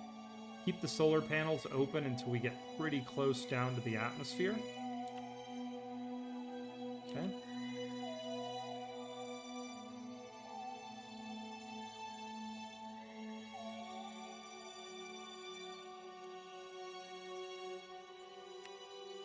Okay. I know it'll take a second, everybody. It won't be too excited as we coast in, but I want to make sure we're just aligned very nicely for our landing here. So we're going to go ahead and close up our solar panels now. There is a satellite way above us up there. You can see it. All right.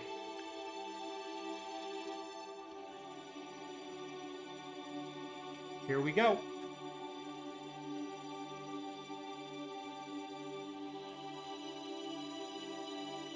You know, other than the front, which is actually kind of growing on me, I love the whiplash. The spacecraft I'm playing now has a booster that uses 17 whiplash engines for a stage 1 cluster and a 31 for the super heavy variant. Oh, sorry. That is a lot of whiplashes. They are pretty good, though. I mean, and the fact that they get more efficient as you speed up really helps out. And they're just efficient enough to get a ship like this, you know, a good distance. I have a lot of trouble, if you've watched this for a while, I have a fair amount of trouble doing, like, pinpoint atmospheric reentry. So, like, you know, being able to fire up the engines and fly back to the location I need to be in is pretty helpful. All right, here we go, everybody. Deep breath. Deep breath. It is a lot of them, but they don't need a lot of fuel to yeet things into space. Yeah, jet engines are way overpowered in KSP. Like, they are super duper overpowered.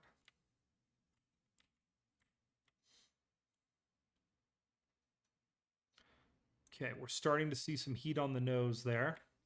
We really won't see much heating until about 50,000, or yeah, 50,000 meters.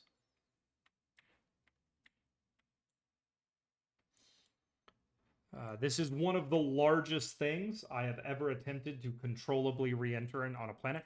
I actually believe right now this is the largest thing I have ever controllably re-entered in this entire game, barring maybe the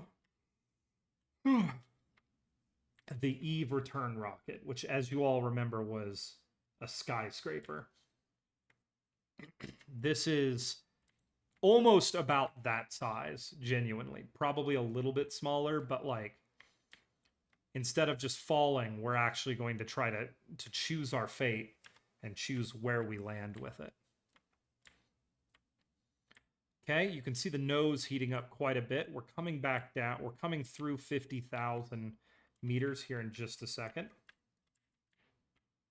I've done bigger. It did not go entirely well. I think this might be for space planes at least. I might do a crew variant. Actually, I will do a crew variant of my smaller space plane and this one. This could approach maximum size. I also might do one of these with a Mark III front, so I can put a docking port up there. But hypersonic flat spin is a hella phrase. I have been in hypersonic flat spins before in different playthroughs of KSP while trying to develop space planes. All right, here we go. Starting to get toasty, right around 50,000.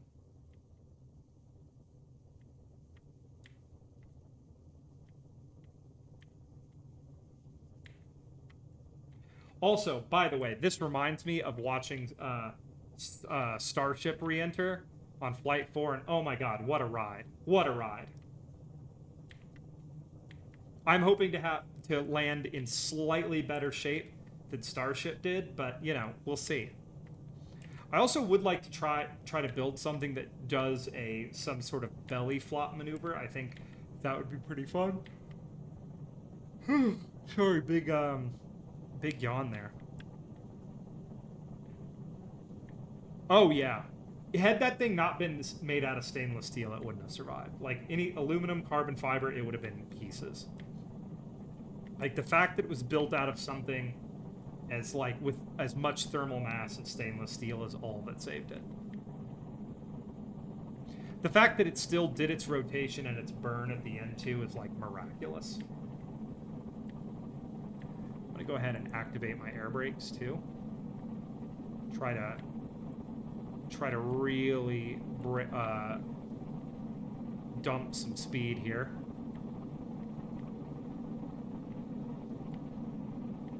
Okay, Kerbal definitely believes we're going home right now.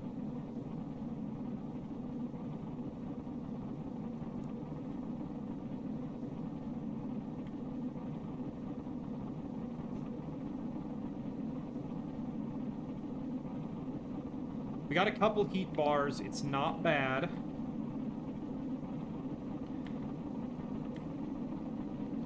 We're not shedding speed as quickly as we will later on in the flight. We are very much just skimming the upper atmosphere. Sorry, big hiccup again. Or sorry, big yawn again. Alright. I believe the continent with the KSP is coming up. Though, we really need to dump some speed here pretty quickly. I will say this thing, the size of it, does lend it to being a little bit more stable right now, though I think as we get lower, we're going to encounter issues with stability because we are really not burning off speed very quickly. I'm actually going to go ahead and increase our angle of attack ever so slightly up to 15 degrees to try to burn off a little bit more speed and present a little bit more of the bottom of the craft to the wind. And that did help a bit there.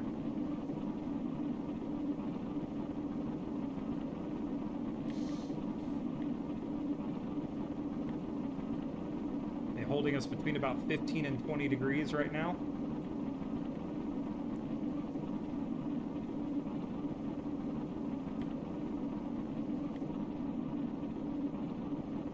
There is the KSP right there. We are gonna miss it.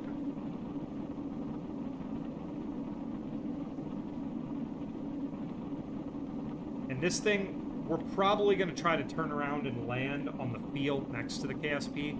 The undercarriage on this thing is probably a little bit underbuilt, so I kind of want to see if I can come around. I kind of want to see if I can come around and try to land there.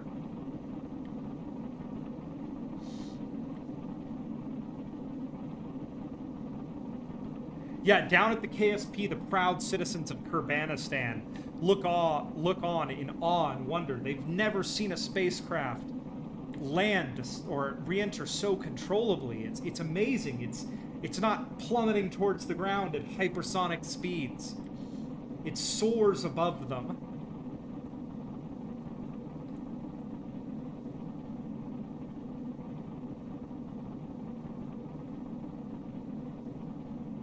You can see we're actually climbing right here a little bit, where we'll dip into the atmosphere, climb, dip in and climb, which is what a lot of like SSTOs and like supersonic or like aerodynamic reentry vehicles are supposed to do. You know, that way we're gently burning off all of our velocity.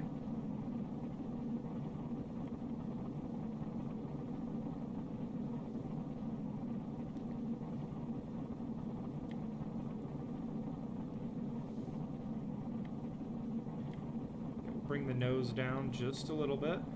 Start dipping into the atmosphere. Okay, she's trying to lift her nose quite a bit, but we'll go back down to about 15 degrees and let it just start falling back down into the atmosphere here. Come on, big girl, come on. I'm actually pretty shocked so far. Like, I don't want to speak too soon. At just how rod from God, it orbited the atmosphere twice around the planet. That's hilarious. That's a lot of orbits in Atmo. I will say the size of this thing and its inertia does actually make it quite a bit more pleasant to fly than the smaller, lighter one I built. I say that now. Now, if you'll notice, we've actually gone like a quarter of the way around the planet in the upper atmosphere, just burning off the absolutely colossal amount of speed that this thing has.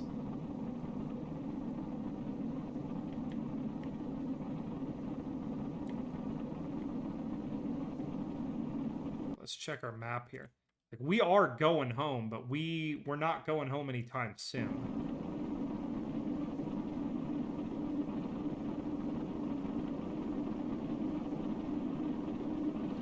Let's see.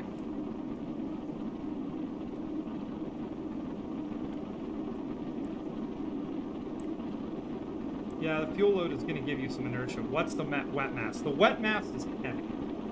That's what it is. It's heavy. I didn't even look at the mass of this thing. Do you think I would do that? Have you watched me play KSP before? I think on this continent up here, we're going to land. We're going to try a bush landing.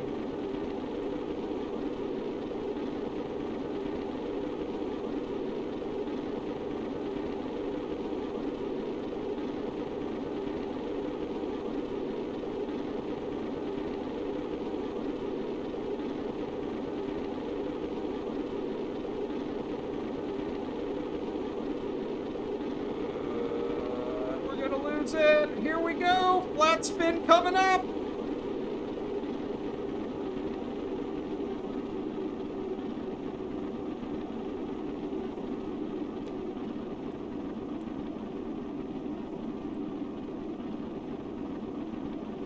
Absolute total loss of control.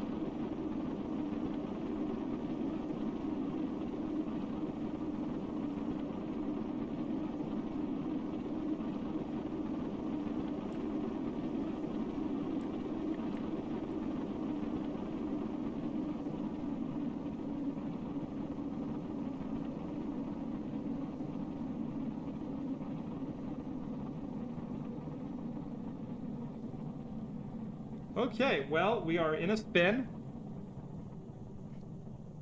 If you're just joining us. But we have lost a lot of velocity. The ultimate goal now will be to attempt to get this sucker pointed in the direction it's actually traveling.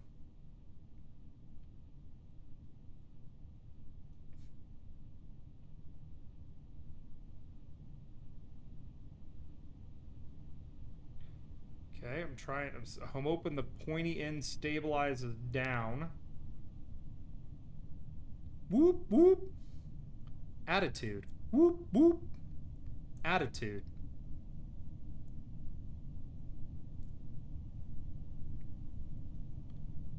Come on, Jeb. Get it freaking pointed in the right direction.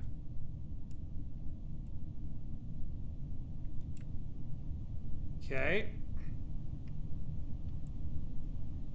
That's it, pointed in the right direction. Let's jumpstart those Let's jump start those engines. There we go. All right, hydraulic pressure's good.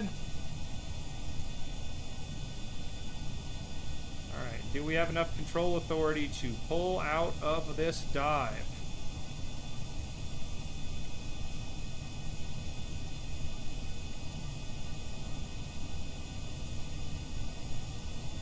Oh, hell yeah, we do.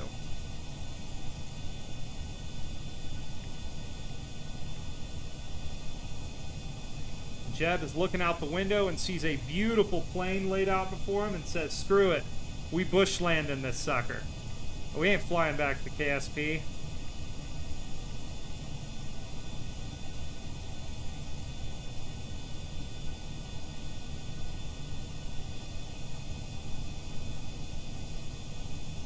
I don't know why the front of this thing is so outrageously hot, but whatever.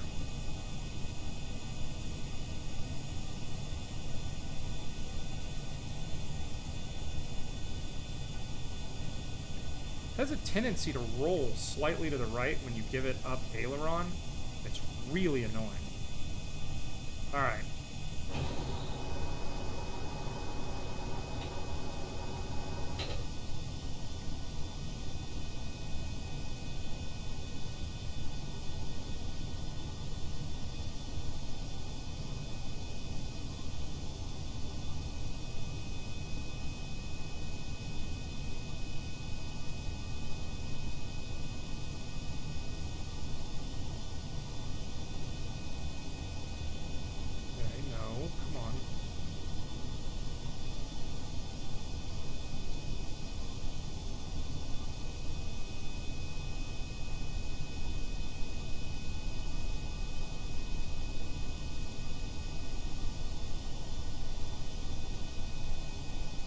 I have a feeling that one of these thinks it's supposed to be yawing the crap.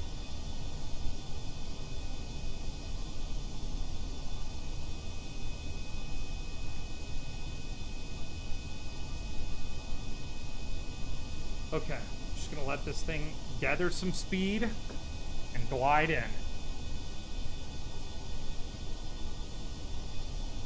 Okay. Okay.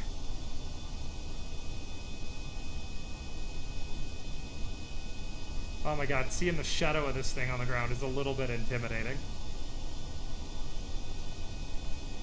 Alright, Jeb, you got this, buddy. This is all you, bud.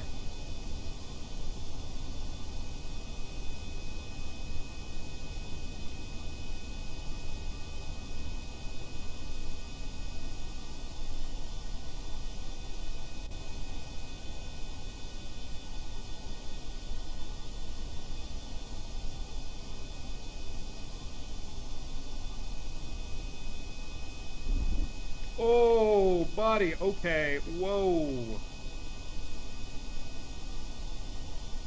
Okay, we're gonna hit really hard, I think.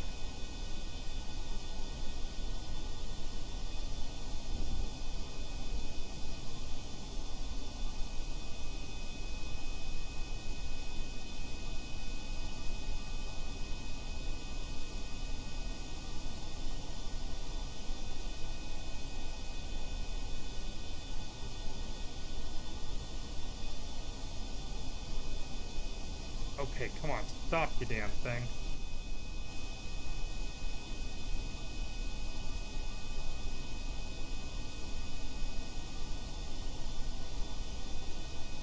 Okay, come on. Yeah, we need chutes. We're gonna have to put chutes on this thing. That landing roll is outrageous. Why have we not stopped?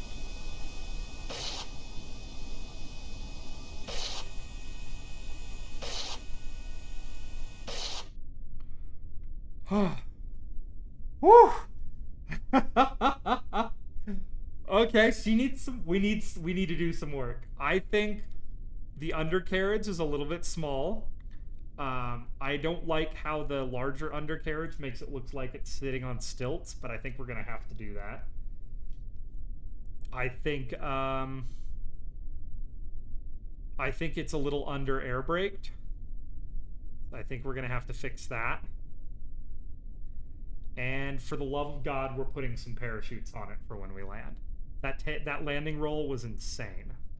All right, good first test flight though. It actually went to space and back on its first test flight, which I honestly am just like beyond happy. I can't put into words how happy that makes me. So we're gonna do an International Space Station thing. We're gonna launch our first module unmanned. Larger landing wheels down from the wings. Keep the nose gear the same size. Okay. All right. All right. All right. Getting a little bit of help here. Getting a little bit of help. I'm also going to auto strut it more. It was very floopy. It was very floopy upon landing. So we're gonna see if we can get that fixed up. But honest to God, the performance was way better than I thought it was going to be. Like genuinely better performance than I thought. Okay, let's get back here to the space plane hangar. We're gonna make our modifications, and then we're gonna take a payload up. Like, that's what this is for. We're gonna put a probe body on it, some solar panels, some radiators, some RCS, and get a payload sitting in orbit for our space station, our initial module. Thinking the way you could keep it from looking like it's too far on stilts. They get larger landing gear for the initial touch with the ground. Nose wheel typically takes less punishment. I agree. So, okay, let's get to work. I'm going to leave these on here for now because I want to see if I can get my... Oh, real quick while I'm still thinking about it. Auto strut.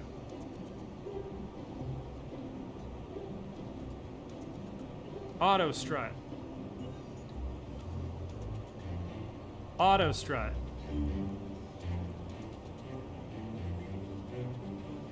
Okay.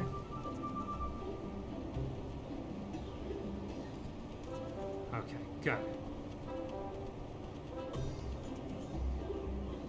Alright, we're going to leave those on for now and see what is the absolute heaviest landing gear we can put on this thing.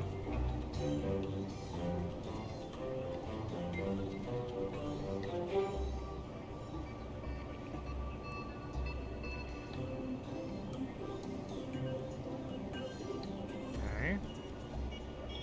Sure would be great if you, like, properly aligned yourself with what I needed you to.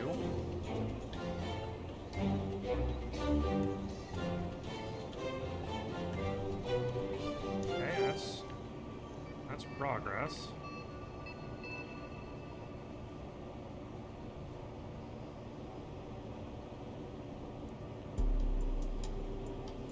Okay.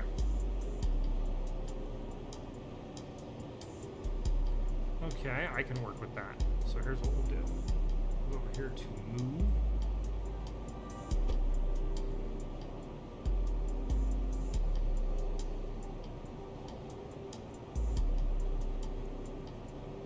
There we go. All right.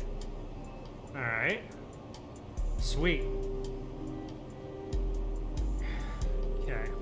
I'm happy with that.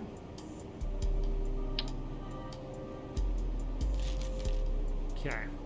You know, and if I could just set this thing down on the runway, we'd have less of a problem. But yeah, that looks like it's not on... Actually, that looks pretty slick. I'm pretty happy with that. We're going to auto-strut that. Make sure that's all... Get that all auto-strutted. You should be auto-strutted. Okay, let's auto-strut that. Are you guys auto-strutted? Oh gosh, let's get you guys auto-strutted. Are you auto-strutted? Let's get you auto... We're just auto-strutting everywhere. Okay, there we go. All right. I think that's ready to fly. So let's go ahead and save. Let's go ahead and pop this open. And let's take on our first payload. We're going to need a big Clampatron docking port because we're going to be building actual space station parts with this. We will add small Clampatrons just for visiting craft, but, you know, we want the big Clampatron for the Clampatron docking port senior for holding our very, very big capsules. Okay, and then we're going to go to construction.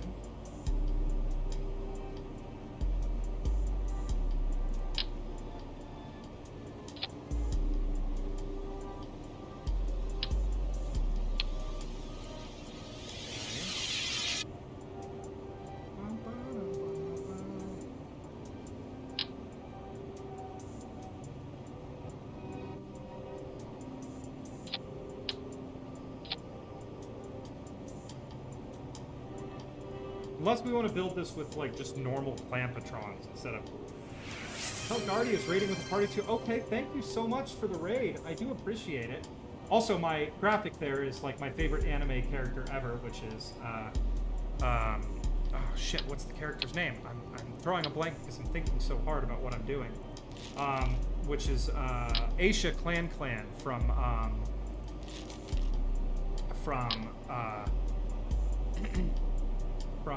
Outlaw Star, one of my favorite characters ever. Okay, let's put that. I like that better.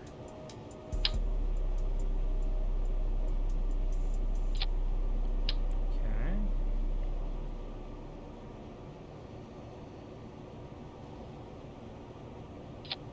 Alright, there we go. I like the way that looks. Now we'll need to put dock. I hope you have a wonderful day. Thank you so much. Thank you so much, H. I really appreciate it. I am doing my best to have a wonderful day. Sometimes, you know, it can be a little bit difficult, but I'm doing my very best to have a good day.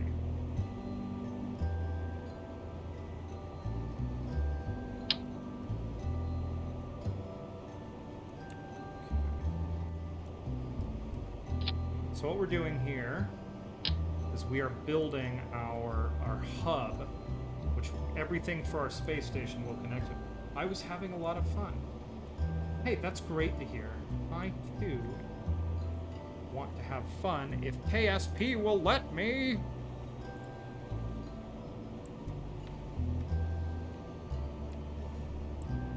There we go. All right, slowly but surely. I'm sure there's a better way to do this than building these things inside of here. But I'm kind of dumb.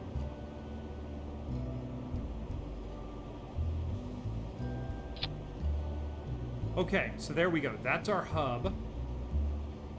And what do we need? What do we need? What do we need for a space station? We probably want a mobile processing lab. That probably really needs to be one of the first things we launch. Payload, cargo, hitchhiker storage container. Can I even fit that? I can. Okay, let's drop a hitchhiker storage container in here. Okay, there we go. And then I want to see if I can find it where my mobile processing lab is. I know it's around here. Payload. Okay. Can't believe I've forgotten where this was. This is basically what got me everything.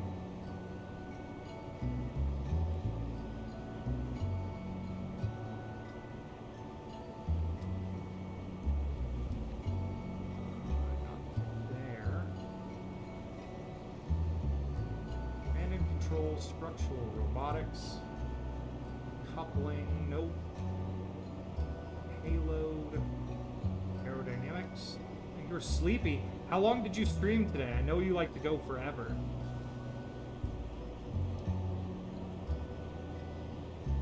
Mobile processing lab. There we go. Look at that. Boom. Oh my god, we can carry so much payload with this thing.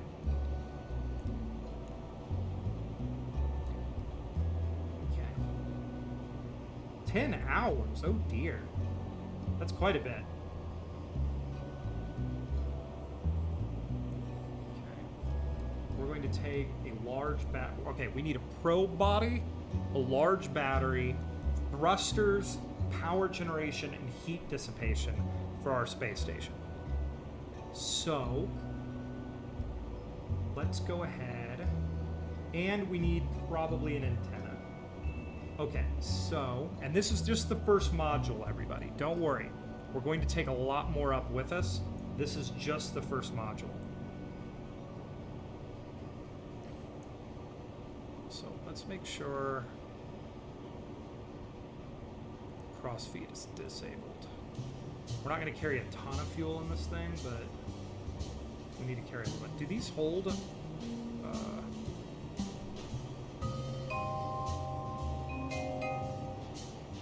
Okay, they don't. We need to make sure that we add a very small amount of RCS. Radio holding tank. Spare snacks. Xenon canister. I'm looking for some monopropellant. Tomorrow, if you, I'll be live again. If you want to join, you can. I might pop by. Tomorrow, I have a Dungeons and Dragons game, which I'm pretty excited about. All right, let's grab these guys. I just don't know if I can fit these guys underneath. Oh my god, that's going to be tight. That's going to be tight like a tiger. Okay, I think... Drop that. Will a couple of these little guys fit? They will. It's going to be extremely tight.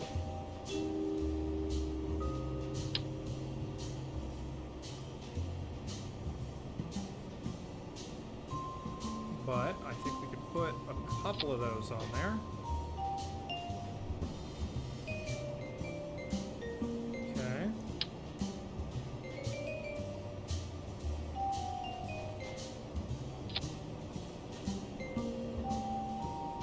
All right, there we go. That is our RCS system. We really just need a little bit of monoprop. We don't really need as much as we're going to carry, but I don't know of a smaller way to carry monoprop than what I just did.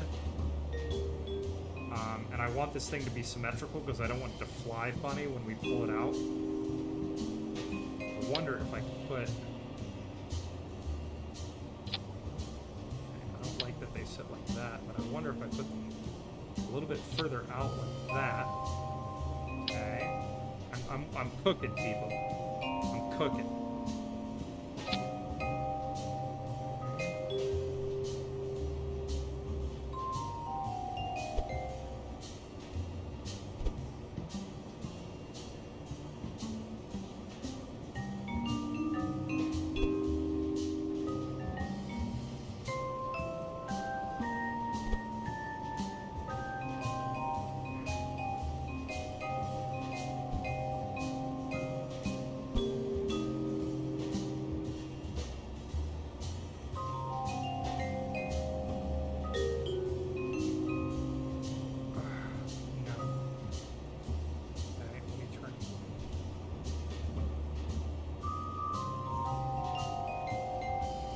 Just clear. All right, there we go. And I will go to say, okay, have a good night, H. Thank you so much for popping by. All right, there we go. That's that. All right, now we need a probe body for this wacky thing. We have the room that we can put on a pretty big one if we want to. How much power does this thing hold? Not that much electric charge, so we'll want to put on another large battery. We're going to be carrying a lot of weight. This thing is going to be... This is going to be an exceptionally heavy craft to take off.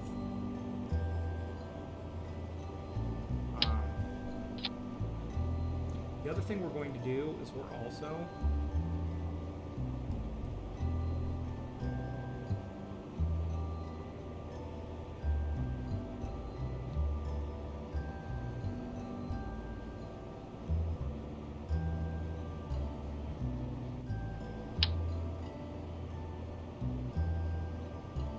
For future reference, if we want to put a much larger module attached to it, I'm going to put a Clampetron docking port senior back here so that we can expand the station with much larger modules. if we decide to. Just future-proofing a little bit. Okay, we will have no shortage of docking options. Let's go ahead and get our solar panels and radiators attached. So I need solar panels, and we'll need a comms, at least a small comms dish. All right, first I need to find my solar panels. What am I doing? Think, John, think. Who? John. Whatever.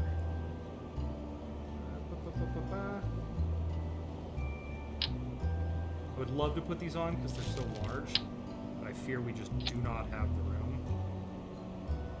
Yeah, we don't. So we're going to put these guys on.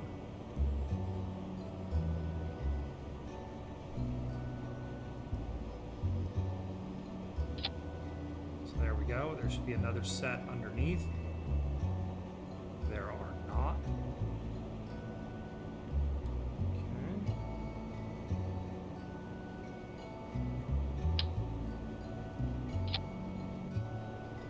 Look down here. Yep, there they are. And then we need a set of radiators. Thermal control system small.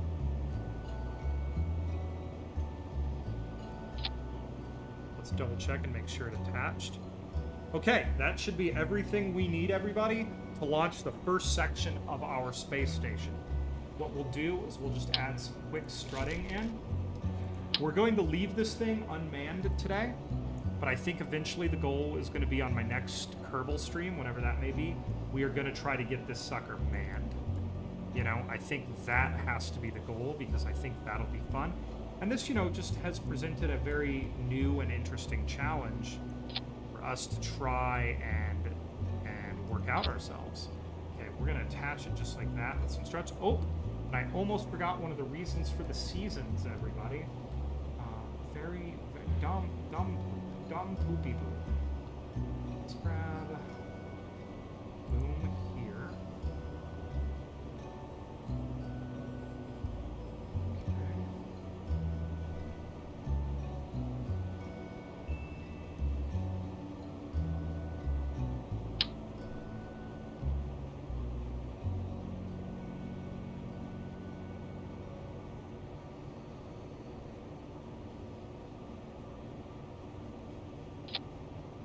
One set of thrusters. And we'll want to put another set, if we can, right. I can get close enough in there.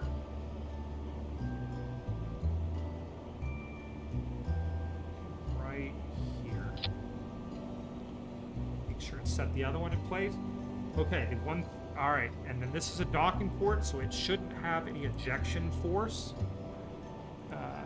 Yeah, docking acquire force. I'm actually going to turn this down a little bit. You know what? I'll leave it up at 100 and we'll just see it. We'll hope that we can get this thing undocked. Okay.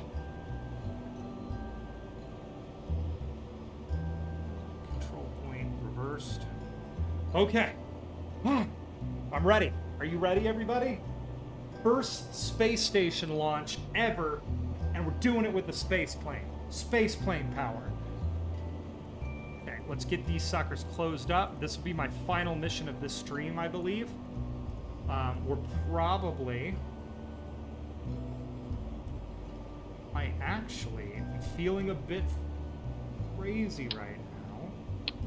Why don't we just... Now that this space plane is going to be set up for doing space station ops, why don't we put a docking port on the sucker, eh? Why don't you get herself a docking port here?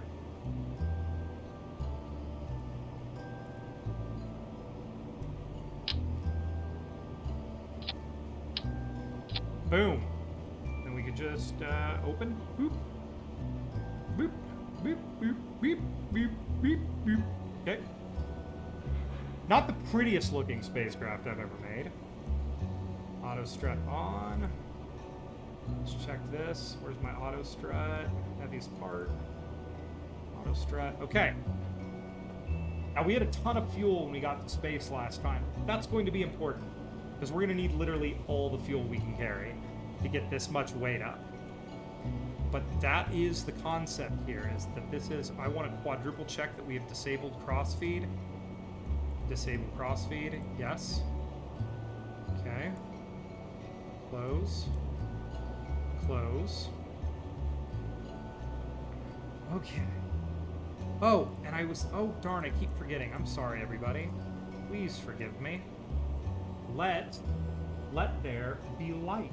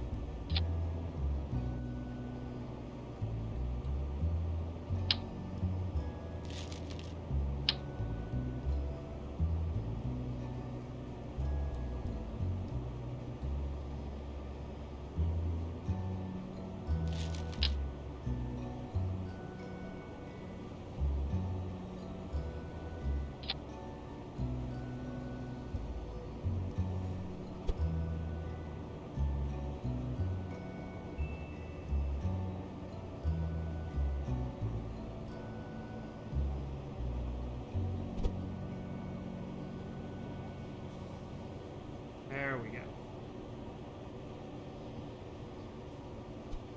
Beautiful. All right, now we can do ops on the day or night side of the planet, which is awesome. Oh. Okay. Oh, get a stretch here. Oh, all right. Okay. We're going to go ahead and save. Let's get these suckers closed up. Let's check around the plane to make sure nothing else looks horrifyingly bad. Okay. Save. Launch. One of the heaviest payloads I've ever launched to Kerbin orbit that isn't leaving Kerbin orbit. Most of the time, if I launch something this heavy, it's flying out to Joule or something, but not anymore. We're doing construction in orbit, and I'm very excited. I've never really attempted this before in KSP. This is a new thing for me, is trying to do orbital construction. So we'll boost into orbit. We'll get this sucker set and aligned and built the way we want it, and then we will call it probably a day on this stream, at least. Yeah, at least today. And I think we'll do some more building and working with our systems next time. It's going to take a long time to load. There are going to be a lot of physics at work inside this machine. Oh boy, look at that bounce. Look at that bounce. Oh, thank you so much, Bashit80, for the follow. I really do appreciate it. You joined at a very exciting time. Okay, first let's double check our control groups. I don't know why the plane is turning itself. Go ahead and select SAS. Building space is fun. It opens a lot of doors. Okay. Okay. We are operational on our control. Look at that. Beautiful. Payload is inside. Let's go ahead and get those doors closed. Let's check. Air braking, closed cycle, switch over is good. Okay. Here we go. Let's get our brakes on, which they are. I forgot to put parachutes on it. Oh, hang on. Revert flight, revert to spaceplane hangar. I gotta have parachutes for stopping on the runway. We saw what the rollout was on this thing last time. Brakes are just not good enough to stop it. We gotta have some. So we gotta go throw real quick. We gotta throw some parachutes on it, and then we'll be ready for optimum super duper coolness. Okay, I think right there is a perfect spot for a parachute. So let's mirror. Let's go to utility. One set there. One set there. And I think those are great spots for parachutes to live. Okay, let's save. And let's launch. Okay, I don't know why this thing's kind of shuffling to the side when it just sits on the runway. That makes me very concerned about what takeoff will be like. But we'll see what we can do. It did have that effect where if I was pulling up, it tended to roll slightly. I don't know what was up with that, but we'll see if we can sort that out as well. Thank you so much for popping by today, everybody. The stream's running a little bit long just because they typically run long when I taste just the smallest bit of success in the beginning. And I'm having a good time. I'm having a really fun time just gaming along right now. Once again, this will probably be our final mission for the day today. And then I'm going to go for a walk. I sprained my ankle last week, and it's starting to finally feel better. So I'd like to go for a walk and get into, keep working on getting in a little bit better shape. All right, here we go, everybody. Lights on.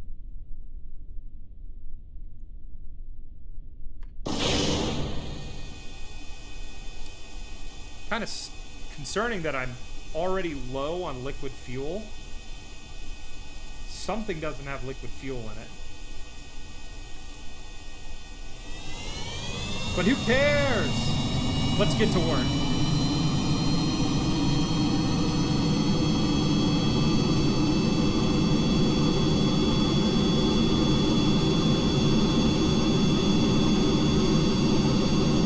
That's a lot of thrust.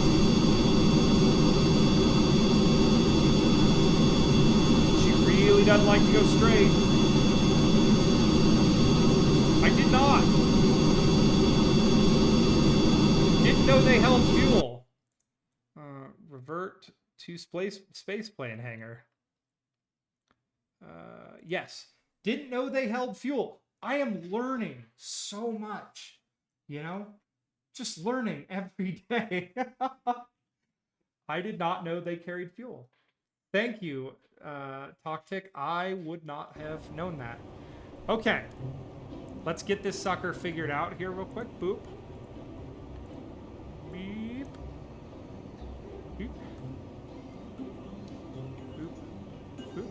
Okay, there we go. We are full of fuel now. It's probably worth just checking where my center of gravity sits versus my center of lift. Okay, slightly in front. That's where we want it. I do have a feeling that it's not ideal when we return home, but I'm not going to worry about that. Okay, so we now have fuel in the wings. Save. Launch. We shall try again.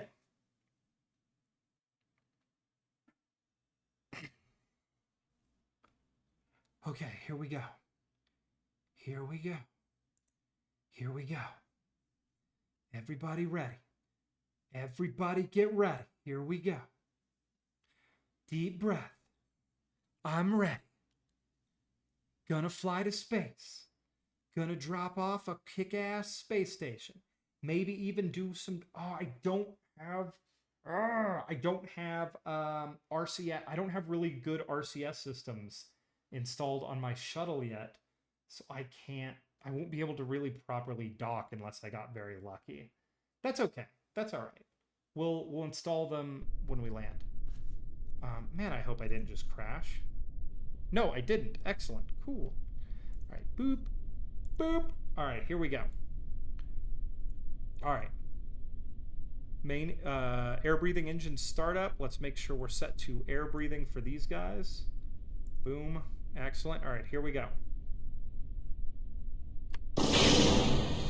Now showing full fuel. Thank you, Toctic, for that. Throttling up. Brakes off.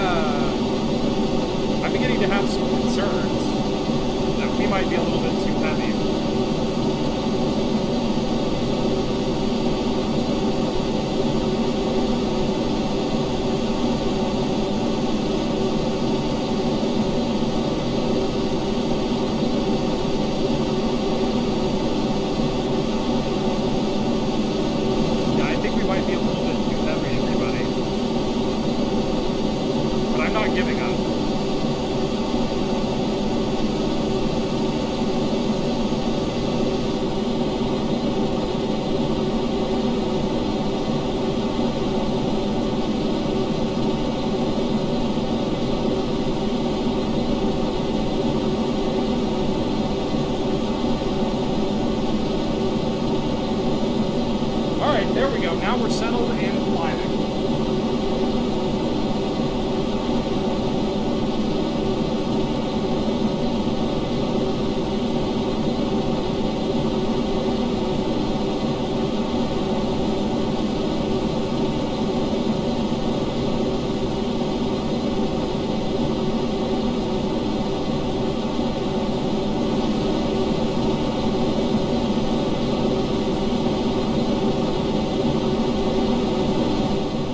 Oh yeah, we're building up speed now. We're half a kilometer a second. We're gonna make it, I think, maybe.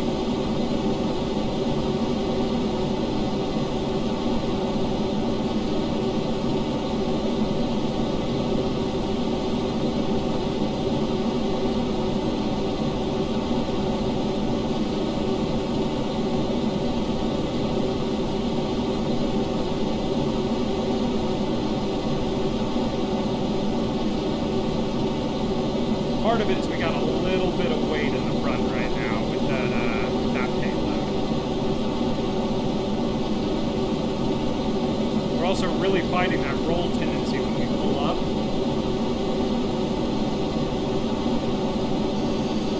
Alright, coming up on a kilometer a second. Now we're cooking with gas.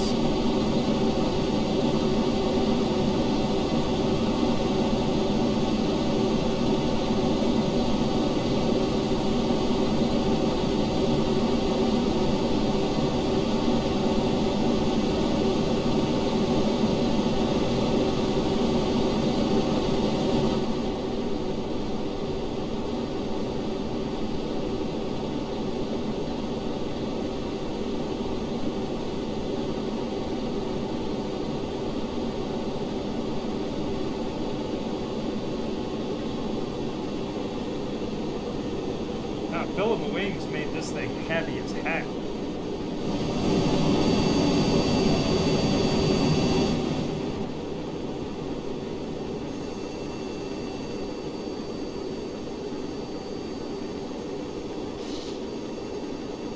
Alright, we just switched into closed cycle mode for our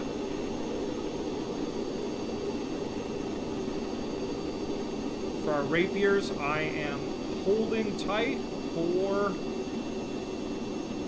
flame out. There's flame out of the whiplashes.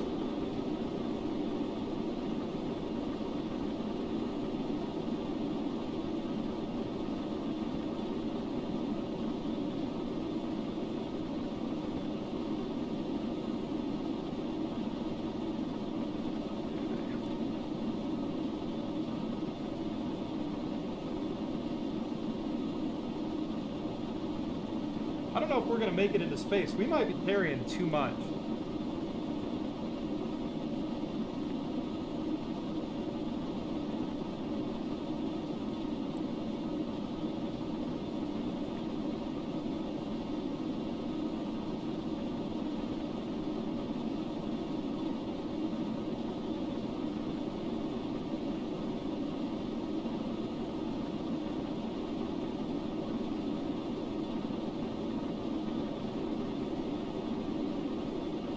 I don't know if we're gonna make it. I think my launch profile was a little bit off.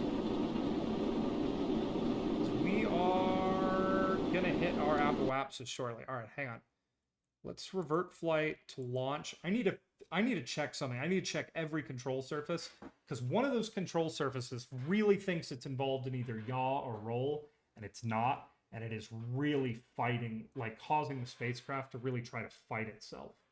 There's some sort of asymmetry in the spacecraft that I can't find, and it is really causing the spacecraft to like fight itself as it's on its way up. Like a lot of my control inputs are fighting that tendency for it when it's okay. First, also like what the heck?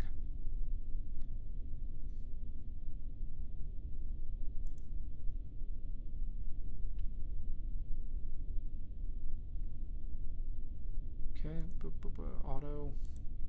All right, here's what we're gonna do. First, let's go ahead and go through every control. Okay, we don't want yaw. We don't want yaw.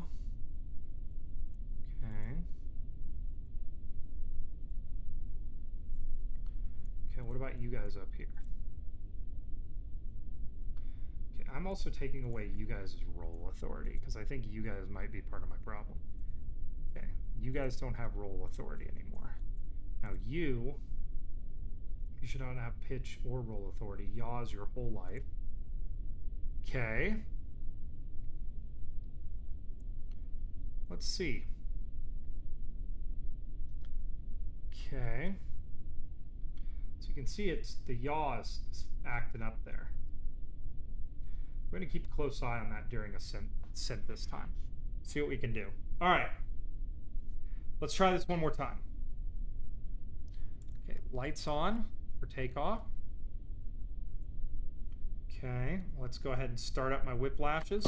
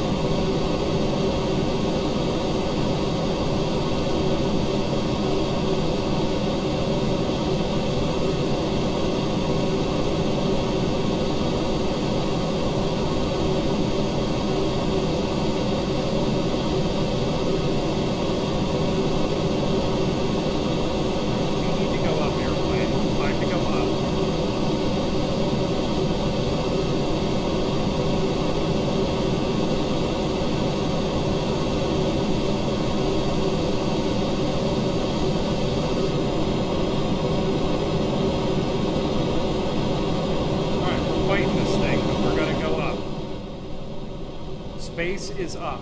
The plane must learn that space is up. Not down. We're not going to the ocean, airplane.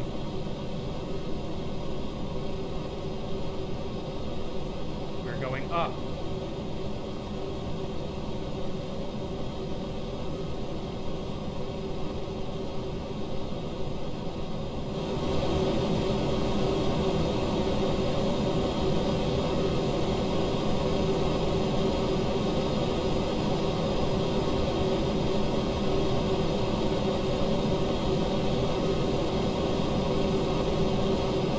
Now we're going to try to hold it at about 15 degrees of attitude and let it begin speeding up.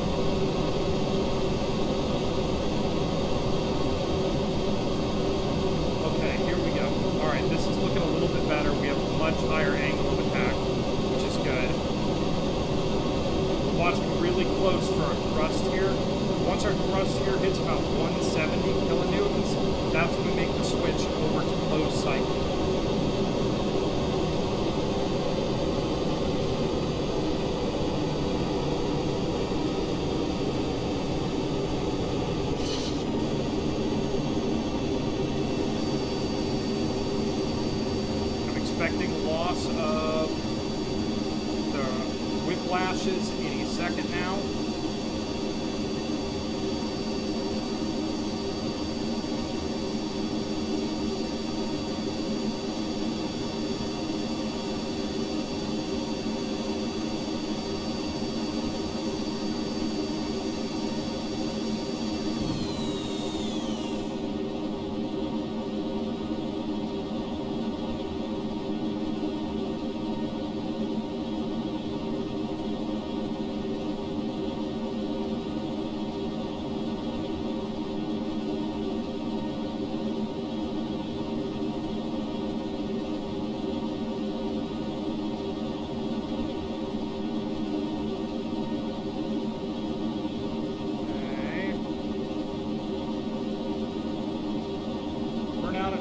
Yeah, we had a lot of speed.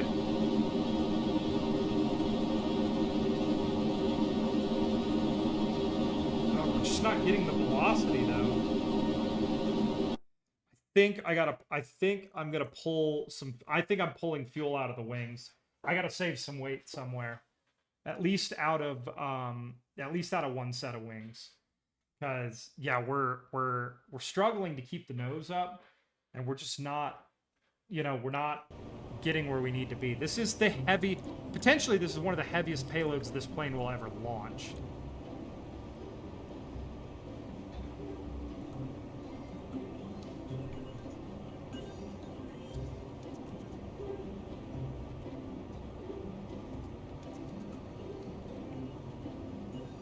All right.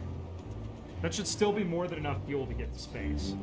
Another thing we're going to do this time, I've realized, is we probably need to have both sets of engines on when we take off, because this thing does not want to take off on one set of burners. Okay, let's do this. Yeah, she is struggling to get off the ground on one set of engines.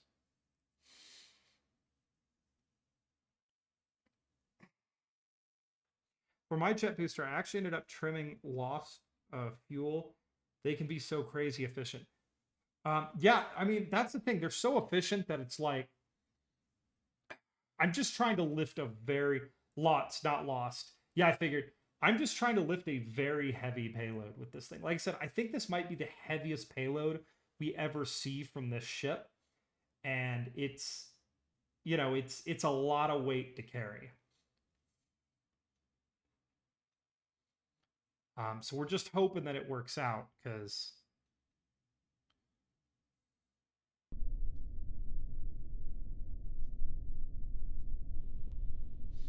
okay, first things first, let's get our brakes on.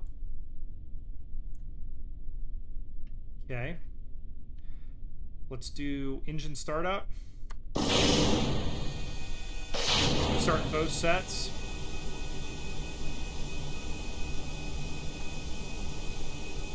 SAS on. Lights on. Here we go.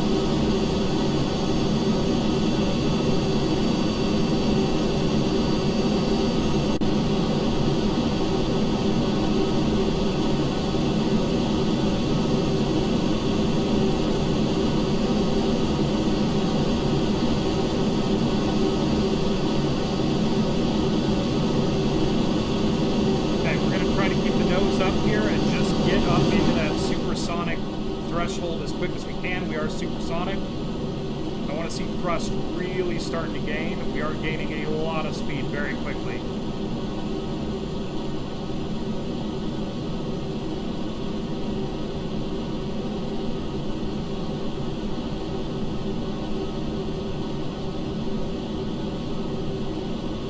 Now, she is very nose heavy right now.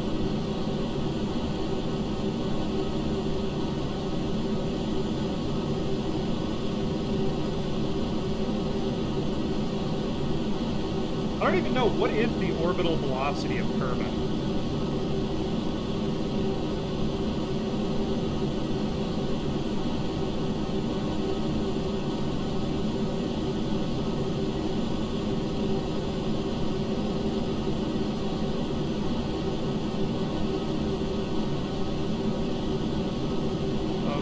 Really having to fly it, but we are over half kilometer a second. 2,200 meters a second. Okay. Good to know.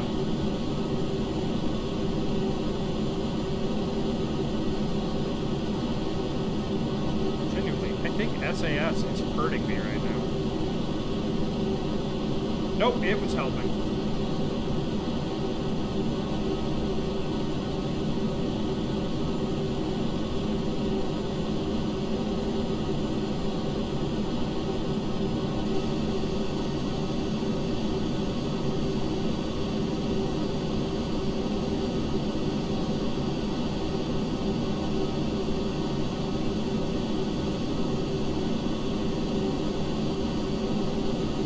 Staying in the thicker air a little bit longer to just keep building more speed.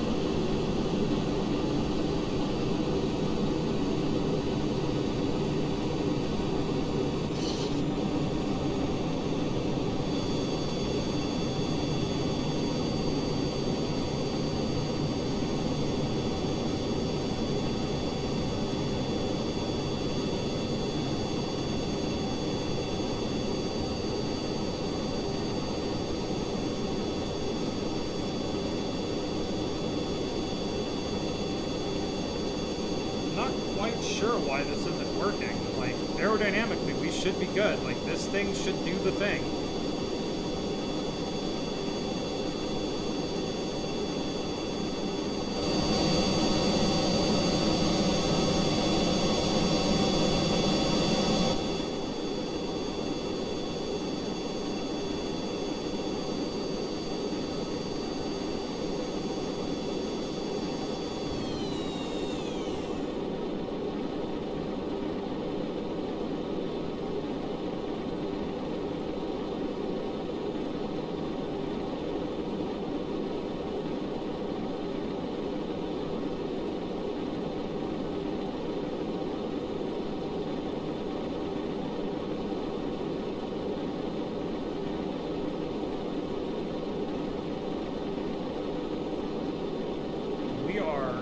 Obscenely fast right now.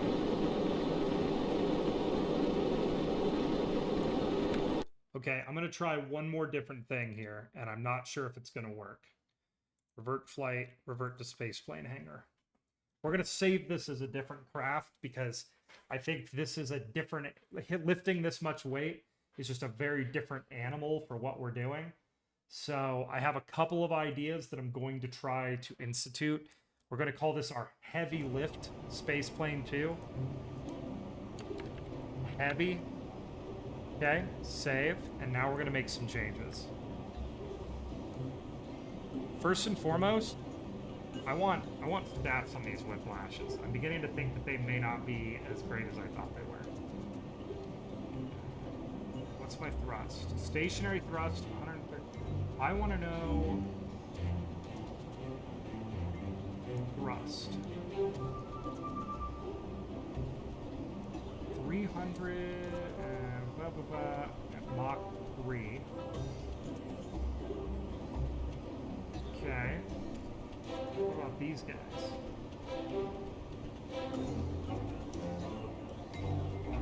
These make more thrust. Alright. We're switching things up, everybody. I'm gonna try something stupid. It probably won't work. But we're doing it.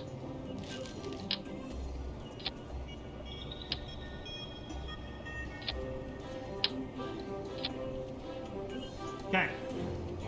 Let's see if this works. I want to go here to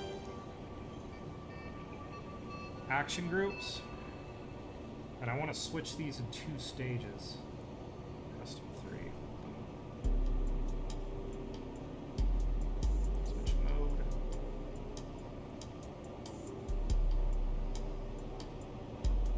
Switch mode. Okay.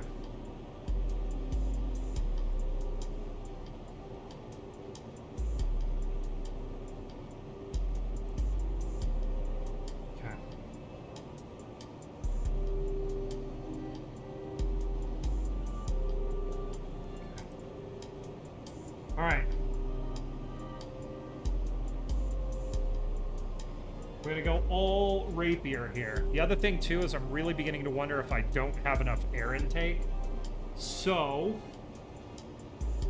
I don't know what the ratio of air intake to, wait a sec, do these close?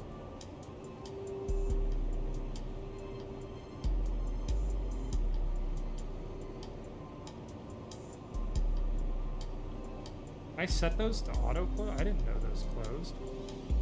That's kind of... That's some useful information. Alright.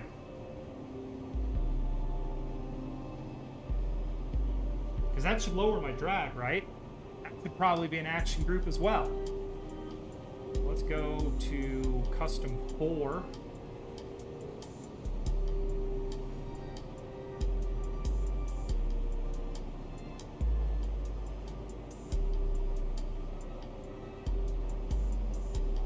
Intake. Toggle intake.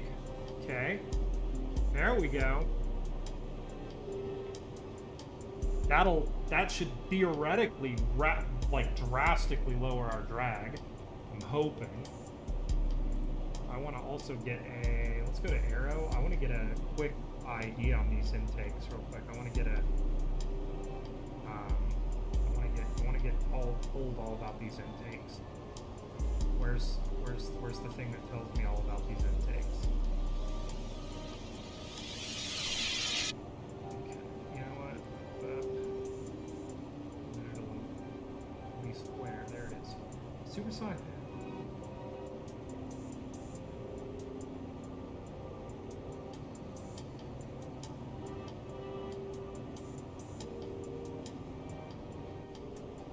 Okay. So what we want is we need more intake. We don't have enough intake. I think. I don't know. I'm trying to figure out every single way I can to maximize thrust. If anybody has any ideas, I certainly would be open to them.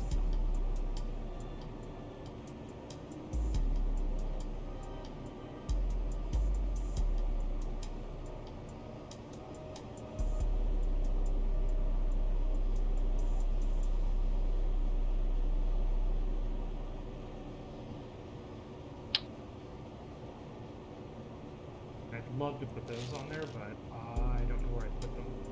Now there should be a radial supersonic intake here. I'm just not seeing it. I've used them before. That's a radial air intake. I'm looking for a radial supersonic.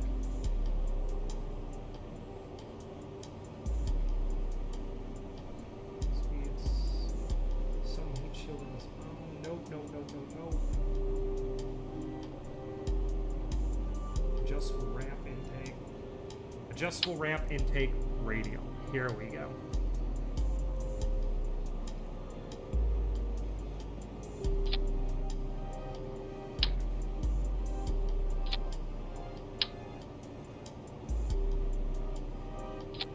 Okay, there we go. More air, gooder, right?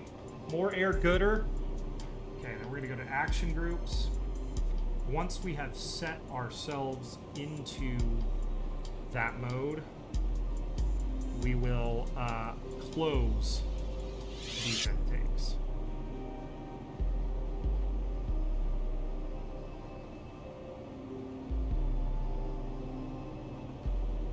Okay.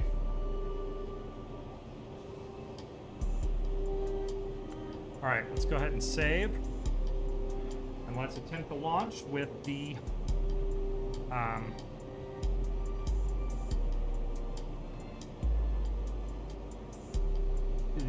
Spaceplane 2 Heavy, which apparently needs way more thrust than we can ever get to get into space. Launch. Let's try again. We're going to keep trying until we make it work. I have other ideas for the Heavy, one of which includes just putting forward wings on the darn thing. And trying not flying canards, just canards, to get our center of lift a little bit further forward. And dealing with the fallout of that when we re-enter, because who needs it now? Oh, this is difficult. I don't want to give up today without being able to launch this section of the space station. I may not even re-enter the spacecraft today. I just want to be able to get this darn space station into the sky and then be done with it, you know?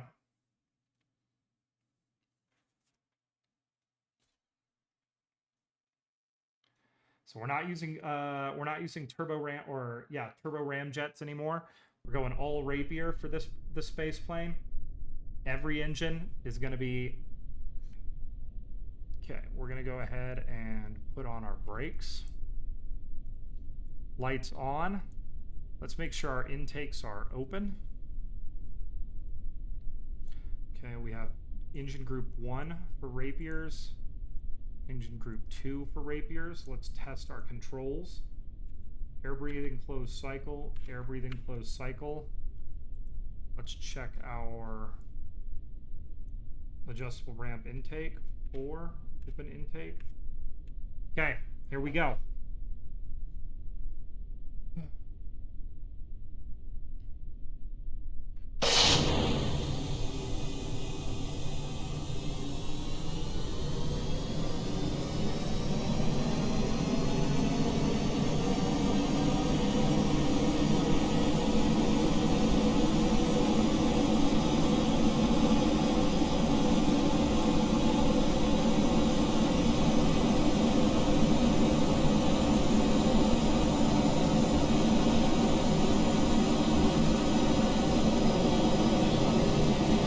We're going a bit faster.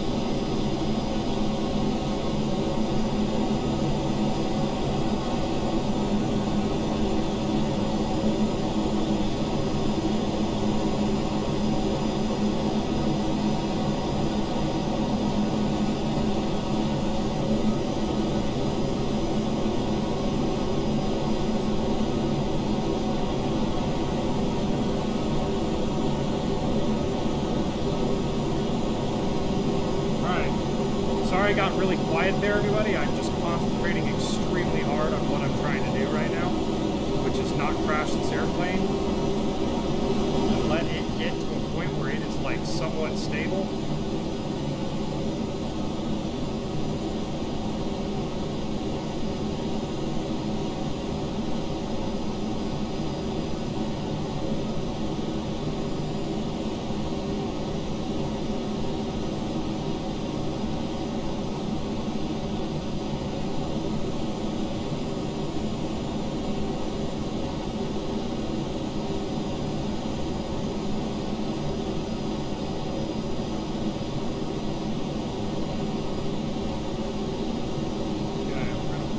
Closely to begin our switchovers of our engines.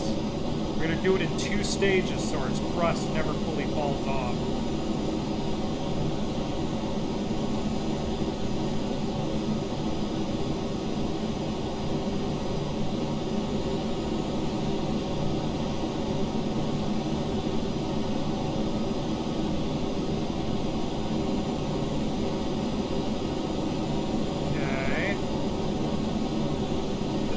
promising. We're building a lot of speed.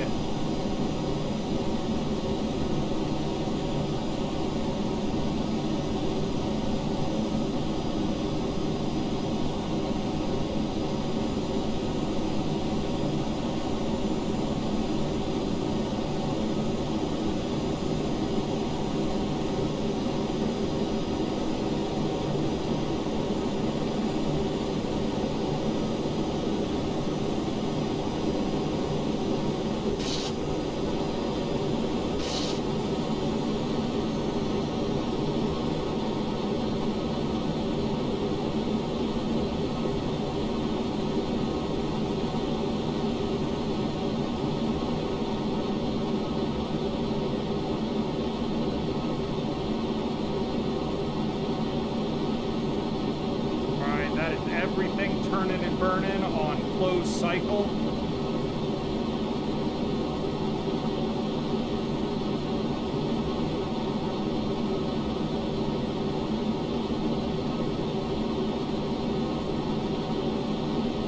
Please work, please work, please work. Come on.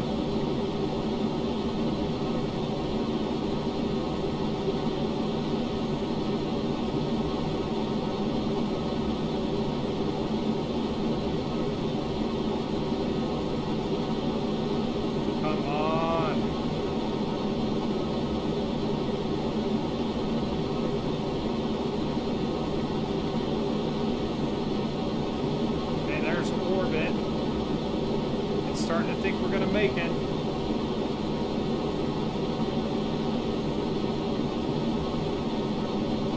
I'm giving her all she's got here.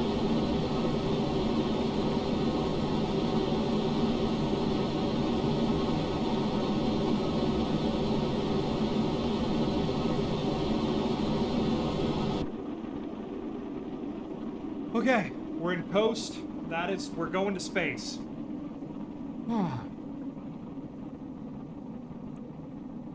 Oh man. Okay, there you go. There's the heavy, less efficient engines, but she gets there.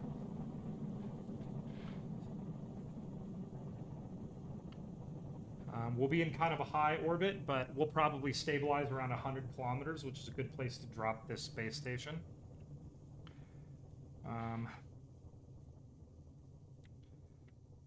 And we are going to just start our coast phase. I don't know what difference it made, but it appears to me at least having the additional engines, but also closing.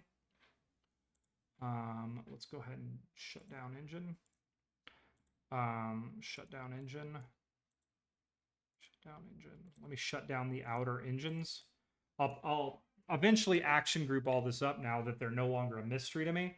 But it does appear genuinely that closing the intake system did help a bit. Let me go ahead and pop on these radiators. Okay, radiators are on. And we're just going to go ahead and get up to 70 kilometers. Then we'll set our orbital insertion burn up. We are very much going to do some stuff on the dark side of the planet tonight, but that's okay.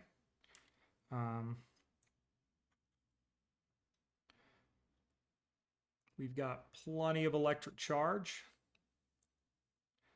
so we should be good. And we are just waiting to hear the music. Boom, there we go. Music. Just music. Okay, let's come back here. Select that. Let's add our maneuver.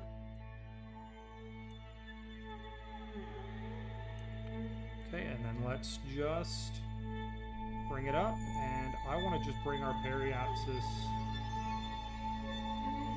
up to... Come on. Trying to be efficient here, machine.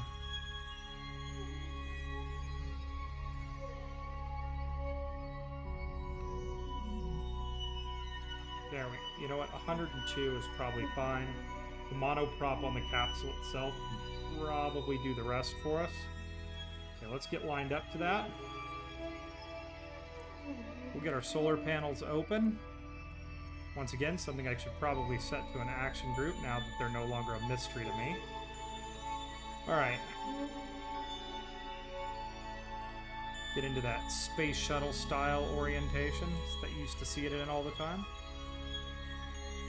Okay, here we go. There we go. We are set. So let's go ahead and warp over to that.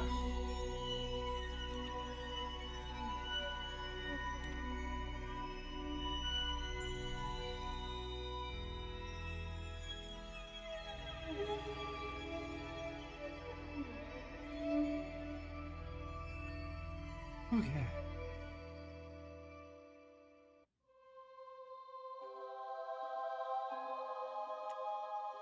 All right, here we go. It's going to be a 15-second burn.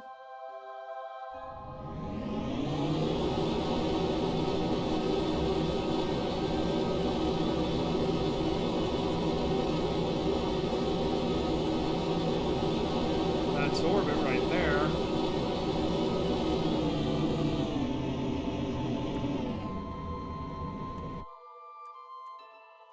Okay, there we go. I'll take it. We can circularize with the station's monoprop. It'll have far more left over than we need. So let's go ahead and go around to the other side of the planet here. And let's prep for... let's prep for deployment.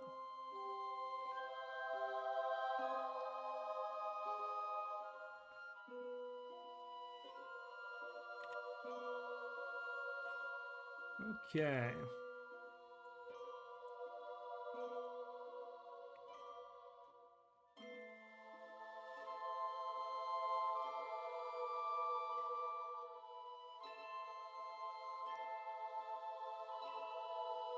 We'll come around here. I have a plan.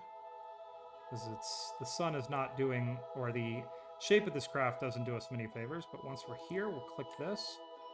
We'll just pull up a little bit. Let the sun strike us just like that. Look at that. Beautiful. Seeing the light of this thing come into view. Okay. Okay. Look at that. Beautiful.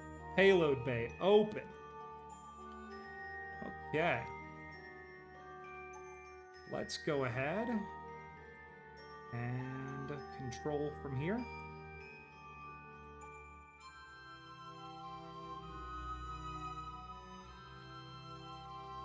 Let's get our RCS turned on and test it.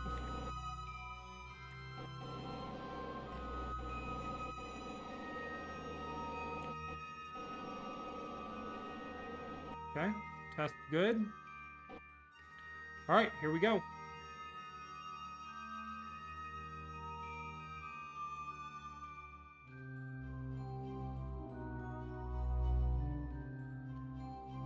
Okay, I'm very concerned right now. Okay.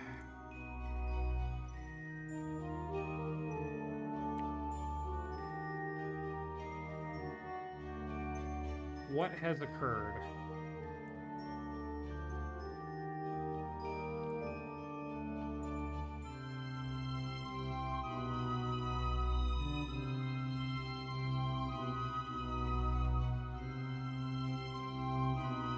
Control from here. RCS should be on. There we go. I don't know what that was. That was just some KSP weirdness.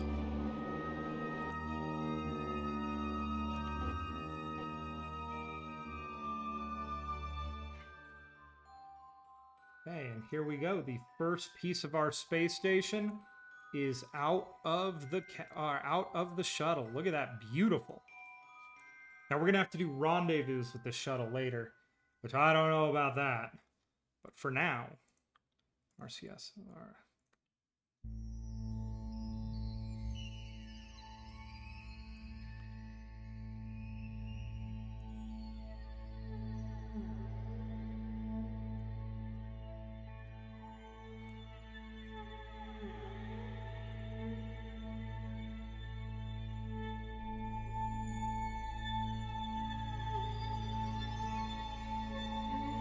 that right there is not a bad first setup for a space station. Look at that. Beautiful. Absolutely beautiful. I am pleased with that. I'm not sure about everybody else watching, but I think that is a heck of a victory right now. So much so that I'm gonna attempt a landing.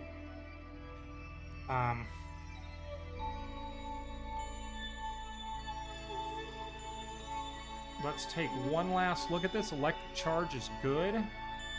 This thing is happy. Our monoprop, we still have a huge amount of monoprop, which we can use to circularize the orbit with later. I would say we are pretty locked and loaded for this guy. The radiators are working very hard, but they are radiating, so that's good. It's probably just because this thing holds a absolutely massive amount of heat in it. And I think that these radiators aren't actually servicing the entire craft. That's okay, though. Absolutely amazing. Perfect. That right there was a perfect launch of our spacecraft. Now we are sitting empty. We are very low on fuel, actually. Yeah. So this thing should hopefully not be quite as much of a handful upon landing. We're going to go ahead and switch this to air breathing. We're going to go ahead and open our air intakes. They are open. And we are going to prep... Actually, no, we need to switch this back to closed cycle for now. Okay, closed cycle, air breathing. Closed cycle. Okay, because we actually need to do some maneuvers to get home. So yeah, let's go ahead and start setting up for maneuvers. First, I'm going to go ahead and turn our RCS off. Okay, RCS is off. Let's go ahead and control from here. Okay, I'm not quite sure why we can't turn normal or anti-normal. Oh, it's because we have a target. Shit. Okay, there we go. Okay, let's get home. KSP is that's the Woomerang or desert launch site. We don't want that. We want that. So let's go ahead and climb accelerate a little bit. Whoa! And what we're trying to do is put the KSP or the what we're trying to do is put that on the opposite side of the planet and in the light. Add maneuver. I want to slow down, and I want to bring our speed down to about 35 kilometers. I'm actually going to go down to 30 because 35 just hasn't quite been as aggressive as we need to for something this size, because we start flying pretty high up on this thing. Like this big girl, she likes flying.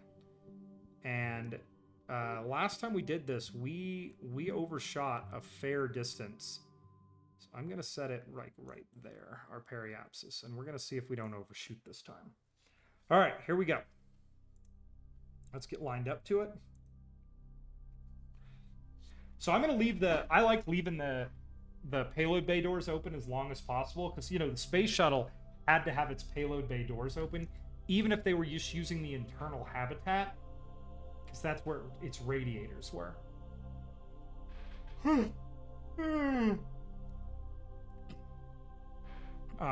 was also actually a really interesting thing that the astronauts were prepped to do. If the payload bay doors wouldn't shut, they had a system where a guy would go EVA. He would basically almost ratchet strap the payload bay doors shut and then take cover inside the payload bay for landing. They never had to do it, but it was a system they had. There was a lot of wackiness with the space shuttle. Okay, we're going to come around here.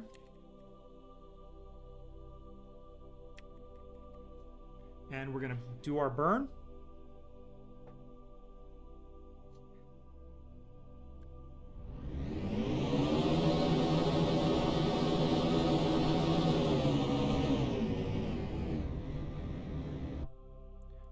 Okay, we're going to switch around to face our velocity vector. So you can see you can actually see inside the payload bay, which is very helpful.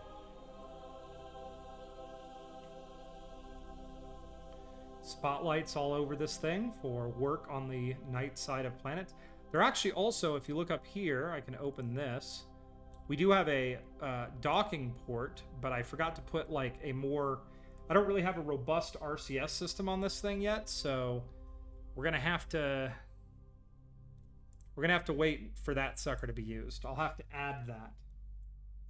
Okay, we're gonna get oriented for re-entry. And hopefully we'll be able to come around to the light side of the planet, and I can more carefully prep for re-entry then. We're at a pretty high orbit, 100 kilometers for this thing. We may start re-entry on the night side. In fact, it looks like that is what we will do. All right. That's okay. Let's go ahead and retract our solar panels.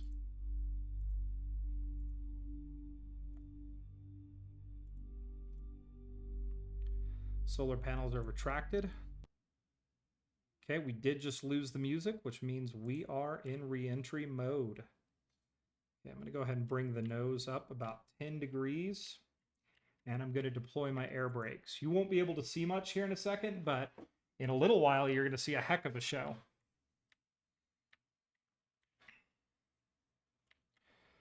Okay, here we go. Not super exciting, but don't worry, it will be. Just see some light bleeding out onto the canards there and onto the front of the craft from those rear spotlights. I could actually turn those off if I wanted to be realistic, but we'll leave them on. We have enough. This thing is pretty over batteried for what it is. And all right, we're at 63. At about 50, we'll start to see fireworks. Okay, let's check and make sure our air intakes are open. Yes, they are. We are on closed cycle. Let's go ahead and switch to air breathing mode for those engines. These engines will remain deactivated as we no longer need them. Level flight should be possible with this small amount of weight on 4 of these rapiers. I should bind those engines to action groups as well, which I will do. I'm actually going to decide to set up all my engines to switch at the same time. I didn't need 2-stage switching like I thought I would. And have my intakes also close all at the same time. And we'll let this craft continue to be our heavy lift. I do like having the whiplash engines on the other version of this thing, but we'll continue to have this guy be our heavy lift craft. In fact, this may become our only version of the space plane that we use. Okay, coming up on 55,000, the nose cone, or the nose of it, is beginning to heat up. You start to see a little bit of red glow there. And we're going to try to put her down at the field next to the KSP. I have not landed this thing on field or near the KSP yet. This thing has one landing to its name where it would not stop rolling, which is why we have these parachutes. When we land, we're going to open the parachutes up. Here we go, everybody. All right, we had a camera change there. Oh my, look at that. That is pretty right there. I'll tell you, KSP, it ain't a perfect game, but man, there are some times where it is just really pretty. Like, what a pretty game sometimes.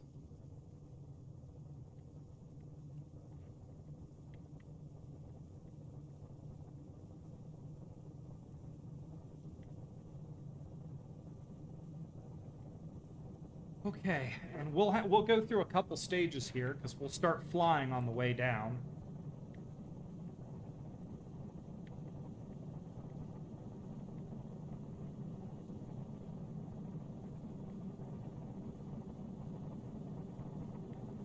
That is a beautiful view.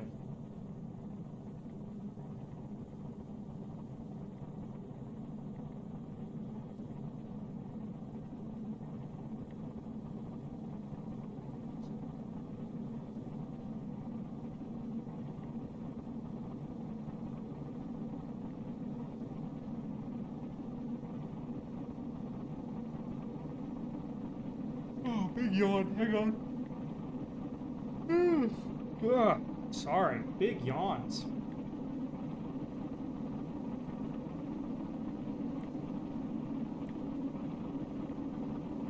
Okay, we got at least one heat bar down here that's showing up, but other than that, we're looking pretty good.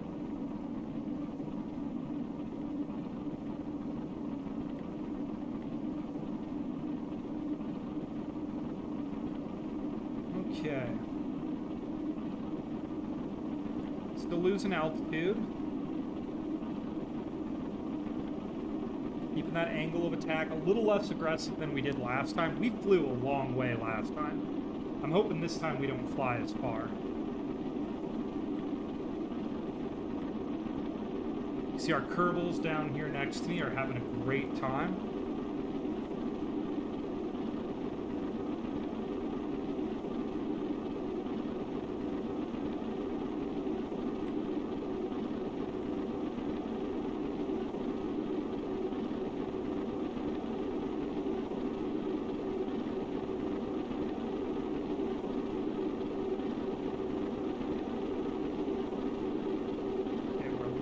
Far from the KSC, so I'm actually gonna let the nose come up a little bit, and we're gonna fly a ways. If it'll fly, I don't know. We might be coming down no matter what. Might see if I can close my air brakes up. Let's see if I can get a little bit more. Nope, we're coming down no matter what. We may have to end up flying over to the KSC. That's all right.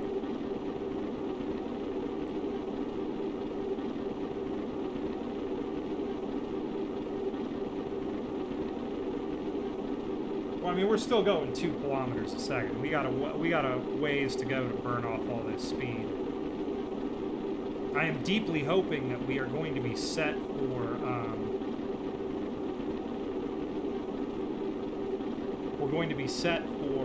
engine activation as we get a little bit slower. And I'm hoping that these 4 central guys are enough to keep this thing in the air.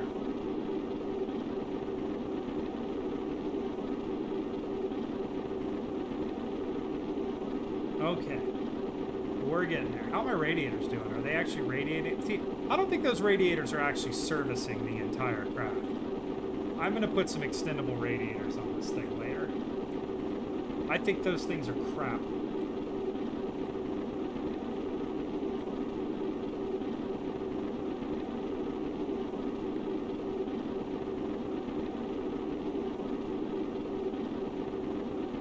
Still traveling at 2 kilometers a second at 38,000 meters.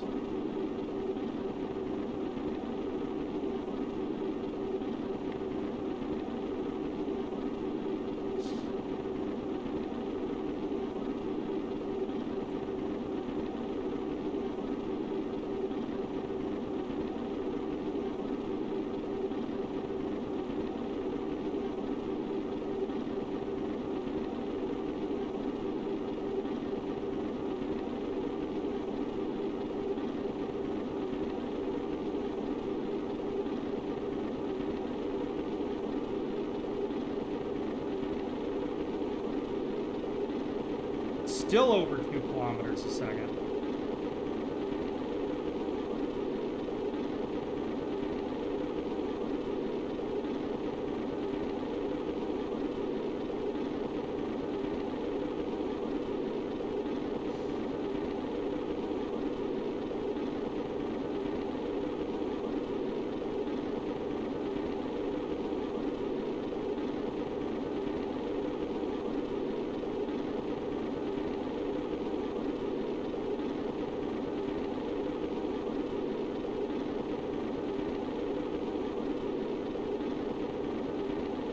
It does seem like we're actually beginning to slow down at like an immeasurable and appreciable rate.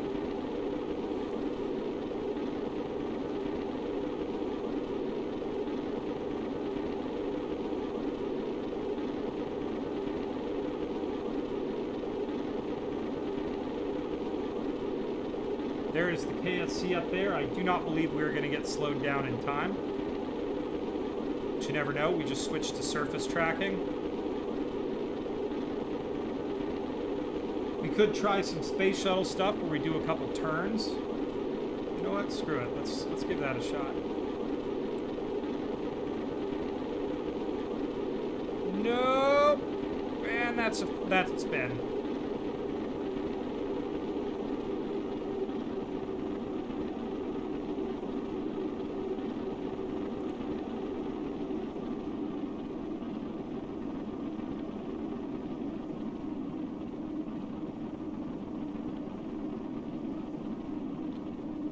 Just gonna let her do her thing. Whoop whoop. Attitude. Whoop whoop. Attitude.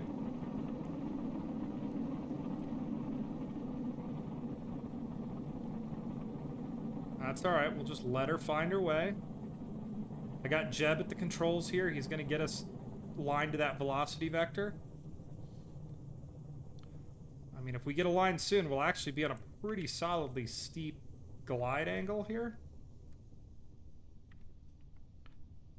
I think what we need probably is another, like some more, what's it called? Like, reaction wheels to hold this thing a bit more steady.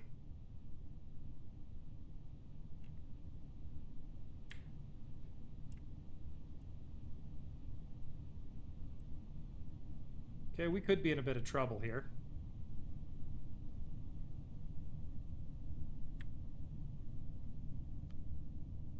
We are having a hard time actually recovering to flight.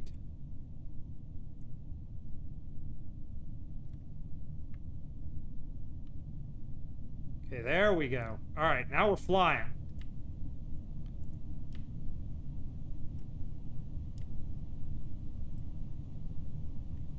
No, no, no, no.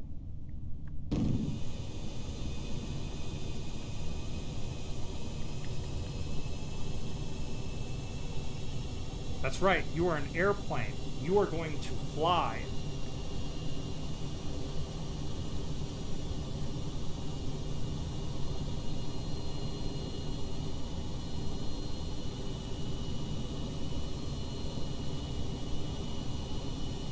Okay. Deep breath, everybody. Yeah, this thing needs a lot of control. What's going on, Eclipse? How are you? This thing kind of sucks at everything that it does.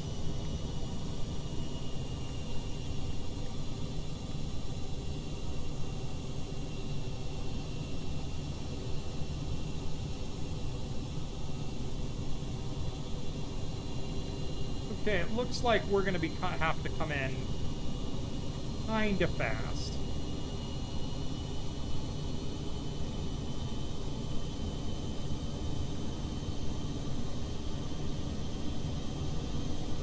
Okay. Come on. Okay, we're not in terrible position here on our lineup.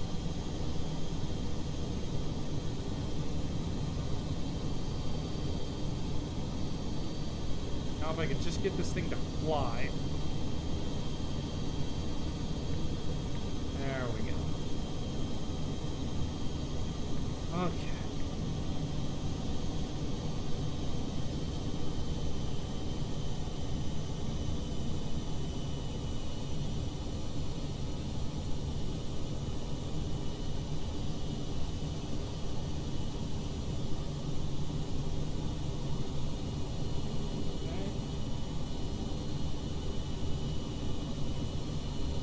Don't do that. Don't do that. Don't do that. Come on.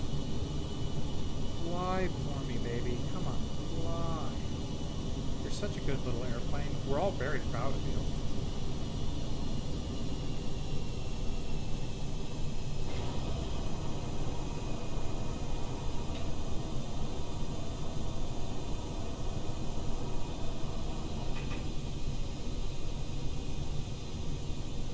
Alright, I'm no longer aiming for the runway. We're going to put her down on the field. Dry lake bed, you know? Better than a runway. That's where they used to land the space shuttles.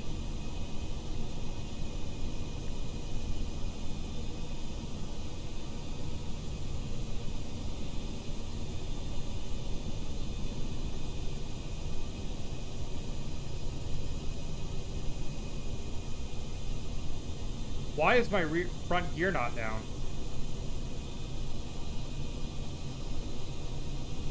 Okay, sweet. We don't have front gear.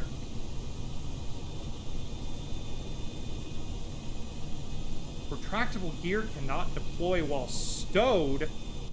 It's not stowed. Alright, well. We'll just do what we can with what we got.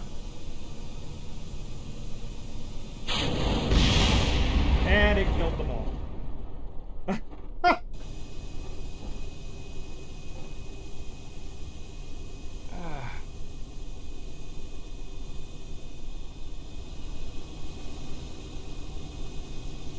God damn it, we lost. Jeb will regen in like a few hours, but god damn it. Alright, well, we're gonna solve that problem.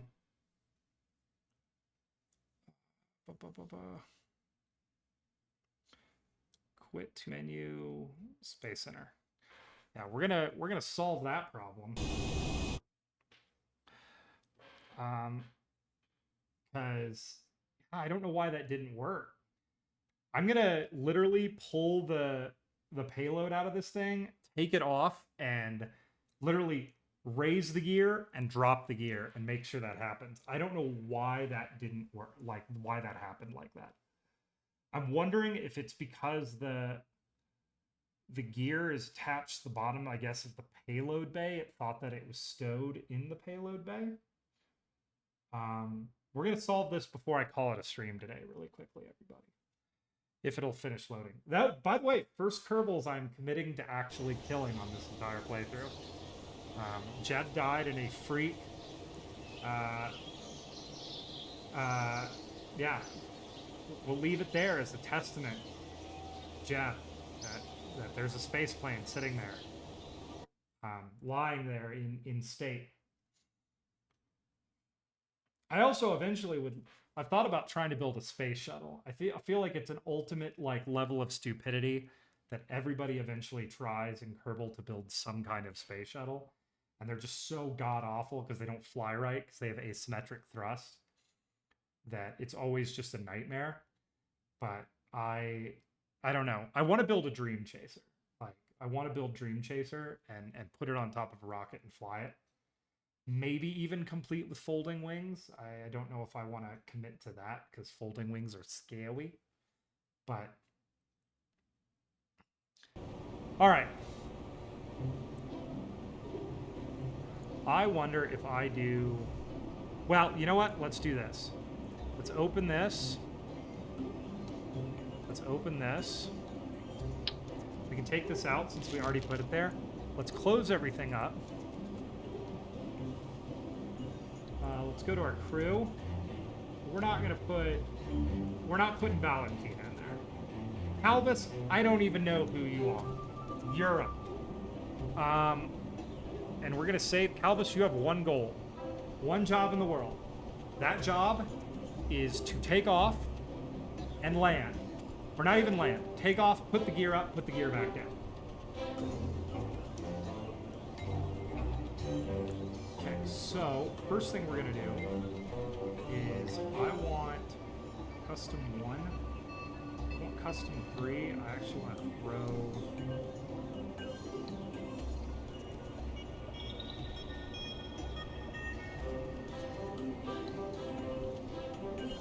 Custom 1.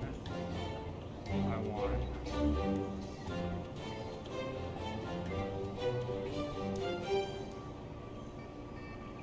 Switch mode. So every single engine switch mode with 1. Then I'm going to go to custom 4, which shuts the intakes. I'm going to select this. I'm going to go reset, reset, reset, reset, reset. Now, I want to make sure I start in air breathing, which is cool. These should start in open.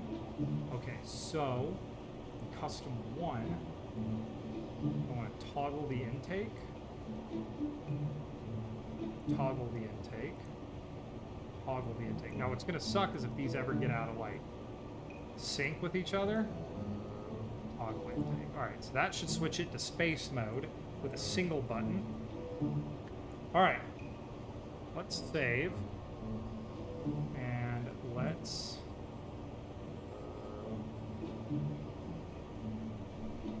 Let's launch this thing. And let's see if... I just want to see the gear go up and down.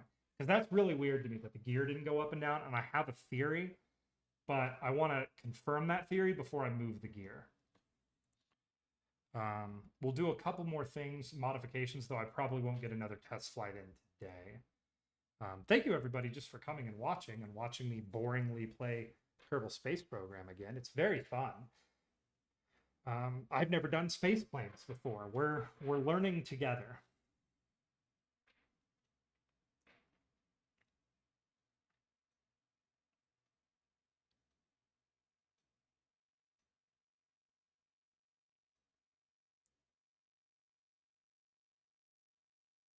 Just waiting for it to load. Do. It's not boring. KSP is hilarious. Well, I mean, you watched me just kill 2 people, and now I'm getting ready to kill a 3rd. Okay, I heard engine sounds. All right. Okay, first we're gonna put our brakes on, and we're gonna go closed cycle air breathing. Okay, these should be okay. Sweet. They work. Okay. Make sure they're on. Okay. I don't know why we're turning. We're going to go ahead and...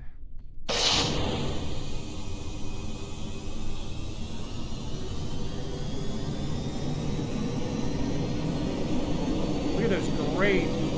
Look at the great graphics right there.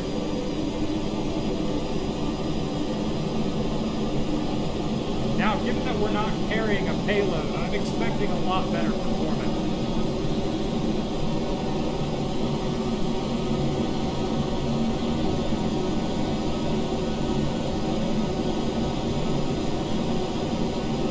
Oh yes, much better. All right, gear up.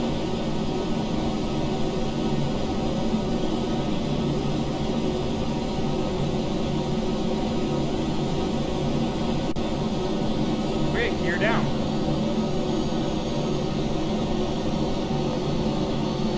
I don't understand what happened. I still think I'm going to move that front gear forward a little bit.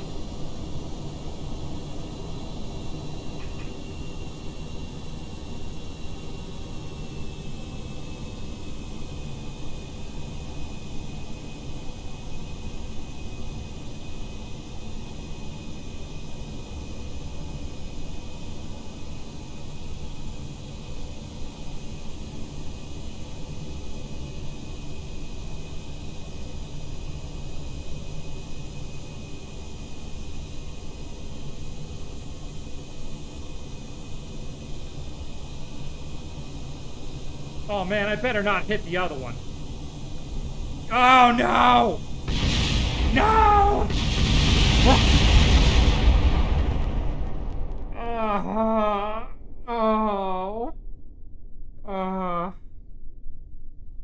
Alright, I'm reverting that one. Revert to spaceplane hangar. I know that the gear comes down. I don't know why it didn't. I'm gonna move it forward. I think it might be too heavy to land. Or I might need to put an additional set of gear on the back. That was a space plane that was very heavy on fuel. Like, these things are not really designed to land when they're running heavy on fuel. I'm gonna take this, and I'm gonna do this.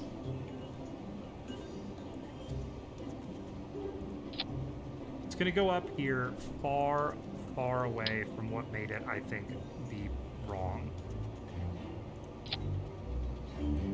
There we go. Alright, and we'll try this again tomorrow. Or not tomorrow, but next week, or whenever I can stream again. Also, everybody, I think I'm going to be streaming next weekend, but I want to give everybody a heads up. I will not be able to stream the following 2 weekends after that, unfortunately. I will be stuck in another town on a business trip, and it's unfortunate, but it's the way things are. Hopefully it won't be this way much longer, but you never know. So anyways, yeah, thank you everybody for watching me blow up Kerbals today. We got to blow up more than normal. It was super fun. And hopefully we'll get to... I think we might blow up more Kerbals next week. I had a good time. Anyways, everybody, thank you so much for... thank you so much for hanging out with me today. Everybody who stopped by, thank you so much. And yeah, I don't know how to... blah. Oh, yeah, check my YouTube and stuff, I guess. Sorry, I'm just super tired today. But yeah, check my YouTube and stuff. Plugs. And yeah, I'll be on next week probably playing KSP and hanging out with everybody. So thank you so much. We'll do more space plane and space station building next week. And maybe we'll even get a successful landing. Because the only successful landing I've had of this giant piece of junk space plane is when I was on another continent landing, rolling through the hills. I don't know how I did it. Anyways, thanks everybody, and I will see you next week.